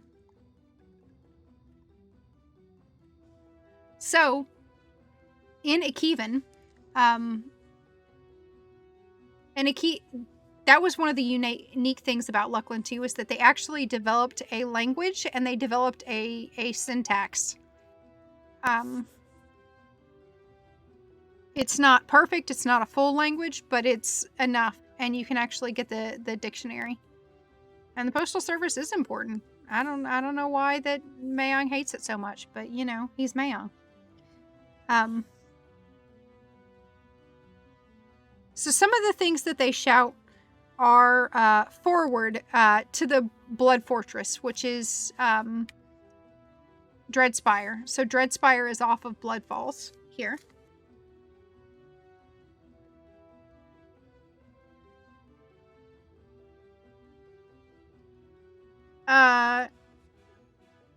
I don't adhere to either one, Nadaj. I adhere to both.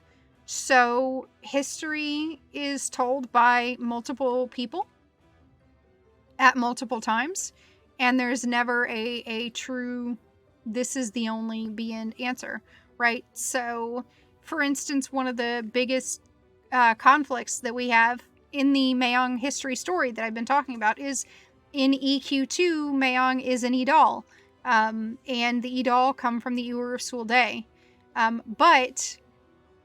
And we know EQ1 lore over and over and over again states that he is super ancient, that he predates the dragons, etc., right?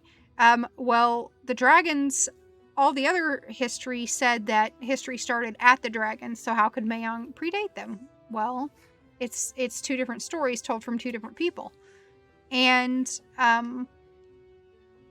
the story, official EQ1 story, is that in EQ1, Anashti Sul had not entered this Norath until Khazak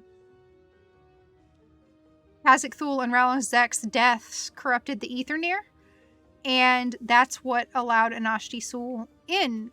So that would say, well, then Mayong can't be a Edal, except he could be an Edal because he just wouldn't be from this Norath. He'd be from because time is irrelevant when you exist outside the planes. Maybe he came to this Norath to avoid things that happened in another Norath. Who knows? Anyway, both are valid, and there is I subscribe to the idea that there is no full universal truth, and the closest to the universal truth is what you're going to get from the devs, and the devs telling you stuff outside of game.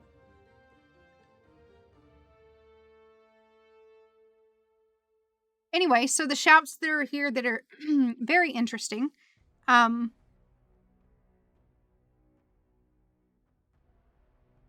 Gift the blood worshipper death.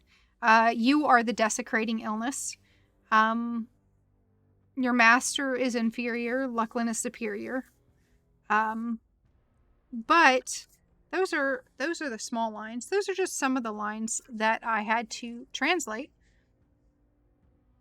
And yeah, things get very confused, and we don't know until something changes, right? And we find out the truth.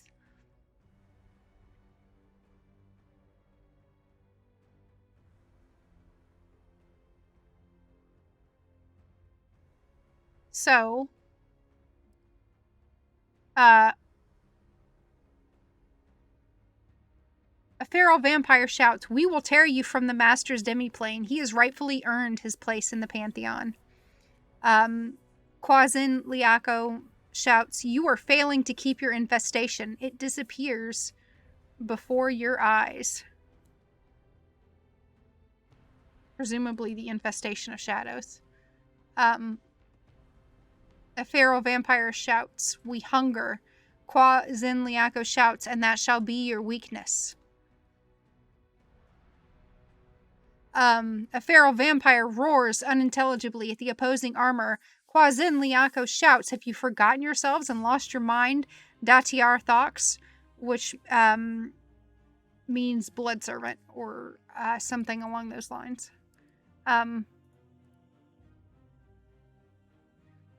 But here comes the interesting thing, right?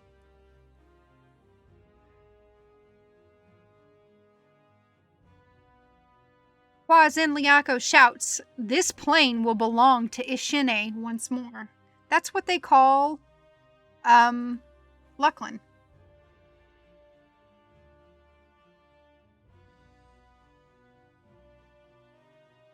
I would play the class I do play in EQ1, which is an enchanter. Sean, because enchanters allow me to go from city to city, to place, to beguile my way into places, to do quests, and talk to people that I couldn't otherwise talk to.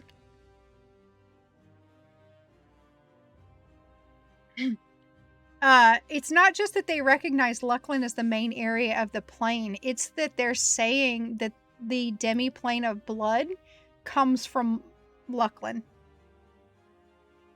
That it is stolen from Lucklin. They say this plane will belong to Lucklin once more. Then they say, "We've got to close the gate, keep going." And then they say, the Akivans say, "Hold the gate. We won't let them cut us off from her own plane again."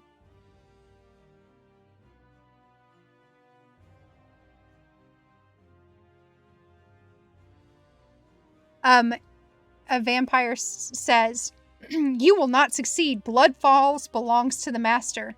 The Akivan says, "And yet, Mayangar Datiar," which is Mayong's servant, "it is falling away back into the matron's hands."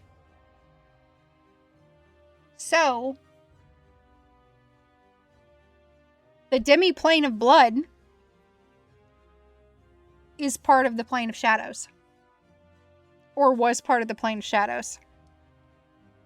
And this is going to tie into we are now at the crazy conspiracy theories part of things. the teaser for EQ2's expansion talked about information and history that was being lost to the sands of time, and it talked about how the teaser was, "I'll be seeing you." All right, I'm sitting up. I'm doing it. It was, "I'll be seeing you." And it talked about things being lost to the sands of time, right?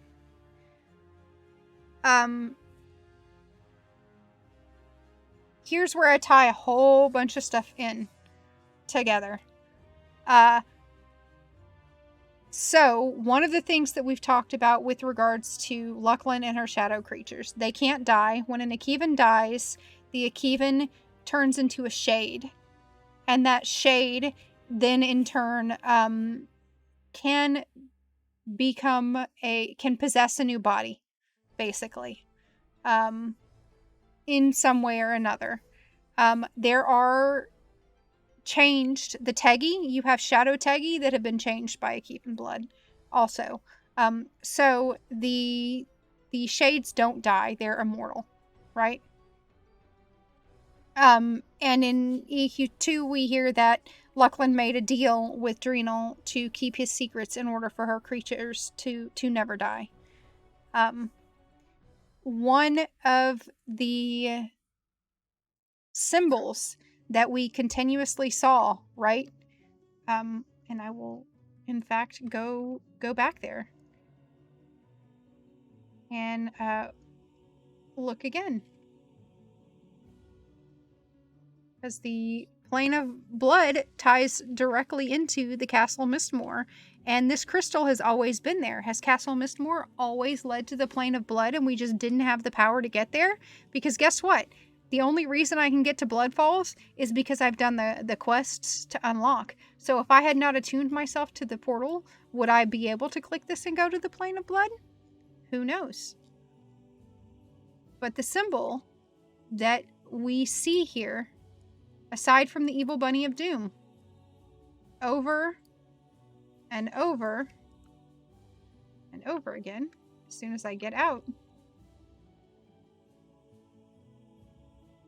go back in the main entryway. Those runes don't have a translation. I looked. They don't have a direct translation in any of the languages. Yep. The ones on the bricks, they don't have a translation. They look similar to the ones that are in Tower of Frozen Shadows, but there's not an actual translation for those. But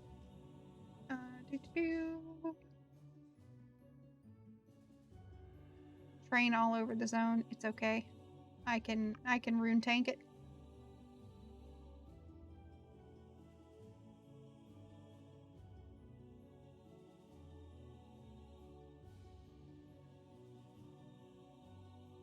The symbol that we see over and over again is the eye.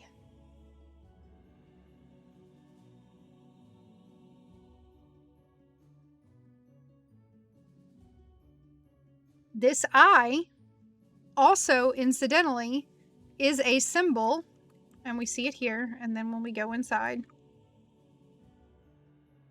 it's there too. You can see it there. Eye with wings.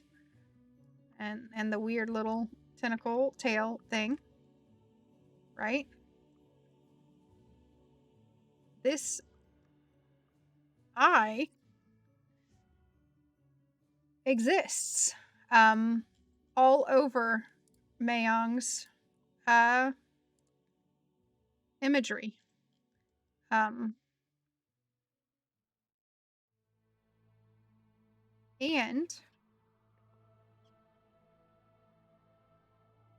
don't mind me as I teleport. We see the eye repeat in other imagery. Another place that we see eyes repeat or lots of eye imagery is in the Obelisk of Lost Souls.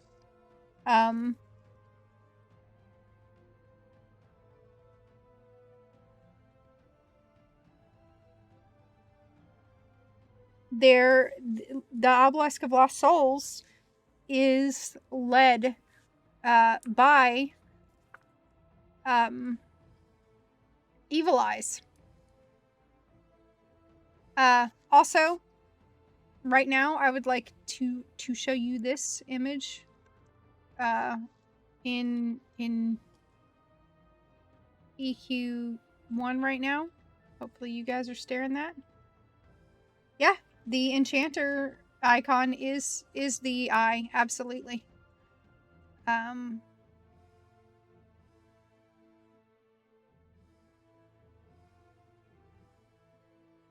But this is, remember how I was talking about the dark sun and the kind of eclipsed sun? It's in the Tower of the Spurned. But I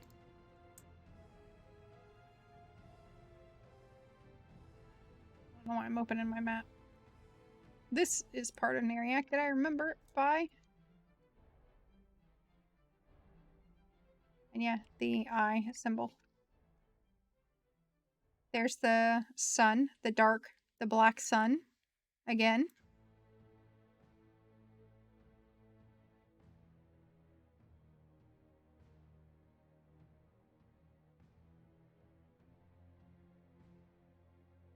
To remember where some of that iconography is. I believe it's out here.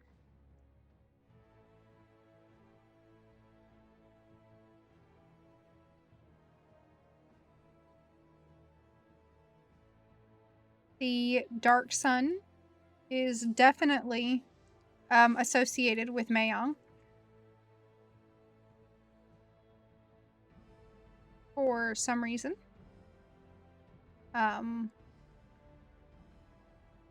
Yep, bunny symbol is on. It is. The gates to Nariak have changed, but it's absolutely there. But nope, not the skull.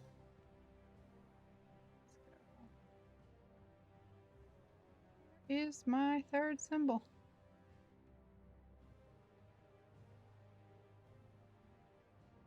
Must be in, see, there's the dark sun as well.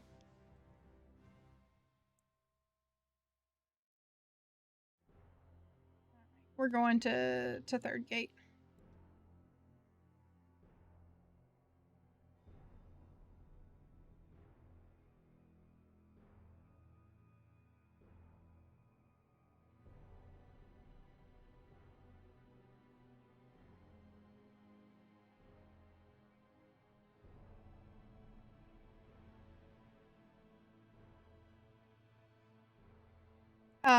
So the evil eye are associated with like the void, right? Void creatures, and the eyes are watching you. And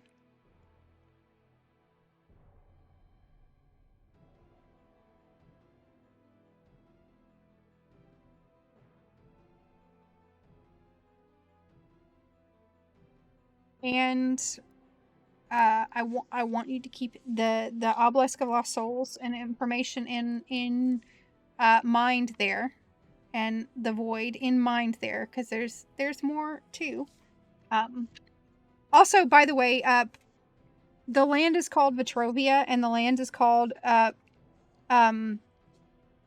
name, I'm pretty sure, because it's a play on the Curse of Strahd, and it's Barovia is where you go in the Curse of Strahd campaign in D&D. So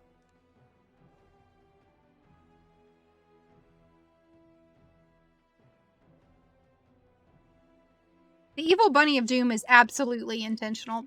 There is no question. Years and years and many years ago, I went to a fanfare, and talk to them about the evil bunny of doom, and they played deliberately coy. Hi, Bales! Oh my god, hi, Bailey! Bailey!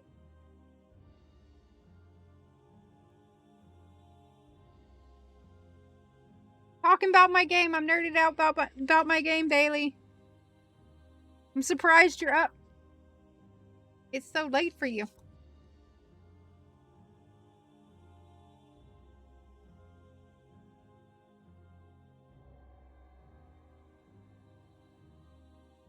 But yeah.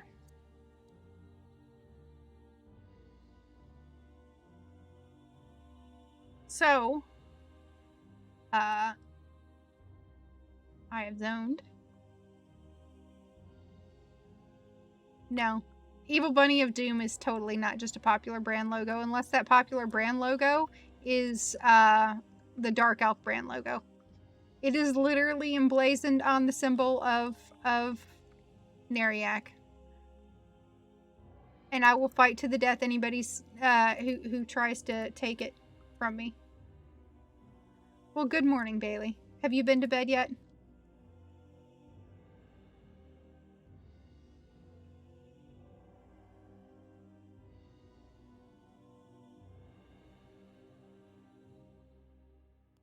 See, and again, the dark suns everywhere, everywhere.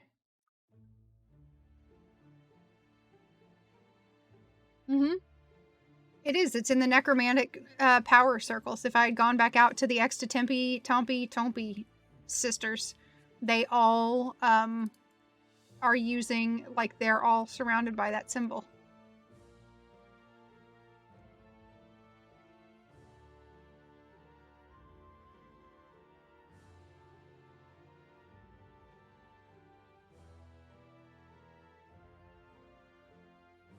You're brave going back to the gym so quickly. There is the symbol that I was trying to find. This is a Nariak symbol, the eye, which is also a symbol that we see in Mayong Mistmoore's area. But wait, there's more. When we go and get some of the information from the Akivans in the expansion, and we talk to them,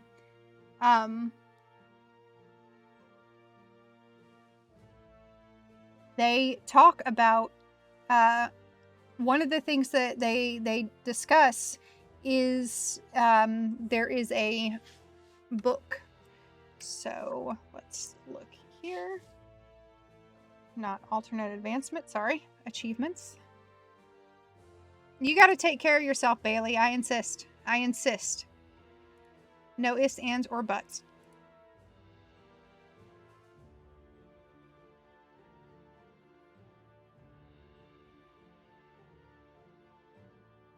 It is down here somewhere. Nope. It's not Path of Shadow. It is the Vexthal Librarian.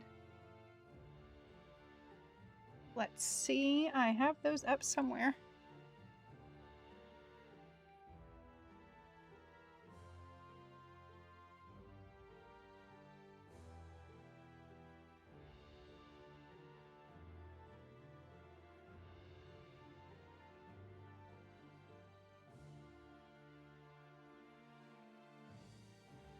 Well, welcome, Bailey. I'm very happy to have you.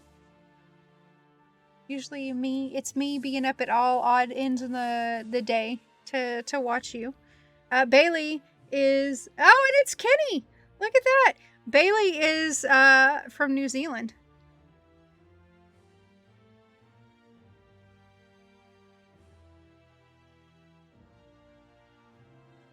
Yes, so...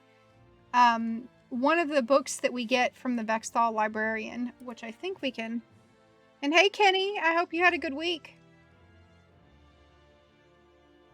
I lurked on one of your streams.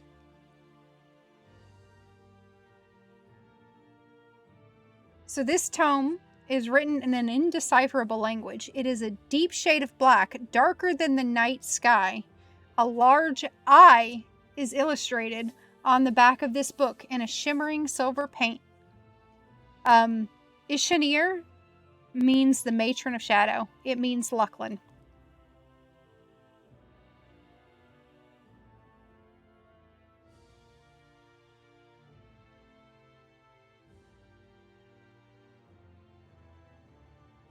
So we have the eye being associated directly with Lucklin by the Akevans, who are the closest to her creatures, to her beings that we have.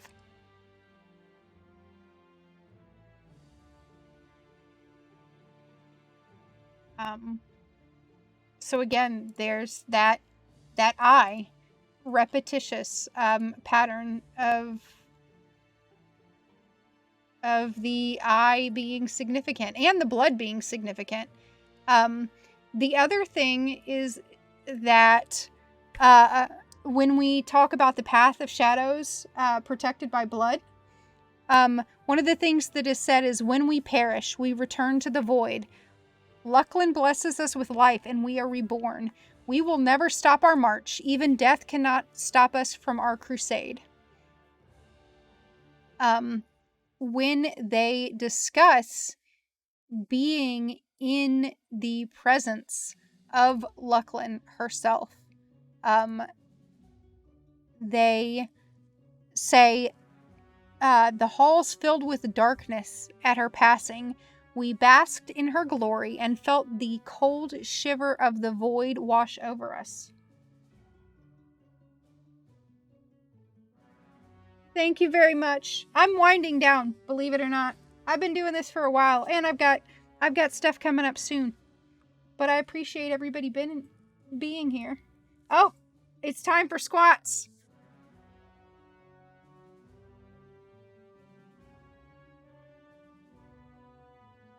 Okay, so you get to have me doing squats while I talk to you about this. So here's my theory of what is going on.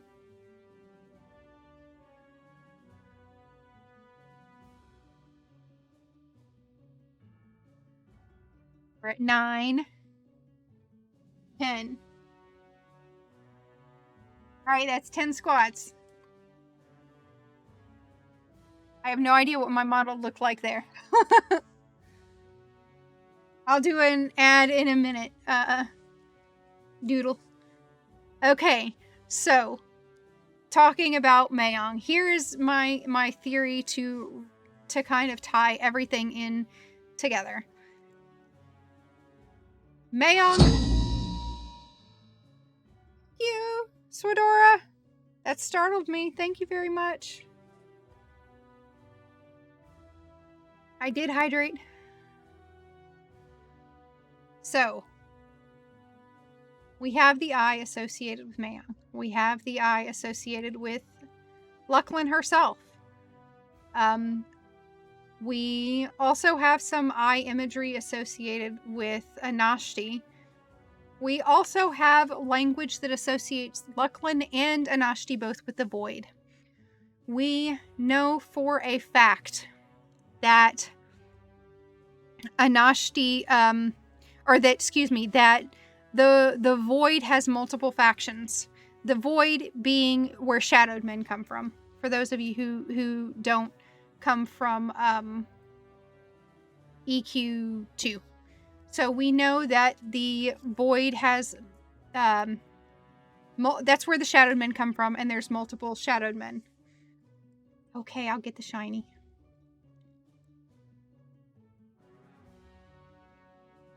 There you go. And it was a shiny I didn't have. My theory is that when we look at, like, Norathian planar cosmology, right? You have Lucklin. Lucklin is the plane of shadows. Lucklin, as the moon, literally stands in between Norath and space. I theorize that outer space, deep space, right? The galaxy is the void. And that Lucklin as the plane of shadows is what stands in between, and the void is non-existence. It's chaos. It is non-creation. And that Lucklin that is why she's the half order, half light, half dark. She is the being that stands and exists in the void, literally, right? That's why they talk about going to her presence being the cold touch of the void. And I think that she exists in the void, that is her touch. And that she is, and I'm going in circles, but that she is, this is gonna hurt, chaos and chaos and order. She's that mixture, right? She's that middle ground. And that she exists in the between. And I think that one of the things that happens on Norath, and again, we get this from Obelisk of Lost Souls and things like that, is that one of the things that we repeat with Void invasions or the invasions of Discord, right, is that when mortals become too involved in death and decay magic, when they start down that path, that's when the void shows up. That's when discord and chaos shows up. And discord and chaos seems to kind of destroy the world and the plane. And I think that Lucklin is one of those factions in the void. And there's several reasons I think that. Aside from the fact that she's associated with shadow and with shade and with darkness, aside from the fact that the Akevans, when they die, they turn into shades and they can inhabit bodies, and that's something that void men can do, that shadowed men can do. They can inhabit other bodies.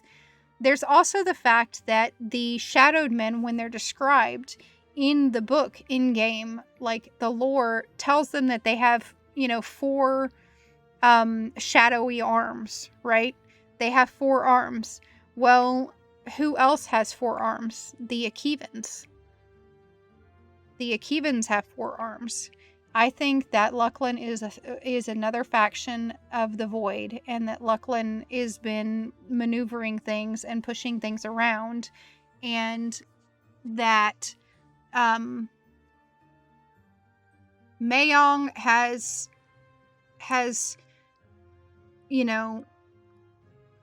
partaken of Akevan blood and is trending Norath towards chaos and towards and away from order. And that's how our current EQ2 expansion ties together. I also think that we had a Norath that was before, and that Norath fell. That was the prime in Remembrance's prime, and that we are in Remembrance's Norath. I am confident in the fact that Serena is the enchanter that the Akevans mentioned to us, the Nightmare Enchanter, and that she, her simulacrum is, the curse that she has is that she has basically entrusted part of her soul into the torch that is in Maiden's Eye. That is Lucklin's power. And that's why when she transformed, she got the wings and kept kind of her body, but she received scarring and stuff like that, is because her soul was kind of partially split, and because she ingested in a way or partook of the blood of Lucklin. You missed all kinds of the geeking out, Kenny.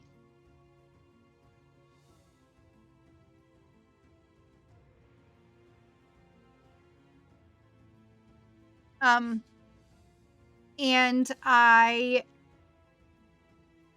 have not figured out the dark sun yet. But it could be an eclipse sun. It could be a mix there. But one of the things that's interesting is that it's a dot surrounded by seven other dots. So we know that there are several other planets in the Norathian solar system.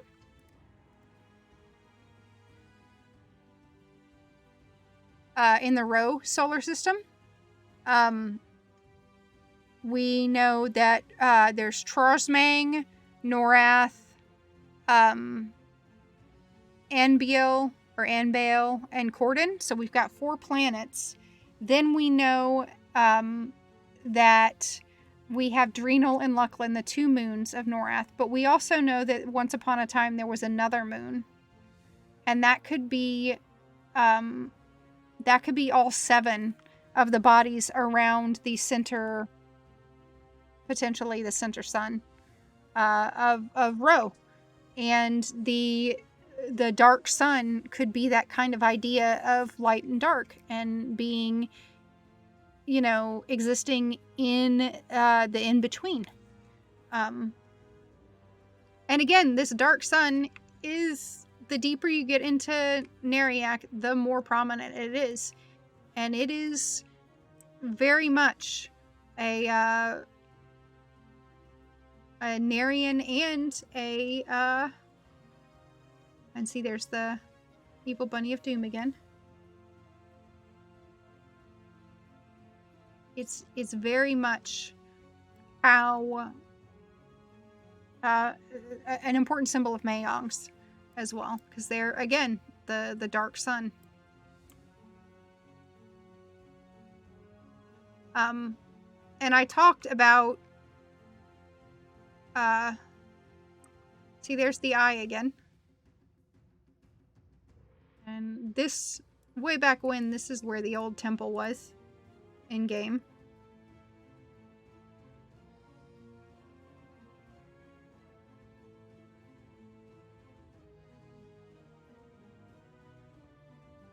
I don't know.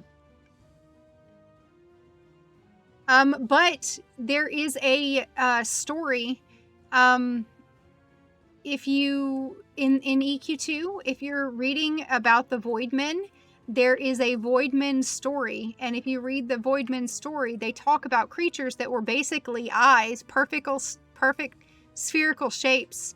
And one of the things that happened as they get corrupted by the void, essentially, which is described as the shadows and the shades, one of the things that happens is it gets appendages.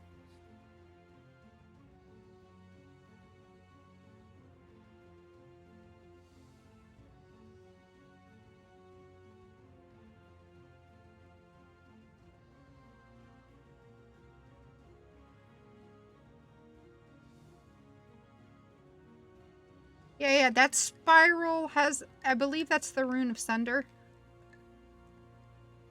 In what we're told is the Shissar calendar. But this whole symbol as a whole is never fully explained. There have been lots of assumptions about what it is. But this part, I definitely think, is either the Edal or is Mayong himself.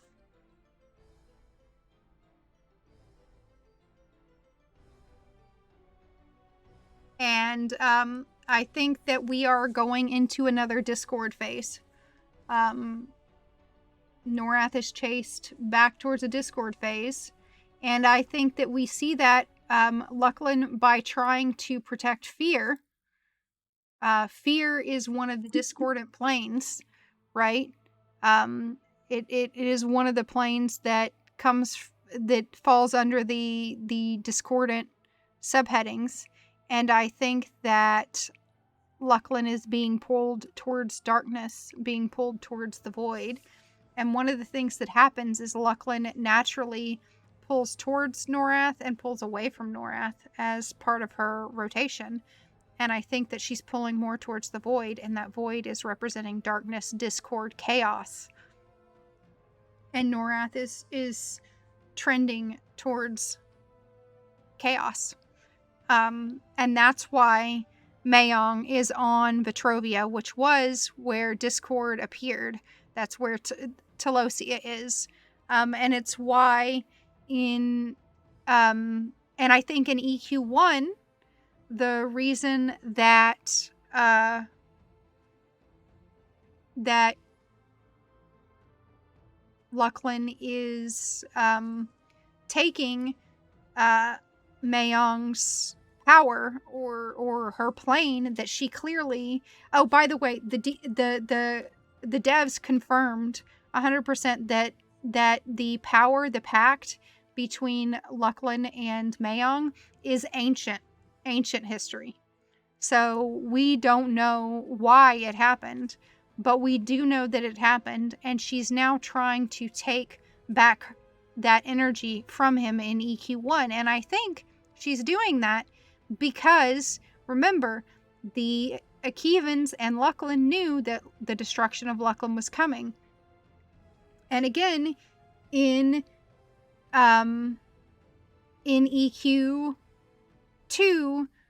we know that what's going to happen to Lucklin is that Lucklin gets basically taken, part of her energy, part of her power, part of her essence is taken by Emperor Sra, the Emperor of the Shissar, right? And he uses that to make the Akasar, and to try to assume her, to basically try to be the deity of shadow, right? He tries to assume her godhood. It doesn't work, and we reverse that. And she says that, I think that she expected that. She saw that. She knew it was going to happen, and she's trying to power up in order to survive the gods pulling away from Norath, in order to survive the knowing that she's going to have her domain blown apart. And then when it gets put back together, I think that she also knows that her power needs to continue, and to do that and not fall to the Emperor of the Shissar, who has killed other gods, right? She has to power up, and so she's trying to take back some of that energy from Mayong. But if Mayong's children are all the blood of Mayong, or I mean the blood of, if they're vampires with a Y, and again, we've got evidence that they are, we see his rejects, or we see rejects of the vampires with a Y in his basement, and we notice the physical transformation, and we see the parallels and models and how the models have shifted, and the parallels between vampires with a Y and vampires with an I. Then all of those, every one of those vampires who existed for ages, right? They've existed since before, Vetrovia has been around for a long, long time, we are told, since the Age of Turmoil. Then that would be a guaranteed repository of Lucklin's power, because the blood of Lucklin is Lucklin.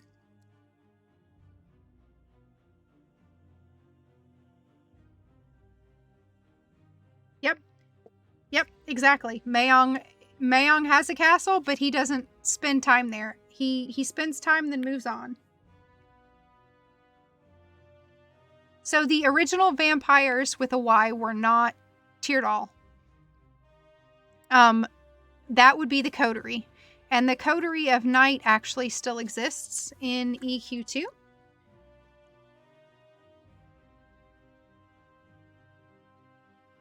So if we go to, where's the best place to see the coterie?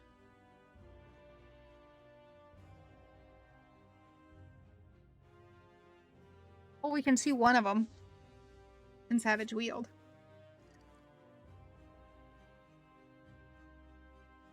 So the coterie that we encounter on Lucklin the first time when we go and we see them are mostly human. And I think that is because that's either how they were made or that's who they encountered and how they spread. And then what happens is Mayong himself starts to experiment, and then he basically replaces the coterie with his own children, right? So the vampires we see in the New Maiden's Eye are Mayong's children. They are a mixture of vampire.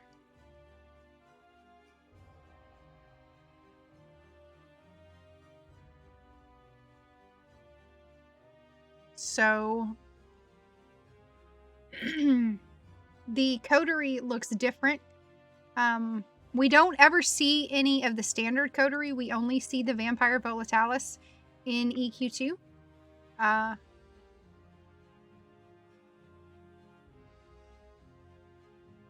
But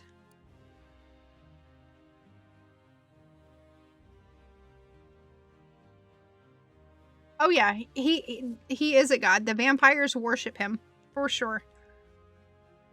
So here's one of the coterie, and we find out that there are actually two factions in EQ2.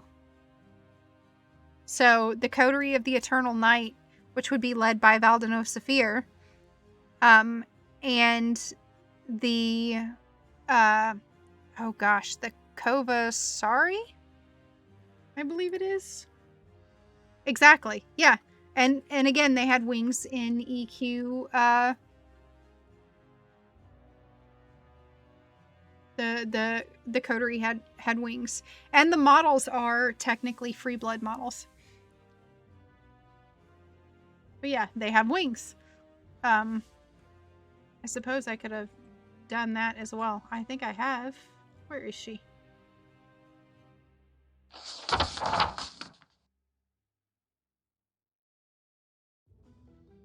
Thank you, Carmel Chaos, for the follow.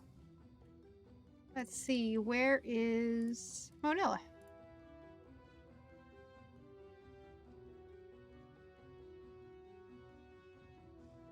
My portable coterie character.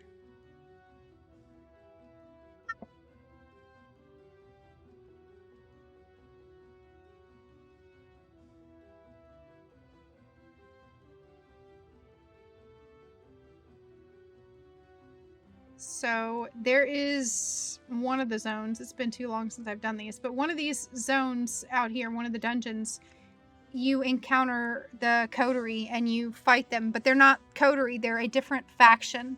And there are a couple NPCs that lead you to believe that there's actually a schism. So in original Lucklin, there was only one faction of vampire with a Y.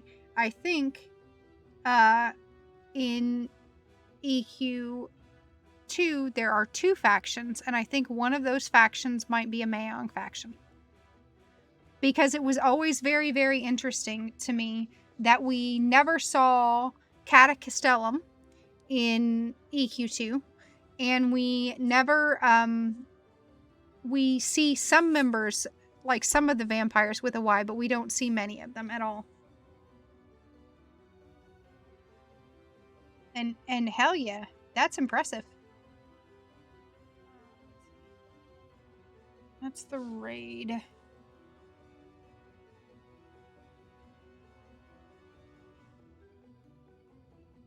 Trying to remember where that instance is.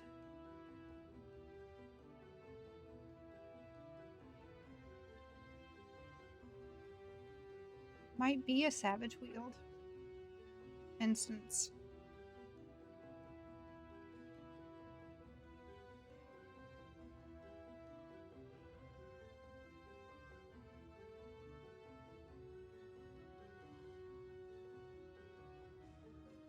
Don't mind me running into things.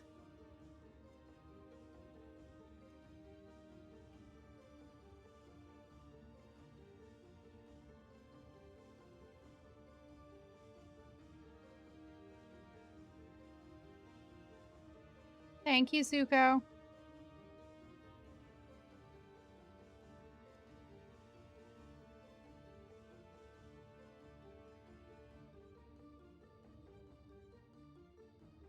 Also, hi, Zuko. I'm looking for the coterie, but they're not coterie, but yeah, the vampires with a Y. Oh, I forgot the most recent thing to tell you guys in EQ2 that happens, and this comes courtesy of ArtChick79, by the way.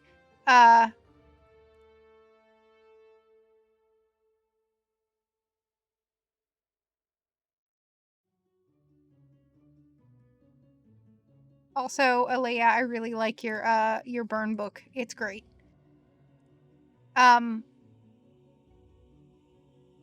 So one of the things is in EQ 2 right now, you can get one of the new mercenaries. And it's not Melinda Fogbell, but it's Melithan Fogbell. And it's a gnome, by the way. It's a gnome vampire. And we didn't have those before. And again, I think that it's that infusion of Akeevan blood, that infusion of Lucklin's shadow, that is allowing people to transform, basically non-elves and humans, to be transformed into vampires. And we have gnomish vampires, as well as the dragon vampire. And the gnomish vampire, one of the things he says is bathe in the jealousy of Lucklin. And another thing he says is relish in my gift of shadows, right? So he's talking about Lucklin and shadows. And he is firmly associated with Mayong. You see him, I don't know if the one I have talks, but let's see.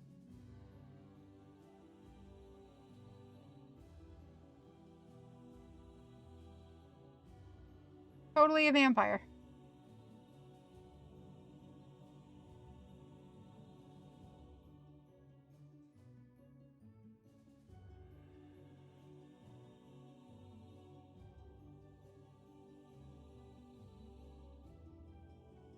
So yeah, and I got an unrecoverable error.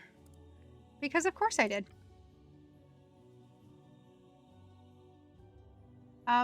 So going back to what I talked about, Mayong needed that to be able to transform people, right? He needed that to balance the blood. I think he needed that to empower and ability or give himself the ability to kind of sustain or to prevent falling into the blood rage, as it were. We are going to Tenebrous Mountains. And I think Lucklin is of the void. I think she's essentially a void goddess. And that we will find more of that information out about her.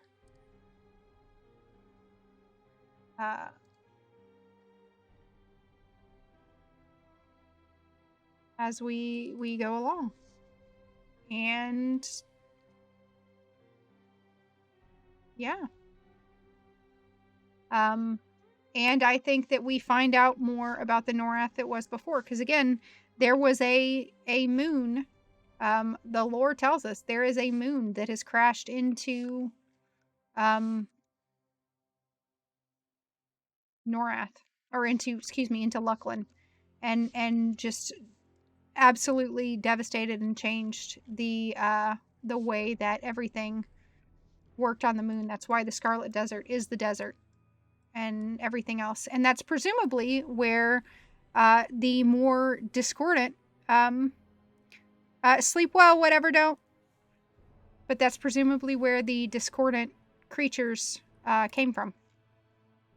Like the thought horrors and then Etherbians.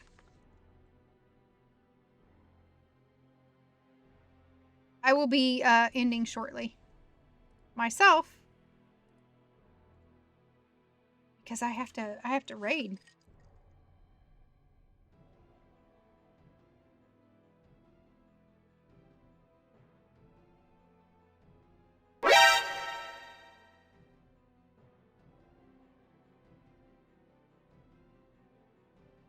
But yeah.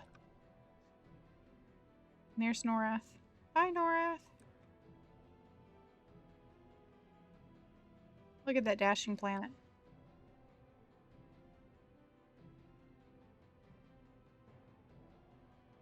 And again, here are the coterie vampires. The plain ones.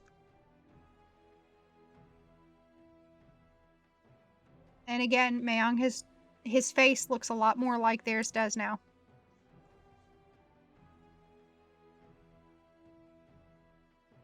And the volatilis, right there, with their giant wings that are like Serena's wings. And these, of course, would be mostly humans, because that's mostly what they would encounter. Because most of the Combine was human. Right?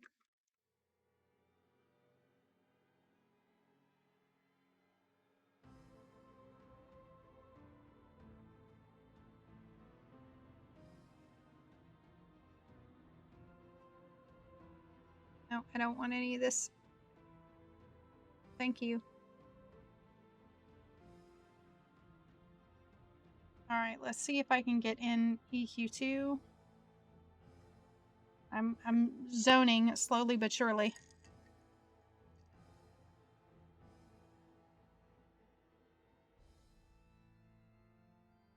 And we'll see if I can get to any of them. Probably not in time for raid, though.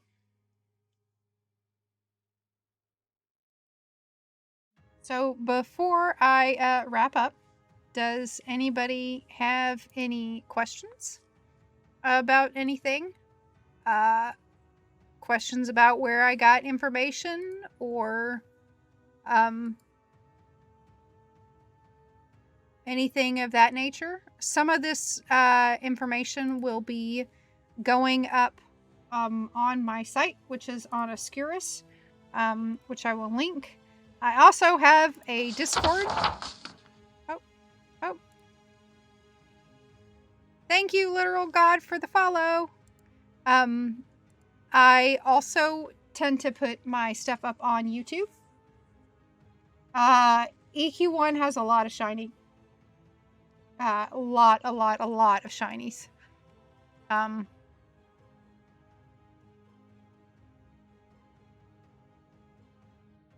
Like, there are, let's see. If you go into achievements, you can see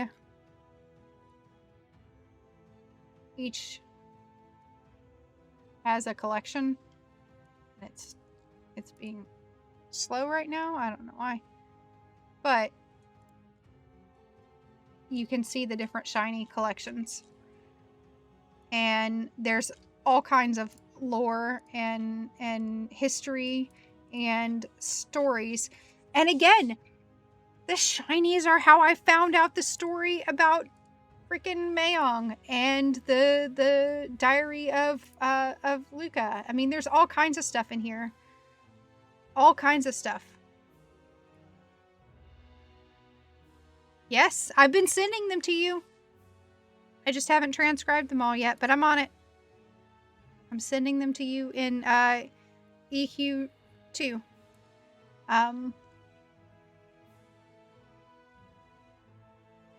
There's all kinds of interesting tales to tell.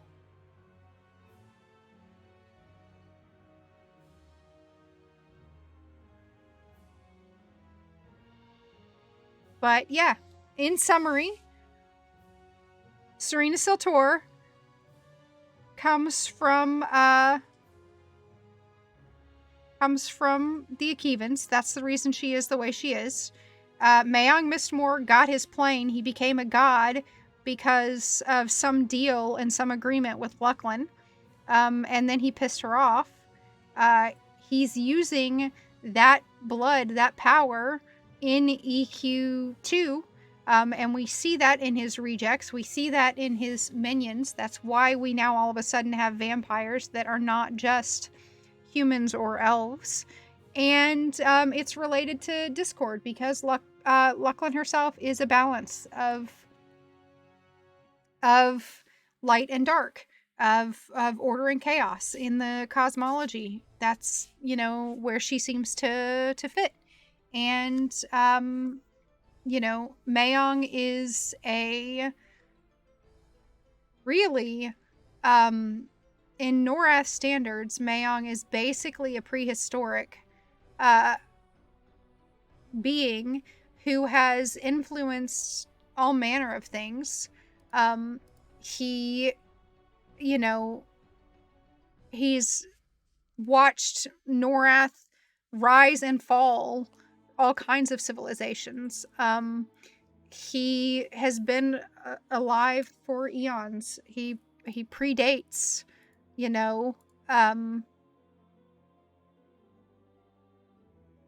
predates the existence of our known races. He saw dragons get deposited on Norath.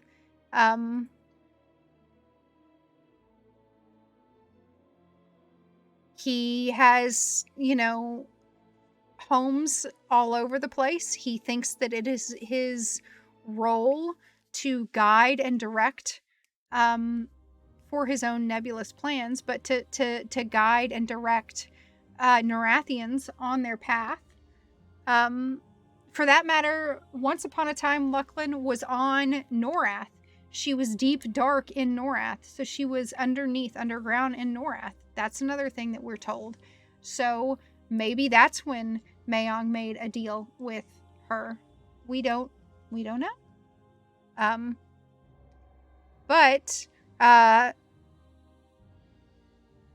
Mayong loves to do experiments on Norathians. He's got a bunch of different creatures that he's done experiments on, and those experiments, created the Drachnids. They have released lycanthropy across Norath. They are the reason that we have the Drollvarg. The reason that we have Venril Sathir, also Mayong, and the Shadowspine Curse. Possibly, the Aberrant are possibly related to Mayong. In short, the evil bunny of doom probably represents Mayong. Yep. And I think that we're getting told the Discord storyline. I think that when we talk about the things that are lost in the mists of time or the sands of time, we could be talking about more of Lucklin's history and Mayong.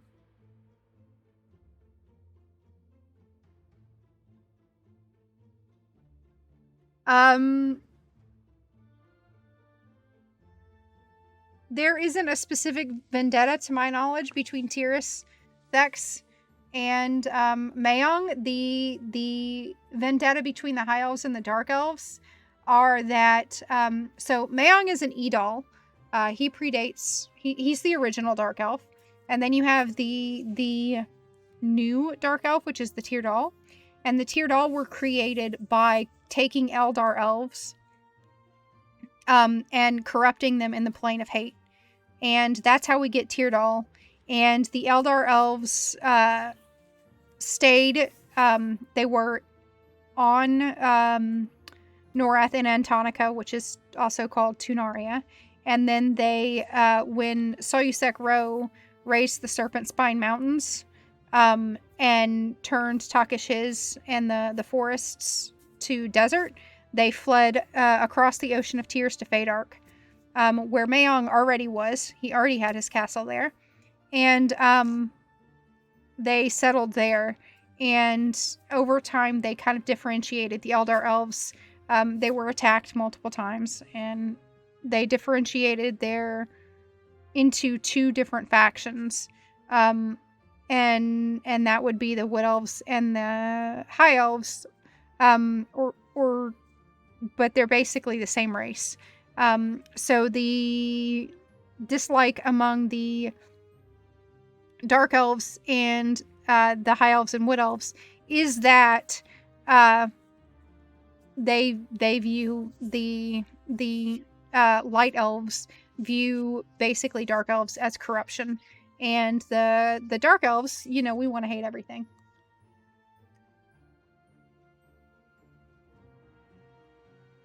Yeah, it's a rivalry, and some of that comes from beta lore that is not exactly canonical. Beta lore basically actually had the Dark Elves as the original elves.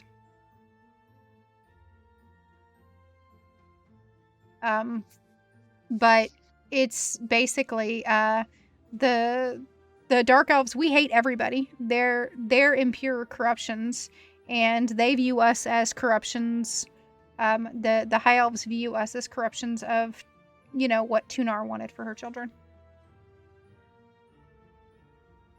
And Mayong doesn't actually hate the High Elves. Remember, he, his beloved Zane, right? The woman that he loves, that he idolizes, that he has portraits to, up in his castle in EQ2, is a Eldar elf, or is presumed to be an Eldar elf, and she was the mother of his children.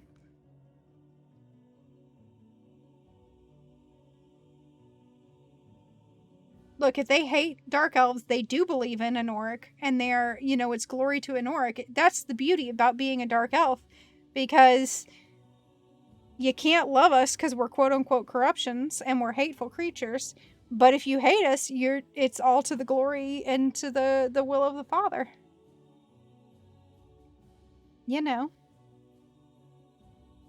That's just what Anoric wants. Paintings at High Pass. I will make a note. I'm making a note right now. For those of you who don't know, I have neurocognitive dysfunction. I have not mentioned it today, so you probably don't. So I am forgetful, and I tangent very easily, and I will lose focus of some of the things that I'm thinking about at times.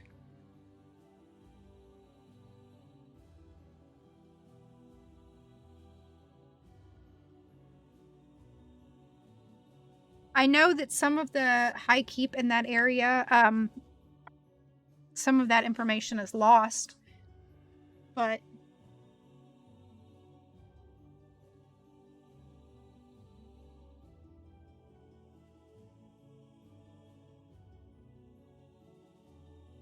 I'm just grabbing a couple things to double check that I covered. We talked about Mayong and Serena a lot.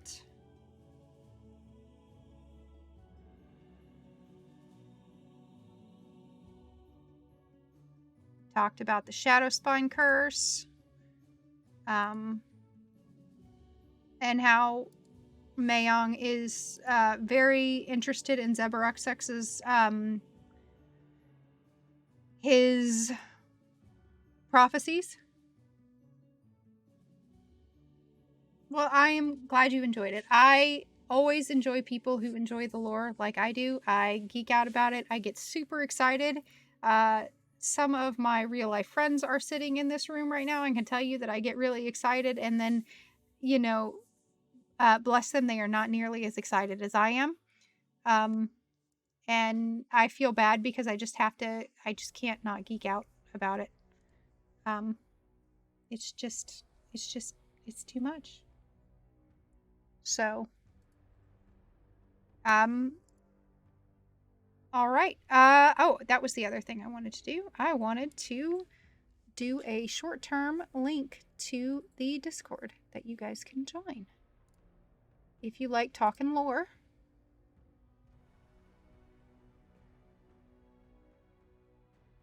there are some fantastic people in here.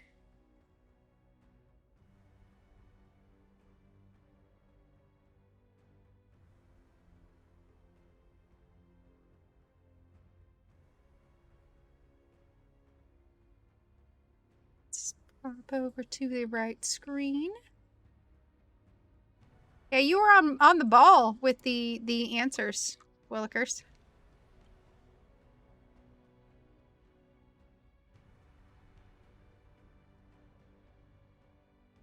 So that's the Discord, and it's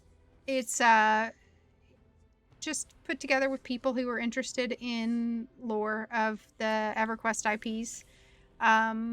I am hoping in the future to actually there is a EQOA revival going, and I'm hoping to be able to actually get on that and start exploring and pulling together some of that information as well. But yeah, that's the Discord, and I try to post. I'm a real ultimate slacker. Luckily, Aaliyah, who is in this chat, has been helping a lot. But I have a site where I'm trying to be a secondary archive of lore, in addition to other archives that are out there. And that's there. So if there's nothing else, then I am going to probably go ahead and end so that I can grab some food and log in for raids in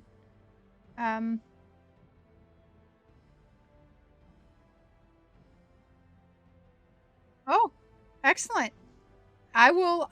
I was gonna start on the mischief server, and then people didn't start with me, and it soloing gets a little sad sometimes. But I like playing on the TLP servers and things. I'm excited to go through that stuff and to kind of see the old content with a new, fresh perspective. So maybe that's what I'll do. I'll start on both of the new TLPs and start exploring the world with new, fresh eyes.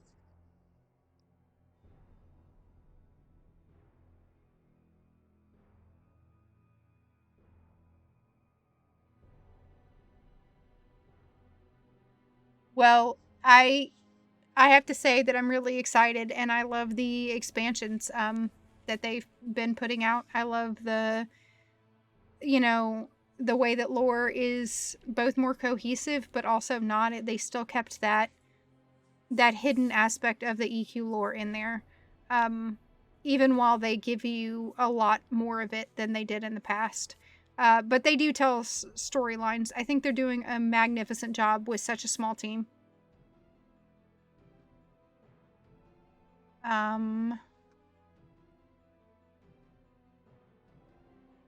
Yeah, there's so many little secrets and hidden things and things that people didn't know, and I love trying to put all that together.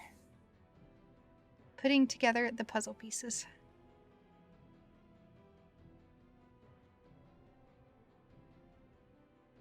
Maybe it's where the gods played chess. Aha, I remember what I was getting ready to do.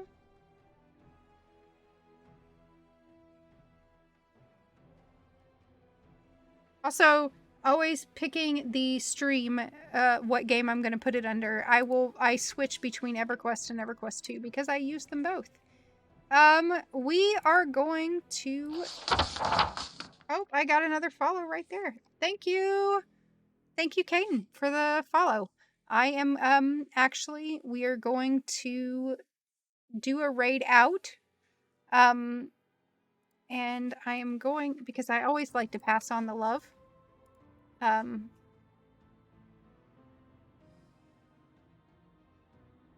So, let's see. Thank you. Thank you again, Sean. Thank you very much. Appreciate it. I appreciate it so much. So much. You don't even know. You don't even know.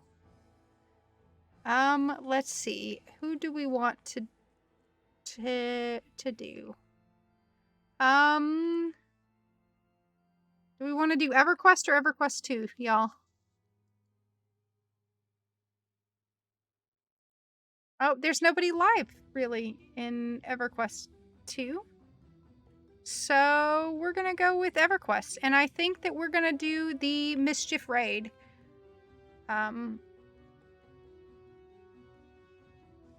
So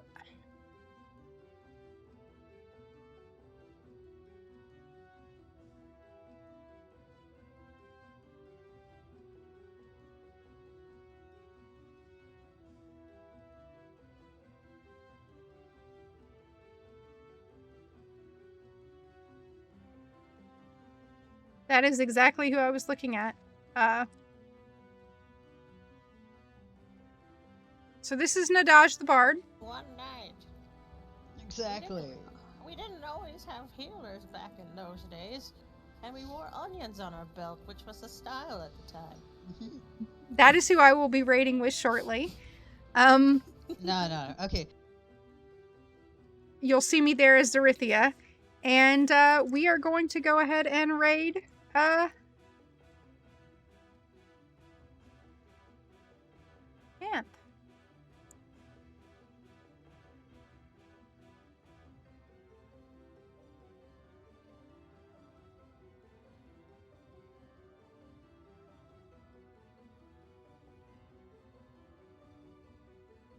Let's go! Thank you again for all the support and all the love. I love and really enjoy doing this with you guys.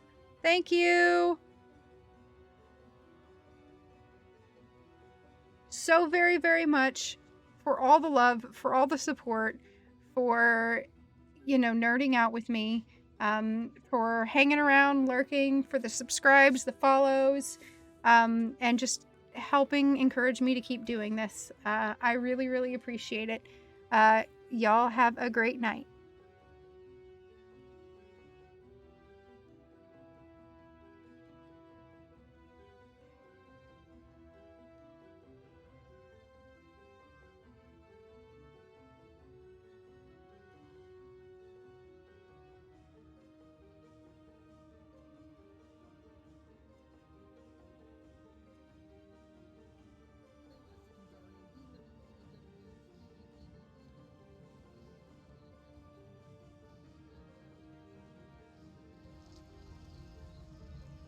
I'm not sure what to think about this. It looks pretty fucking rad, but